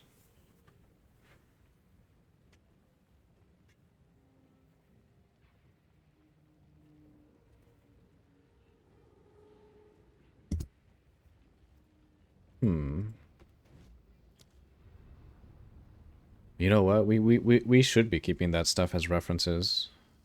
Oh, we should also be...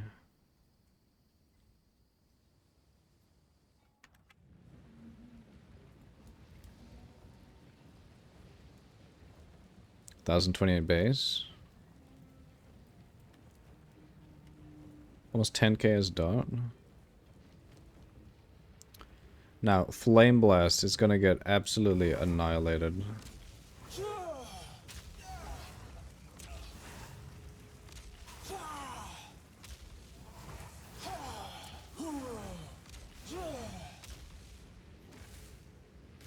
Also, didn't they nerf add CD to curses? Yeah. They nerfed the amount of minus res.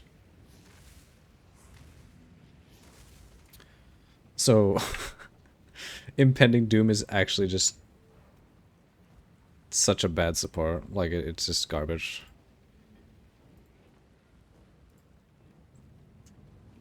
They need to make it so it's not based on mana. They have to save that support somehow, or else literally no one's gonna use it. I don't think anyone even used it anyway. Let's see how obliterated Peaconk will be after patches. Yeah. Let's take a look at what... Not cosmetics. How do I look at my skills again? Oh my god. Oh. Oh. Oh. G. Thank you. So this is level... Actually, wait. Feast on flesh. Yeah, get rid of that.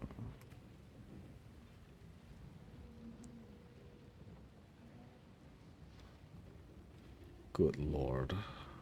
It's gonna get absolutely annihilated.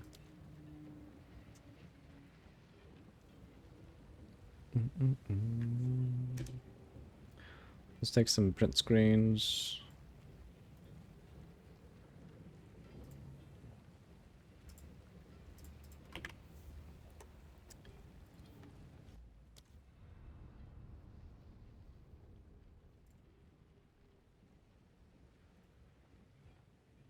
Wait.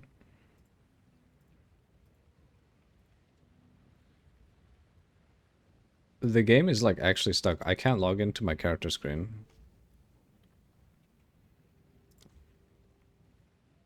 Or the logout screen for that matter. Holy shit, what is happening?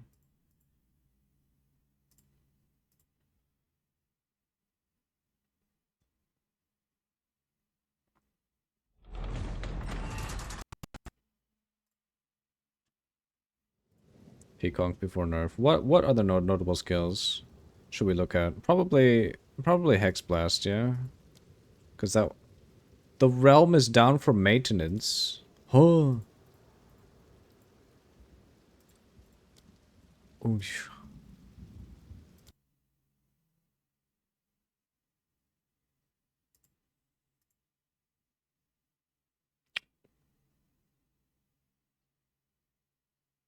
Okay. Um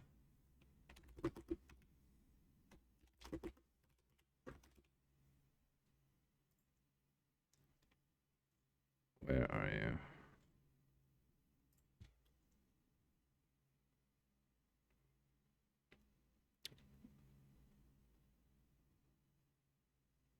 It's actually kind of good at level 20.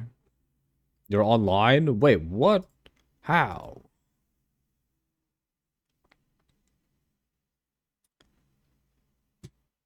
23 hours?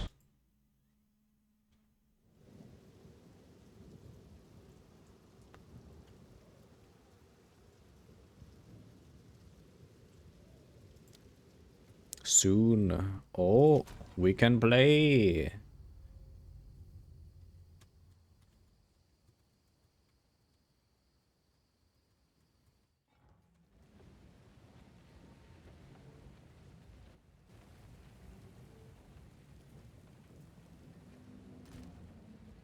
Take screenshot of ESs were true.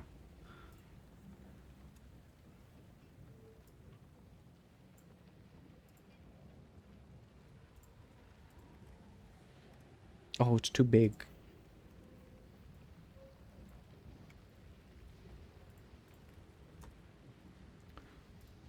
Okay.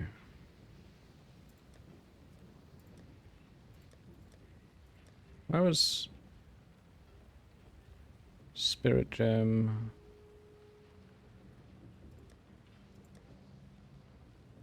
That's what she said.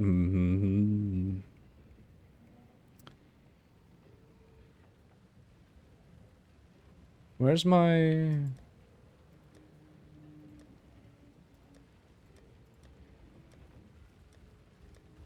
Where'd my Hex Blast go? Did I... Ah, there it is.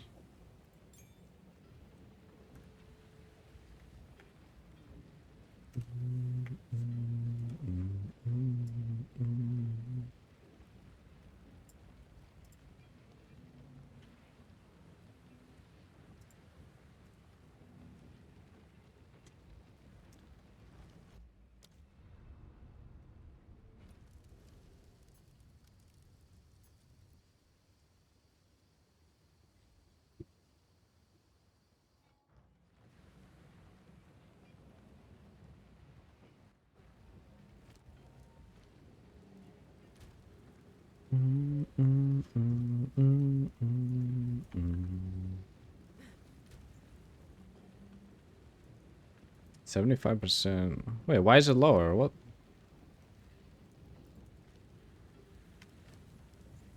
I should get nerfed? Or did I change my tree? Eh? What the fuck? Why am I getting bunked, huh?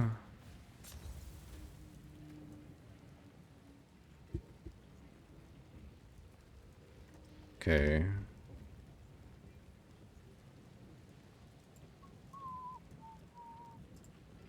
Add this as well.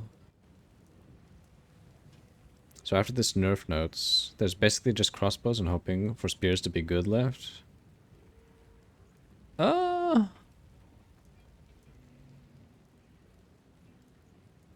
For now? On a surface level? Maybe. Hey.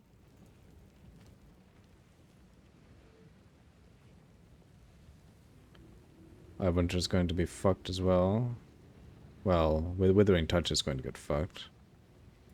Decompose as well. I mean, what else is good? Okay, maces are fine. Kind of, yeah. Okay, Peacock. Not gonna lie, you're actually gonna try the game until you saw the patch notes. You should try the game! It'll be good. Trust. True though, where is Cyclone? Well, what other character's gonna get fucked? Oh my god. Hey.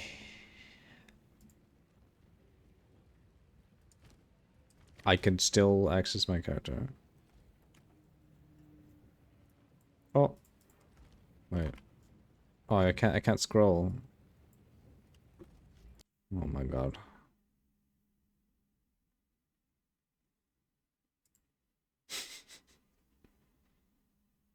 GGG would have limited you to only channel 3. To only channel for 3 seconds at a time. With a 15-second cooldown. Ah. Ah. You know what? That might actually happen in POE too.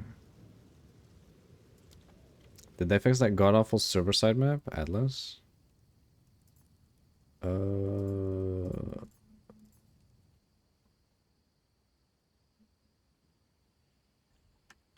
You mean just the Atlas tree? This thing? I mean, this thing. This?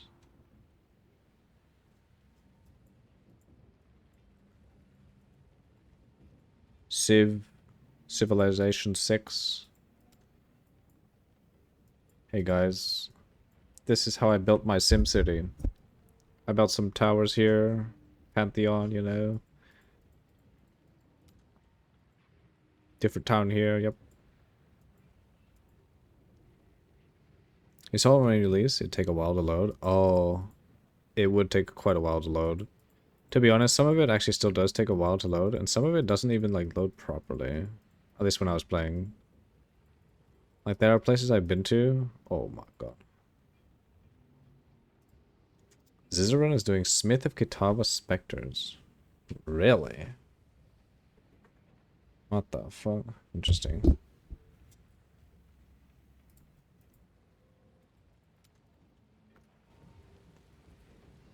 Because everyone is doing the damn Smith of Kitava.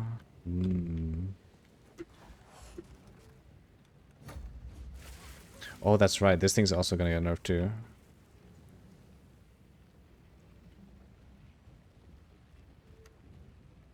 We already know the numbers here. What matters?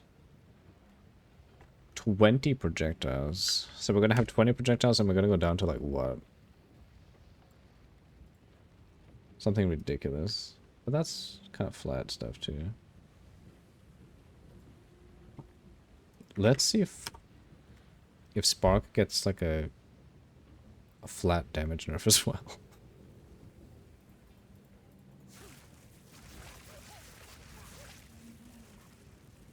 Mahuzotel is gonna get so fucked, bro. You're still waiting for someone to leak the server files since they don't allow us to make custom private leagues? Oh.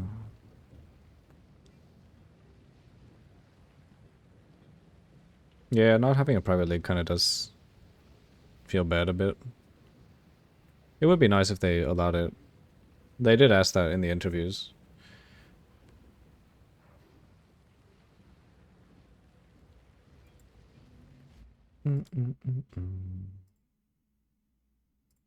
Mm, mm, mm, mm, mm.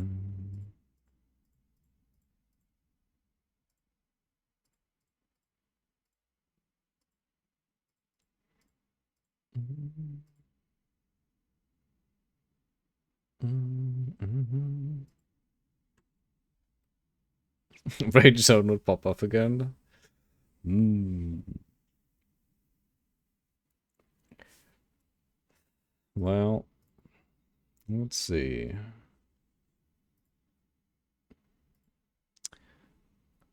I'm kind of surprised that there's no nerf at all for Deadeye. So Deadeye is still kind of cracked.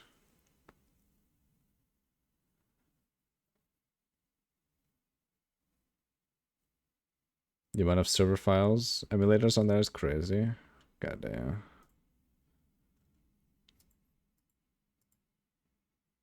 Mm, mm, mm. Deadeye with crossbow. Yeah, it could be good. Because, you know, attack speed, action speed is reload speed on crossbow. So Deadeye crossbow is actually pretty fucking good. Now that it's even buffed.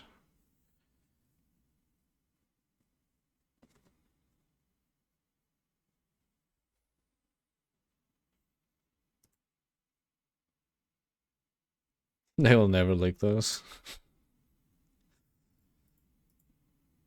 Yeah, POE 1 will probably never get leaked, maybe.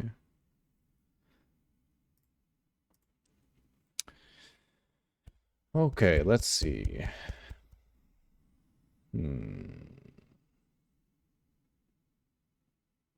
I guess I got everything. Speed, tankiness, clear.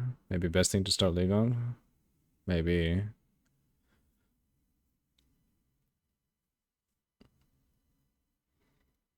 Though again, they didn't release the full patch notes technically.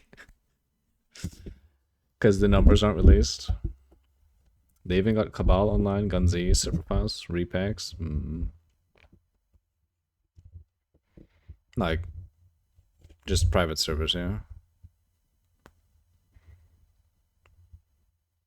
At Maple Story, oh, I mean, I'm already on a Maple Story private server. You just need a way to link servers. You need to link files to a server side, then script the bosses. Alright, let's see. What can we do?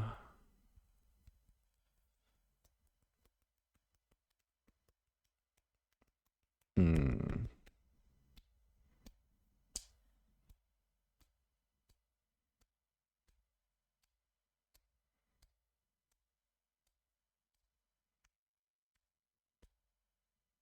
Buff crossbow base damage numbers were visible in ZiggyD's showcase. They're good. Sorry, I was comparing the bases. Oh shit. It's probably really huge. A team got D3 and D4 server files. Can only hope.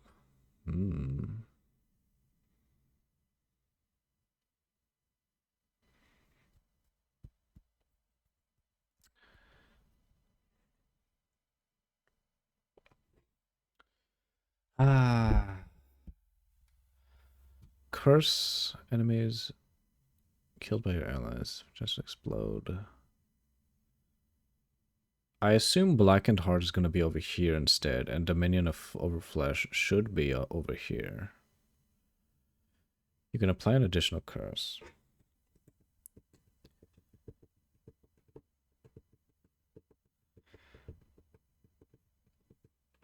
Me and Blaren played the D3 one. It was before the expansion, so everything is nerfed.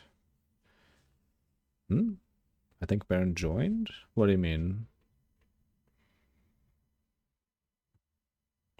Oh, you mean like the D3 run?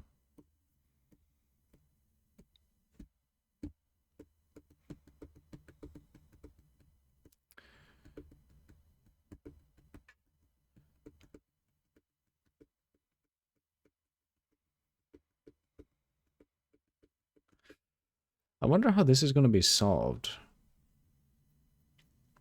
5% of mana per second.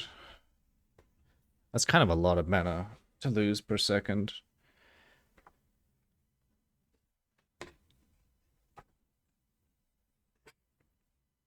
They even had custom items, which were absolutely busted. Sounds like a private server.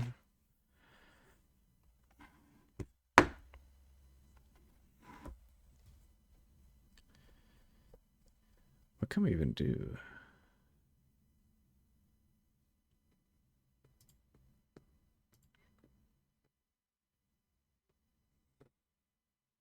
People are reverse engineering EVE online servers. What the fuck?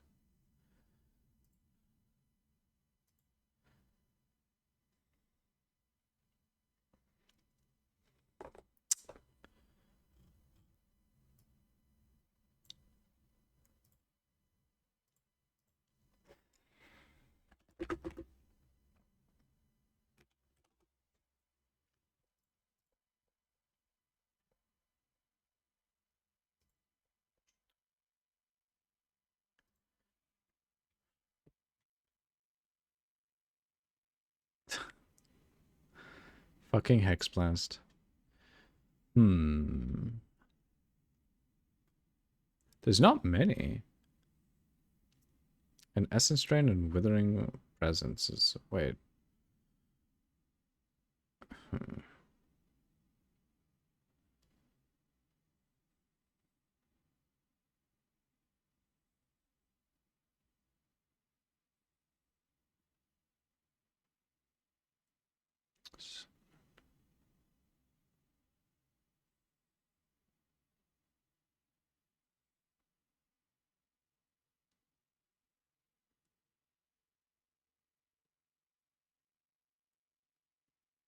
Wow, wait, what?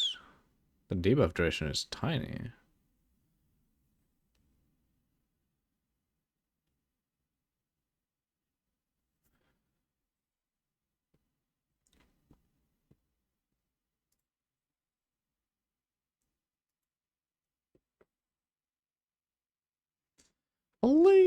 Please make this good. It's so bad.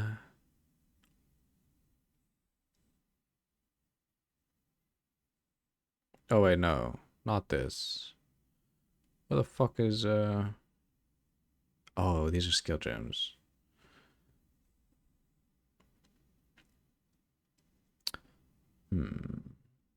So it would have to be... How much does it do, actually?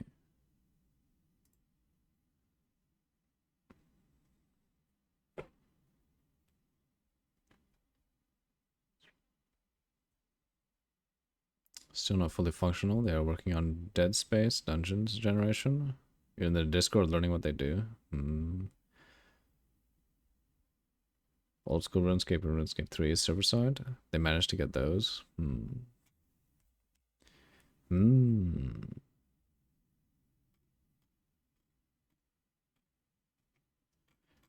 What the fuck would happen though? Focus decaying.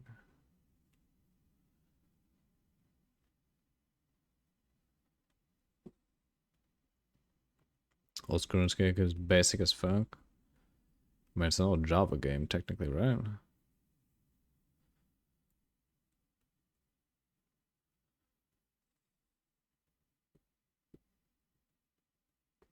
Wait, it's not a curse?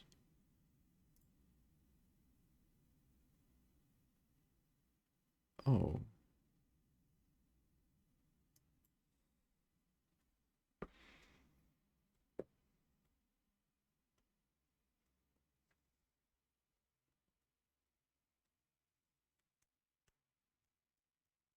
Have you tried to read the GGG pack file?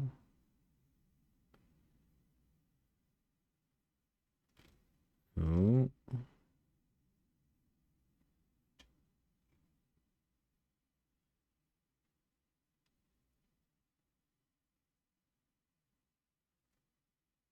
Trigger 2 blast on cursed enemies when the curse expires. We do need, like...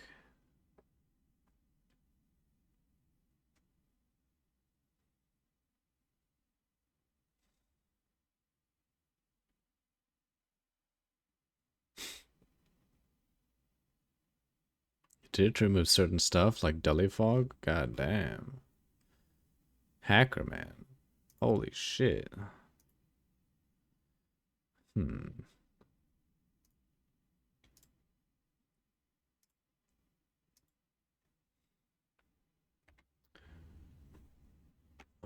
God damn.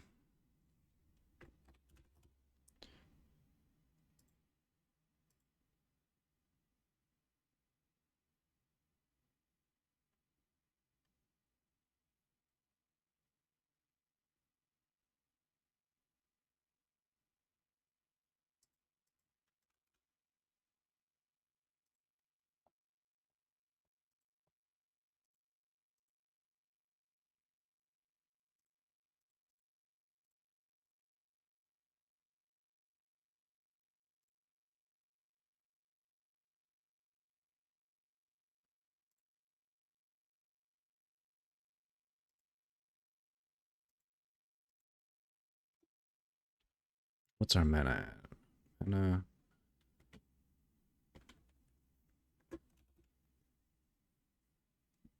Holy shit, it's so bad.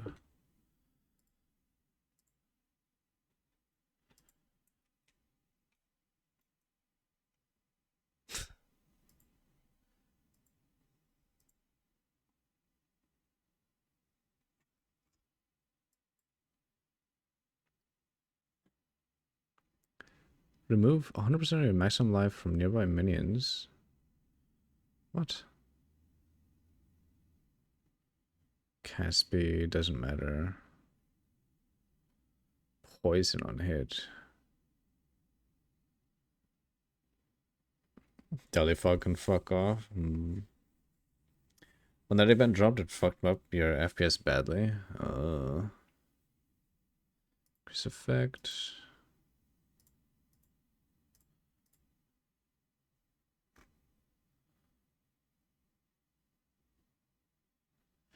This shouldn't matter.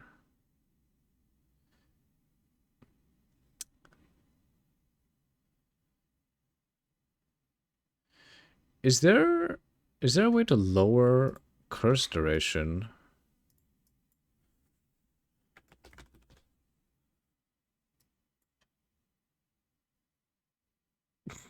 $15 minutes ago, potentially terrible thing on Lich. Oh no. Let's see, let's see.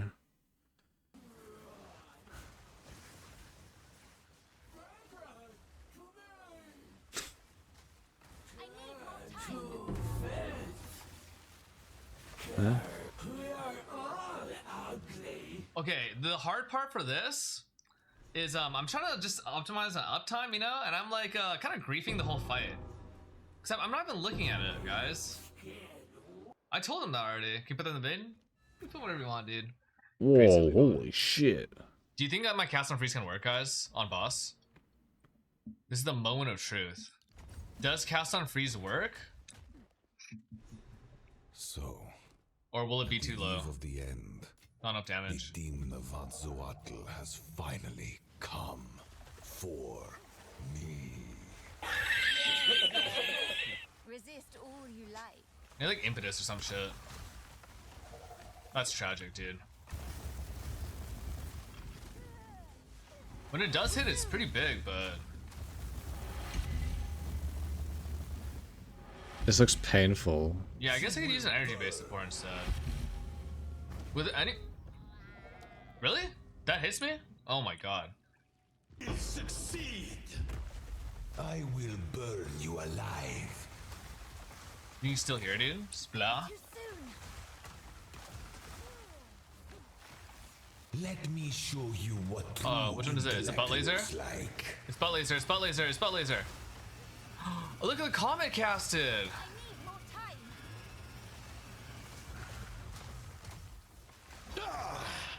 No! I mean, that's good damage. They're not gonna nerf this thing, guys. It'll be fine. I don't know this build. Obviously, everything with a caveat. We don't know about numbers. What does this have to do with Lich, though?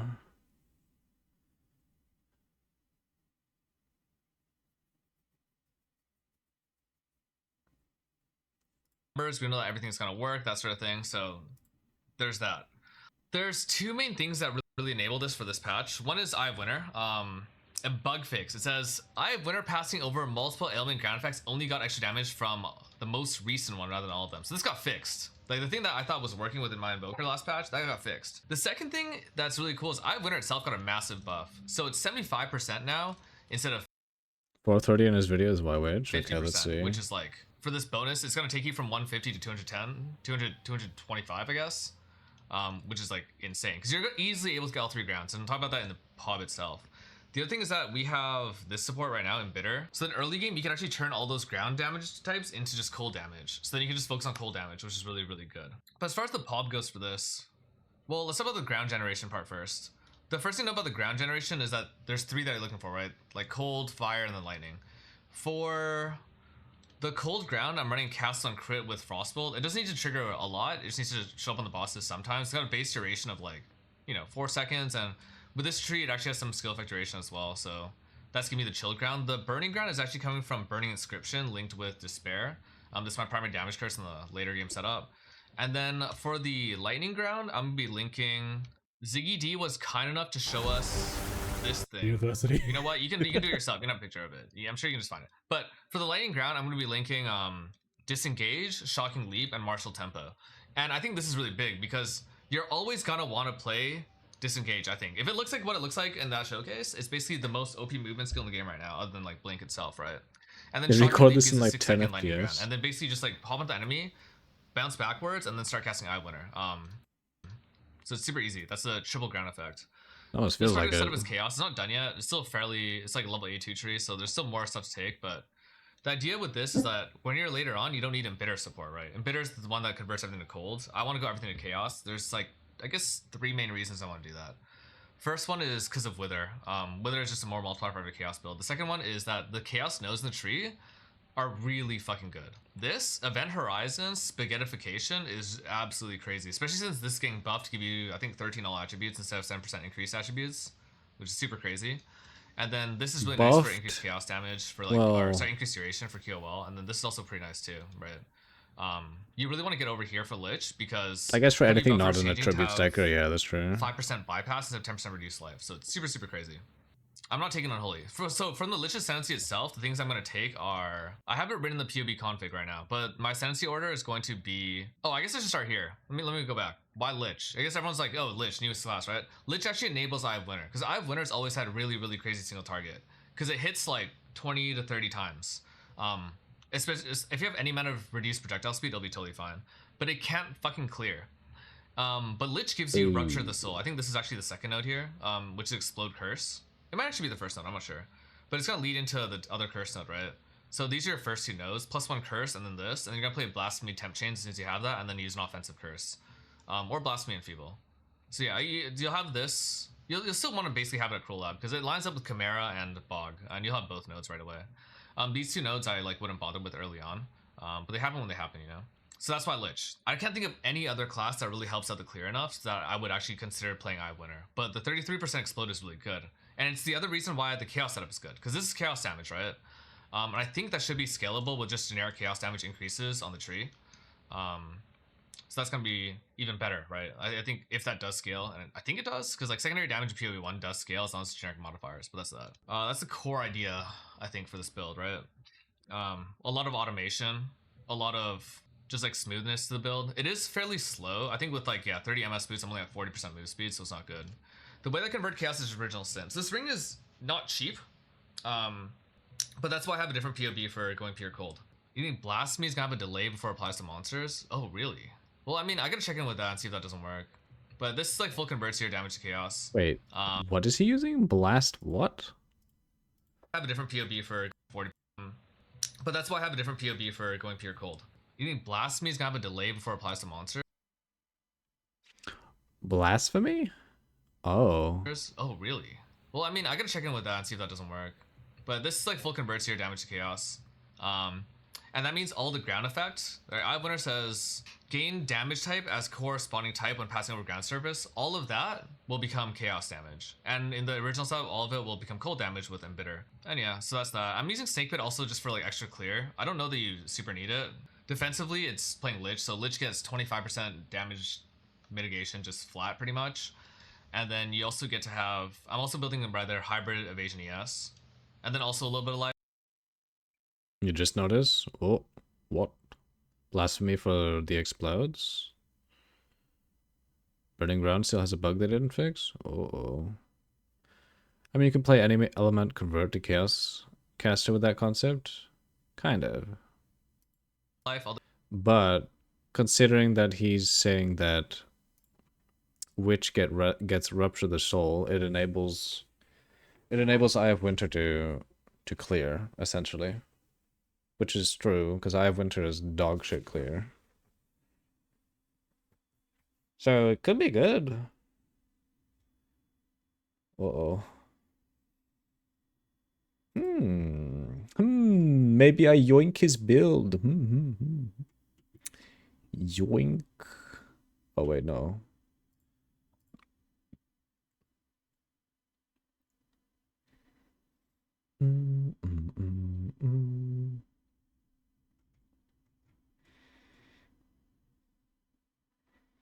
Blasphemy, temp chains.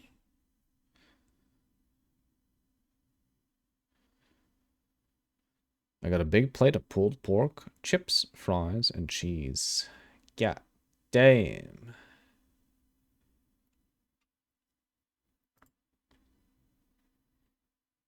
Cold witch leveling. People of bat.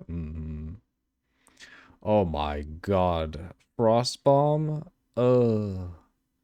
This sounds terrible. Man, Frostbomb leveling? Fuck that.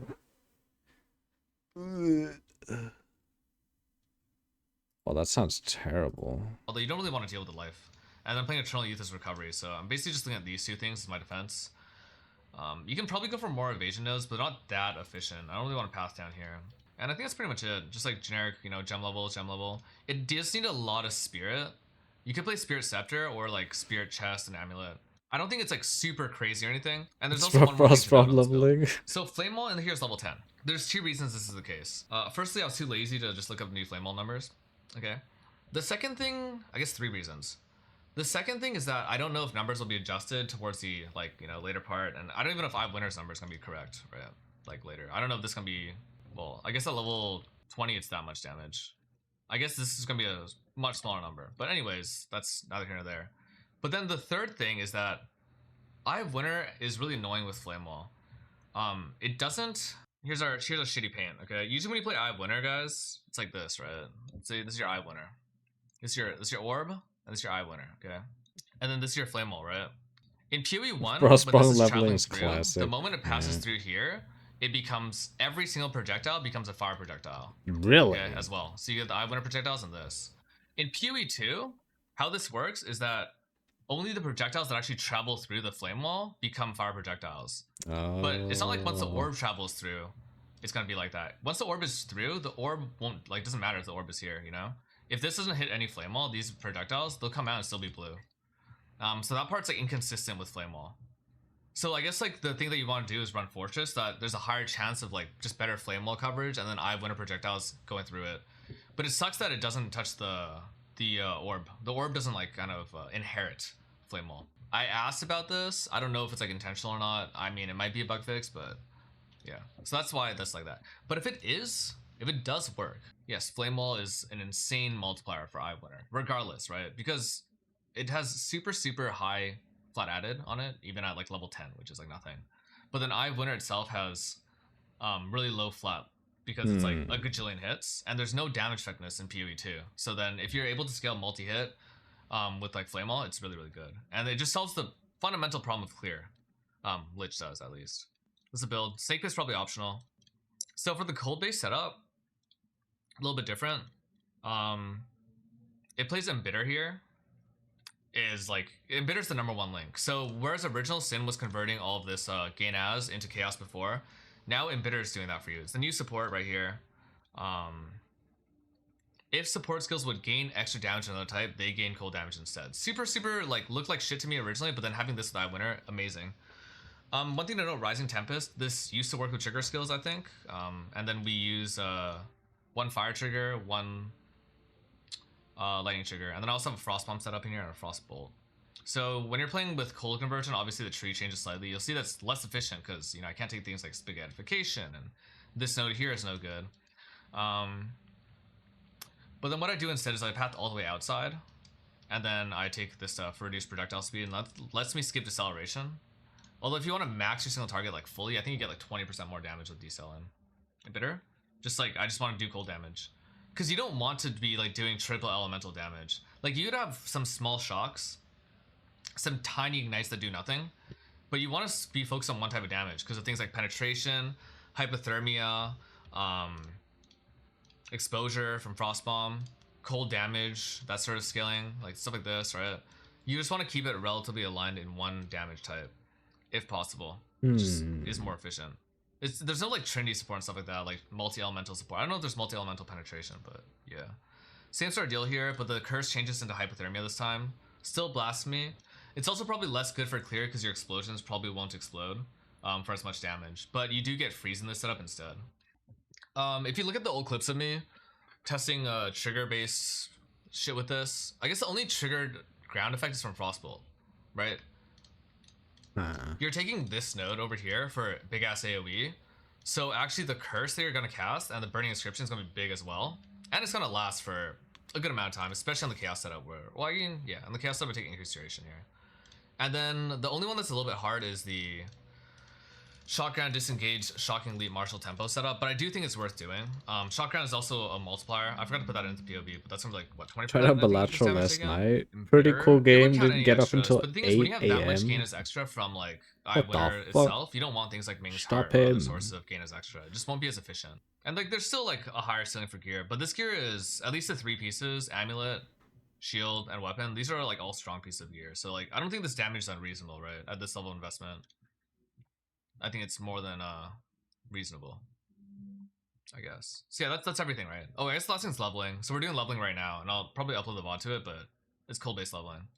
This is my leveling tree that I'm generally gonna go with.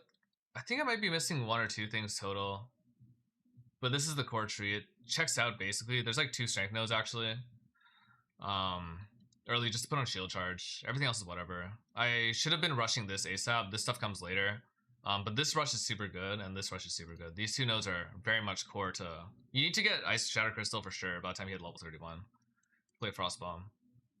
And yeah, I don't know what I'm going to do from here, but yeah, that's the core setup at the start. I'm going to do the God of MOBA for it.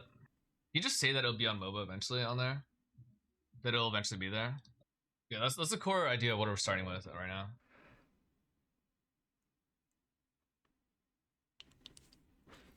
Okay.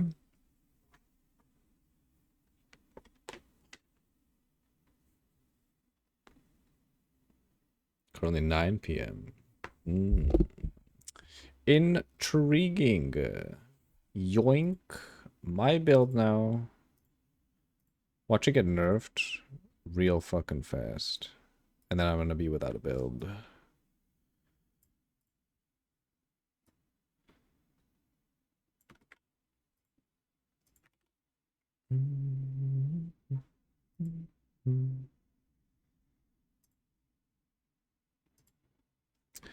Zero point 2 point wait 2.0 Curiato leveling.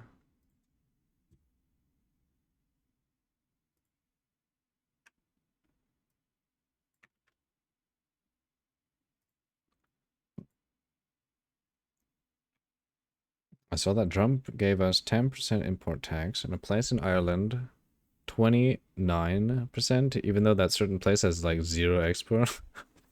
Import and export, bruh.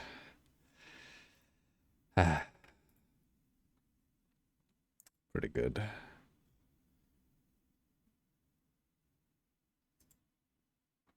Oh, fuck.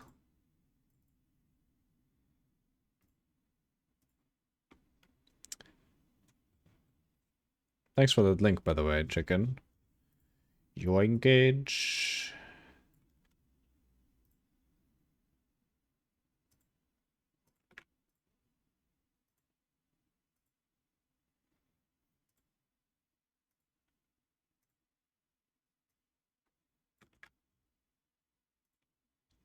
This is me after 3 hours of sleep.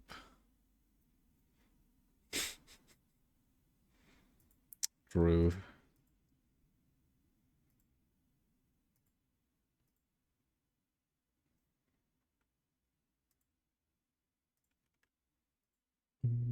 Wait. Yes, import.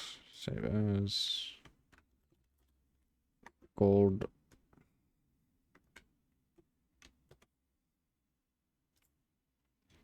Oh, of course, we take the monk starting zone. It's just too OP as fuck. And of course, it's crit.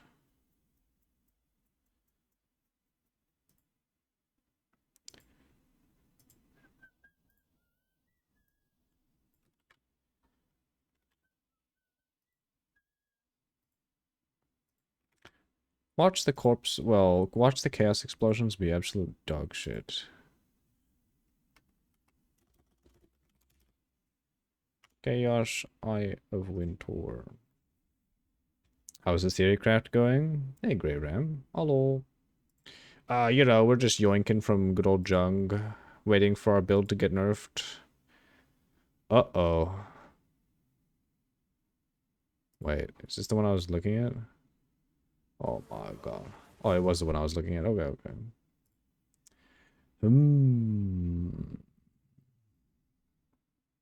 Are you doing minion or spell? I'm doing spell. I want to do Lich. Technically, God, I really... I hope they change Impending Doom. Why are you not using U-block? Oh, because this is Chrome.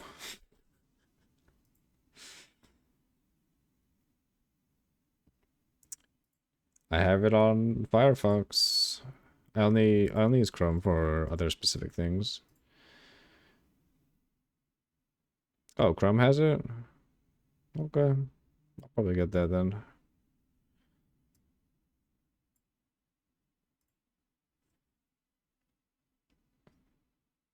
This extension is no longer available. Yeah, you can't get it on Chrome.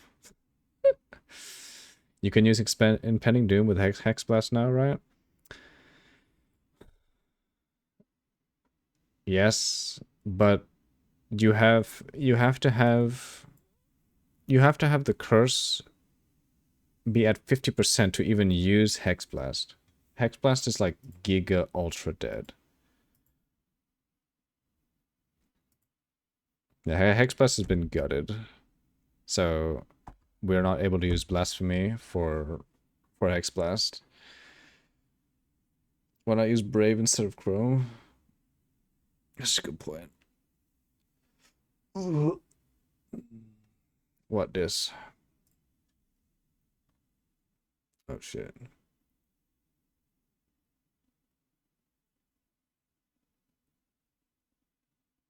Does this even work?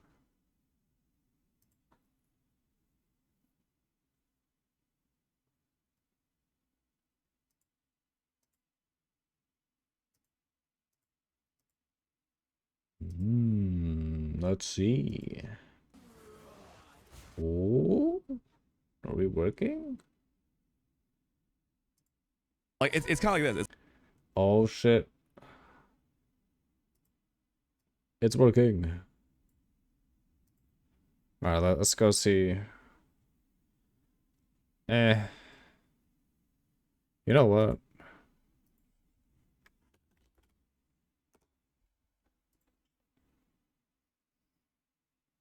You've been using uBlock repo to block Twitch ads? Oh my god, who is this?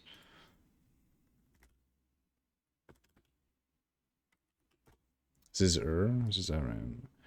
What is this doing? Oh no. Patch notes.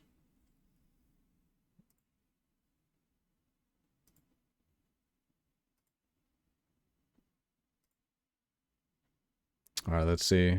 Let's see what Ziz says. She has emotes. She's gonna have sub emotes. Not following Ziz. This is not my proper. How was it?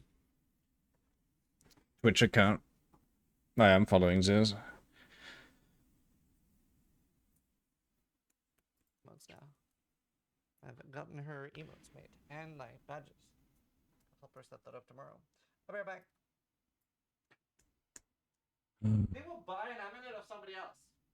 Wait, that's so funny. Wait, oh my god. That's so funny. Is this the other one called Irradiated I knew Fish? it. No. I pooped out the patch notes. Pretty sure it's my bot. No, that's not Where me. should I be? Like here? I don't know. Junk stuff always has a Alright. chance to be broken / good, Hi, sometimes Scissoring clunky and often here. nerfed I'm going fast. to read the Yeah. patch notes for Dawn of the Hunt. So I might get I fucked. usually check for one thing. I'm going to check for Ignite Prolif.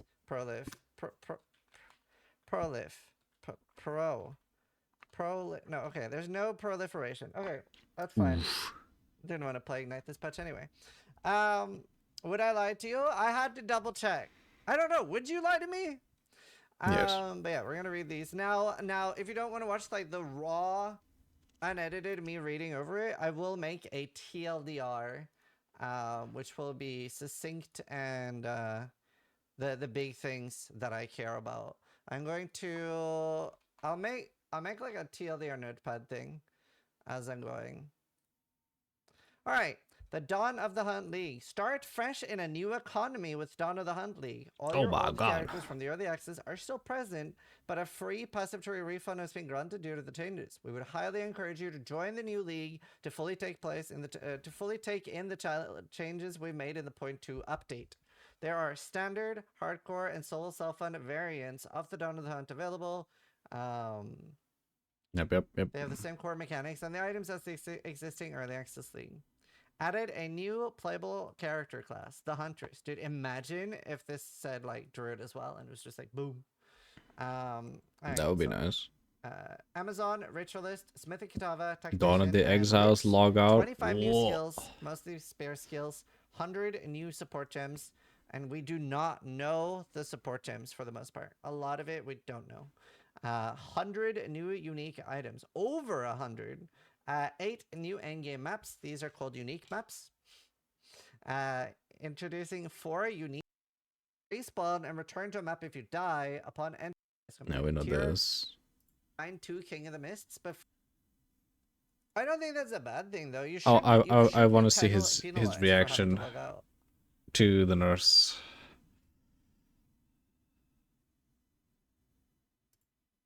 Shift causes your maps to have 40% more chance to contain random extra content. Do you think Rogue Exiles is a random extra content? 20% less Would it be? number of should be, monster yeah. packs in your maps. Brother. Stream is only Can now 720p obtain today? 40 Atlas Really? passive skill points instead I of changed 30. nothing on my OBS. What the fuck? Am I getting fucking wrecked? Okay, I mean, maybe you click that to get like Expedition and Rogue Exiles. I could see you doing it in hardcore. No, I don't think it's a dead node. Holy I shit, don't wait, have what? software to press it. The crumbling Did my wall OBS buffing got settings 10% change? chance for additional breach instead of 15, 3% for 3. Okay, it's just breach nerf, that's fine. Extreme archaeology no longer causes monsters to spawn with 20% of their life missing. Frantic invasion now is 50% increased quantum breach splinters instead of 75. Just a bunch of nerfs to the Atlas passives. Grasping hands, less chests. Interdimensional assault. Nothing changed on my 10% end on density OBS. instead of What the fuck? 15 for breaches. Ominous portent. Causes ritual favors in your maps to have 100% chance. Why is it increase to the 720p? omens, previously 50. Does that mean you get 2 omens in every ritual? 2? Right? Underscore? It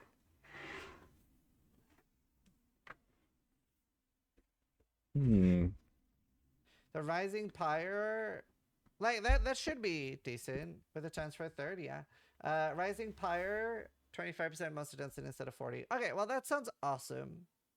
Only noticed because you had to refresh because of Increase that 7 TV emotes not working after a while. That is weird. Well, I don't know why it is would it not change. flat? I don't know. Maybe you're right. Because I changed nothing on my OBS. So they didn't nerf the oh yeah, maybe it's just missing. General improvements. In order to work around a common crash that was occurring with NVIDIA hardware with recent drivers,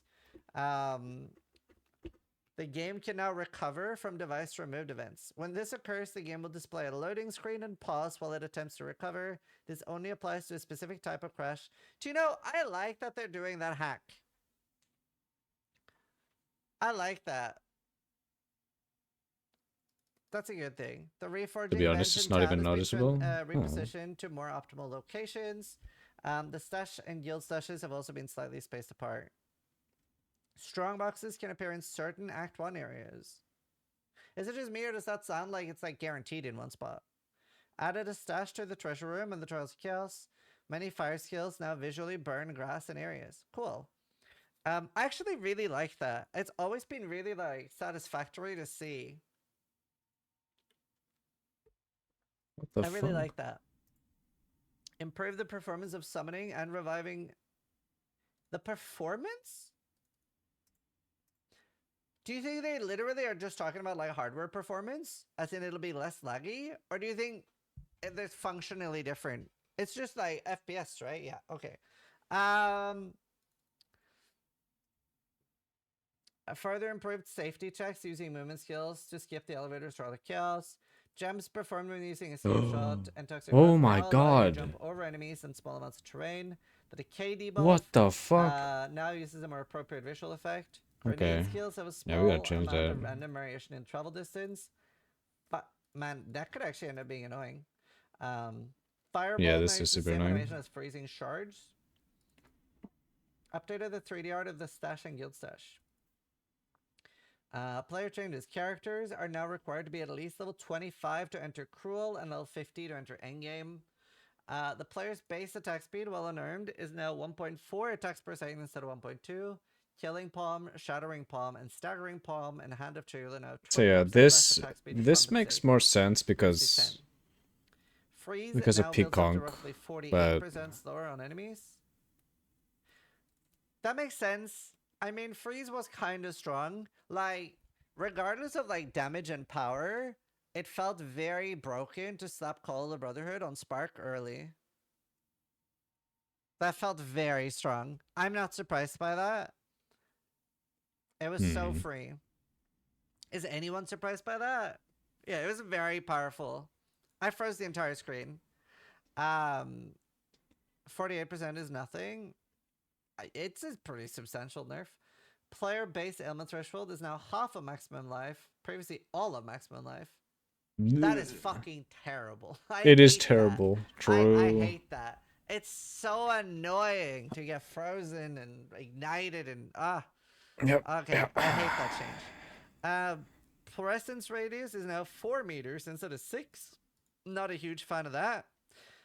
It is okay with 90% Monster all res modifiers stolen from rare by monsters maps. such as Ruby Head have had the effect they provide to players adjusted to be more appropriate. Ugh. The cruel version of Candlemas is 5% life instead of 8. It's gonna be a rough one for hardcore. We're 5 lines in, and this is gonna be a rough one, brothers. Sheesh. Content Why are they reaction of nerfing this? reaction. Yeah. I'm surprised. Do you know what? Before even reading anything else, I've always found it a little bit odd that they're so harsh on defense. Do you know what I mean? Because if I have to choose between watching players one-shot content or watching people face tank content and go through it and go through the actual abilities, I'm gonna watch someone tanky any day. It's so boring to watch like one shot. It's gonna be interesting. It's gonna be interesting. But I wish they weren't so hard on defense. Yeah. Even mini mills might want to go Smith now. Second mode God affliction damn. around 30% less MS if you've been hit by an enemy. Ooh. Wow, that's a huge buff. I love that. Blocking a hit by raising your shield gives you a chance to avoid accumulating heavy stun buildup equal to the chance you would have had to evade the hit. Wow. They already said this in the interview. That's nuts. So you It's do good, evasion- but then Wow. That's but then insane. you have to fucking raise your shield. It's cringe. I still think it's cringe. It doesn't Evasion matter. barrier. Wow. That's huge. Unified stun mechanics and terminology between players and monsters. The stagger That's literally players what suffer about when blocking Zizran too said much he wanted to damage is do. now a heavy Smith stun. with Players are unable specters. to be heavy stunned unless the mechanics specifically states otherwise. Players can no longer be light stunned while their shield is raised. Cool. Modifiers to curse effective means change to instantly apply to curse magnitude. This means they are multiplicative with any other modifiers that the effect has on the target. For example, curse magnitude and slow magnitude are now multiplicative with each other for temporal chains. Cool. Maybe Hex Plus will be really good this patch. Player created objects such as ice crystals no longer have He a doesn't cost or power know. value. Clueless. what? Well, on Ice this part of the crystals can no stream. longer apply on kill effects such as Herald of Ash and Trample Toes Overkill. Do you like when I'm highlighting Don't the tell first line him. when I'm reading? Players have 50% more light stun threshold per time stun in the past 4 seconds. Previously, 25% more light stun. Your heavy stun bar doesn't start emptying until the heavy stun animation is finished. Ooh. Heavy stun duration on players is now 3 seconds, previously 1 second. We're gonna see people dying to this, aren't we? Do you know what? By the way, do you remember? I want to go back Fucking to the no one's gonna logout thing. use. Do you remember now that you can't log out in the same way? Maybe we can set up Zizran's rescue service. Are you about to die, but you've logged out? And you're like, you have me make a macro to invite you. So you log in and you're standing there paused. I come in with an aura and I rescue you. And I'll be like, dude, that'll be 2 divines. And we save you, but we charge like 2 divines per save. Why That'd be you sick. you That'd be just so log good out? content. Sometimes people will die, and it'll be even better content. Or about ambulance, dude. That'd be so. Question good here content. is, what do you do in boss fights in hardcore? Oh, shut up and take. You can't my just dues. log out I'll now? tow your character, Wait. bro. Wait, you can't just log out? Can't you 2 just divines press and 50 minute exit and log cooldown. out? Choose. Oh, that'd be funny. You Players can log cannot out, but if you block or log evade in, hits while you're they're back heavy in. stunned. Where you Critical were. weakness stacks. Oh man, this is gonna be so bad for evade characters. Oh, Critical weakness stacks now. you're right. Track duration Well, individually it rather doesn't. than refreshing the It duration of doesn't all really stacks. say, Ah, that sucks for crit builds. But and you it's cannot TP from understandable, bosses, though. so But one it does shot. suck. That's like, oh, that's heavy, Aw. doc. It was on patch Pinned notes. targets can no longer evade. Pinning a target. Am may I also be regarded? light stunned. The base duration, for endurance, frenzy, and power charge is 15 seconds. That's a weird champ. Like I already dislike all of these charges, and like they could have made them 40 and I still would have been annoyed by the way they work. I'm very surprised at this line. This is just annoying. This is just annoying. You cannot give up. You can either And, die like, or even not. if this said like is now 40 It seconds, is good in I would have been like, hardcore. okay, I still find them annoying. Fully broken armor now causes enemies to take 20% physical damage from hits. Wow. That one is stinky. I mean, we can't like everything.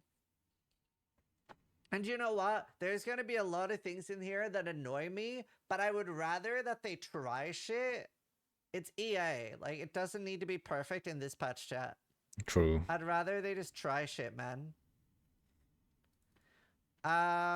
Revivable minions now spawn with their skills on cooldown. He's right. This Yeah, only he's applies right. to newly summoned minions, not minions that have just revived. It is EA. No emote. Oh. Oh. Okay. Okay, I was a little confused by that. But okay, that's fine. What does that mean? It means that you can't... let's say that you found a really powerful specter with a 1-minute cooldown on its spell, but it's really powerful. It destroys everything. You can't have 7 of those corpses lying around waiting, and then summon one, summon one, summon one, summon one, and get 7 of those 1-minute cooldown spells. 70B link incoming. Oh. Look at that. I don't know how it'll work with weapon swapping. Maybe it's also to avoid weapon swapping. But I see what the abuse cases would be, so yeah, this is fine. An ancestrally boosted slam has 30% more damage and 20% more AoE instead of 20 for both. Persistent minions granted by the Ascendancy passive skills will automatically be summoned when you allocate the passive. Players and monsters now count as moving while moving. Oh, now only count as moving while moving, rather than for the whole length of many animations that have some movement. Setting a stat to a specific value, such as Chaos Inoculation, setting your life to 1, Thank you for or the Blood link. Magic, setting your life to mana. Now, of course, before a conversion is applied to that stat. That fucks the amulet.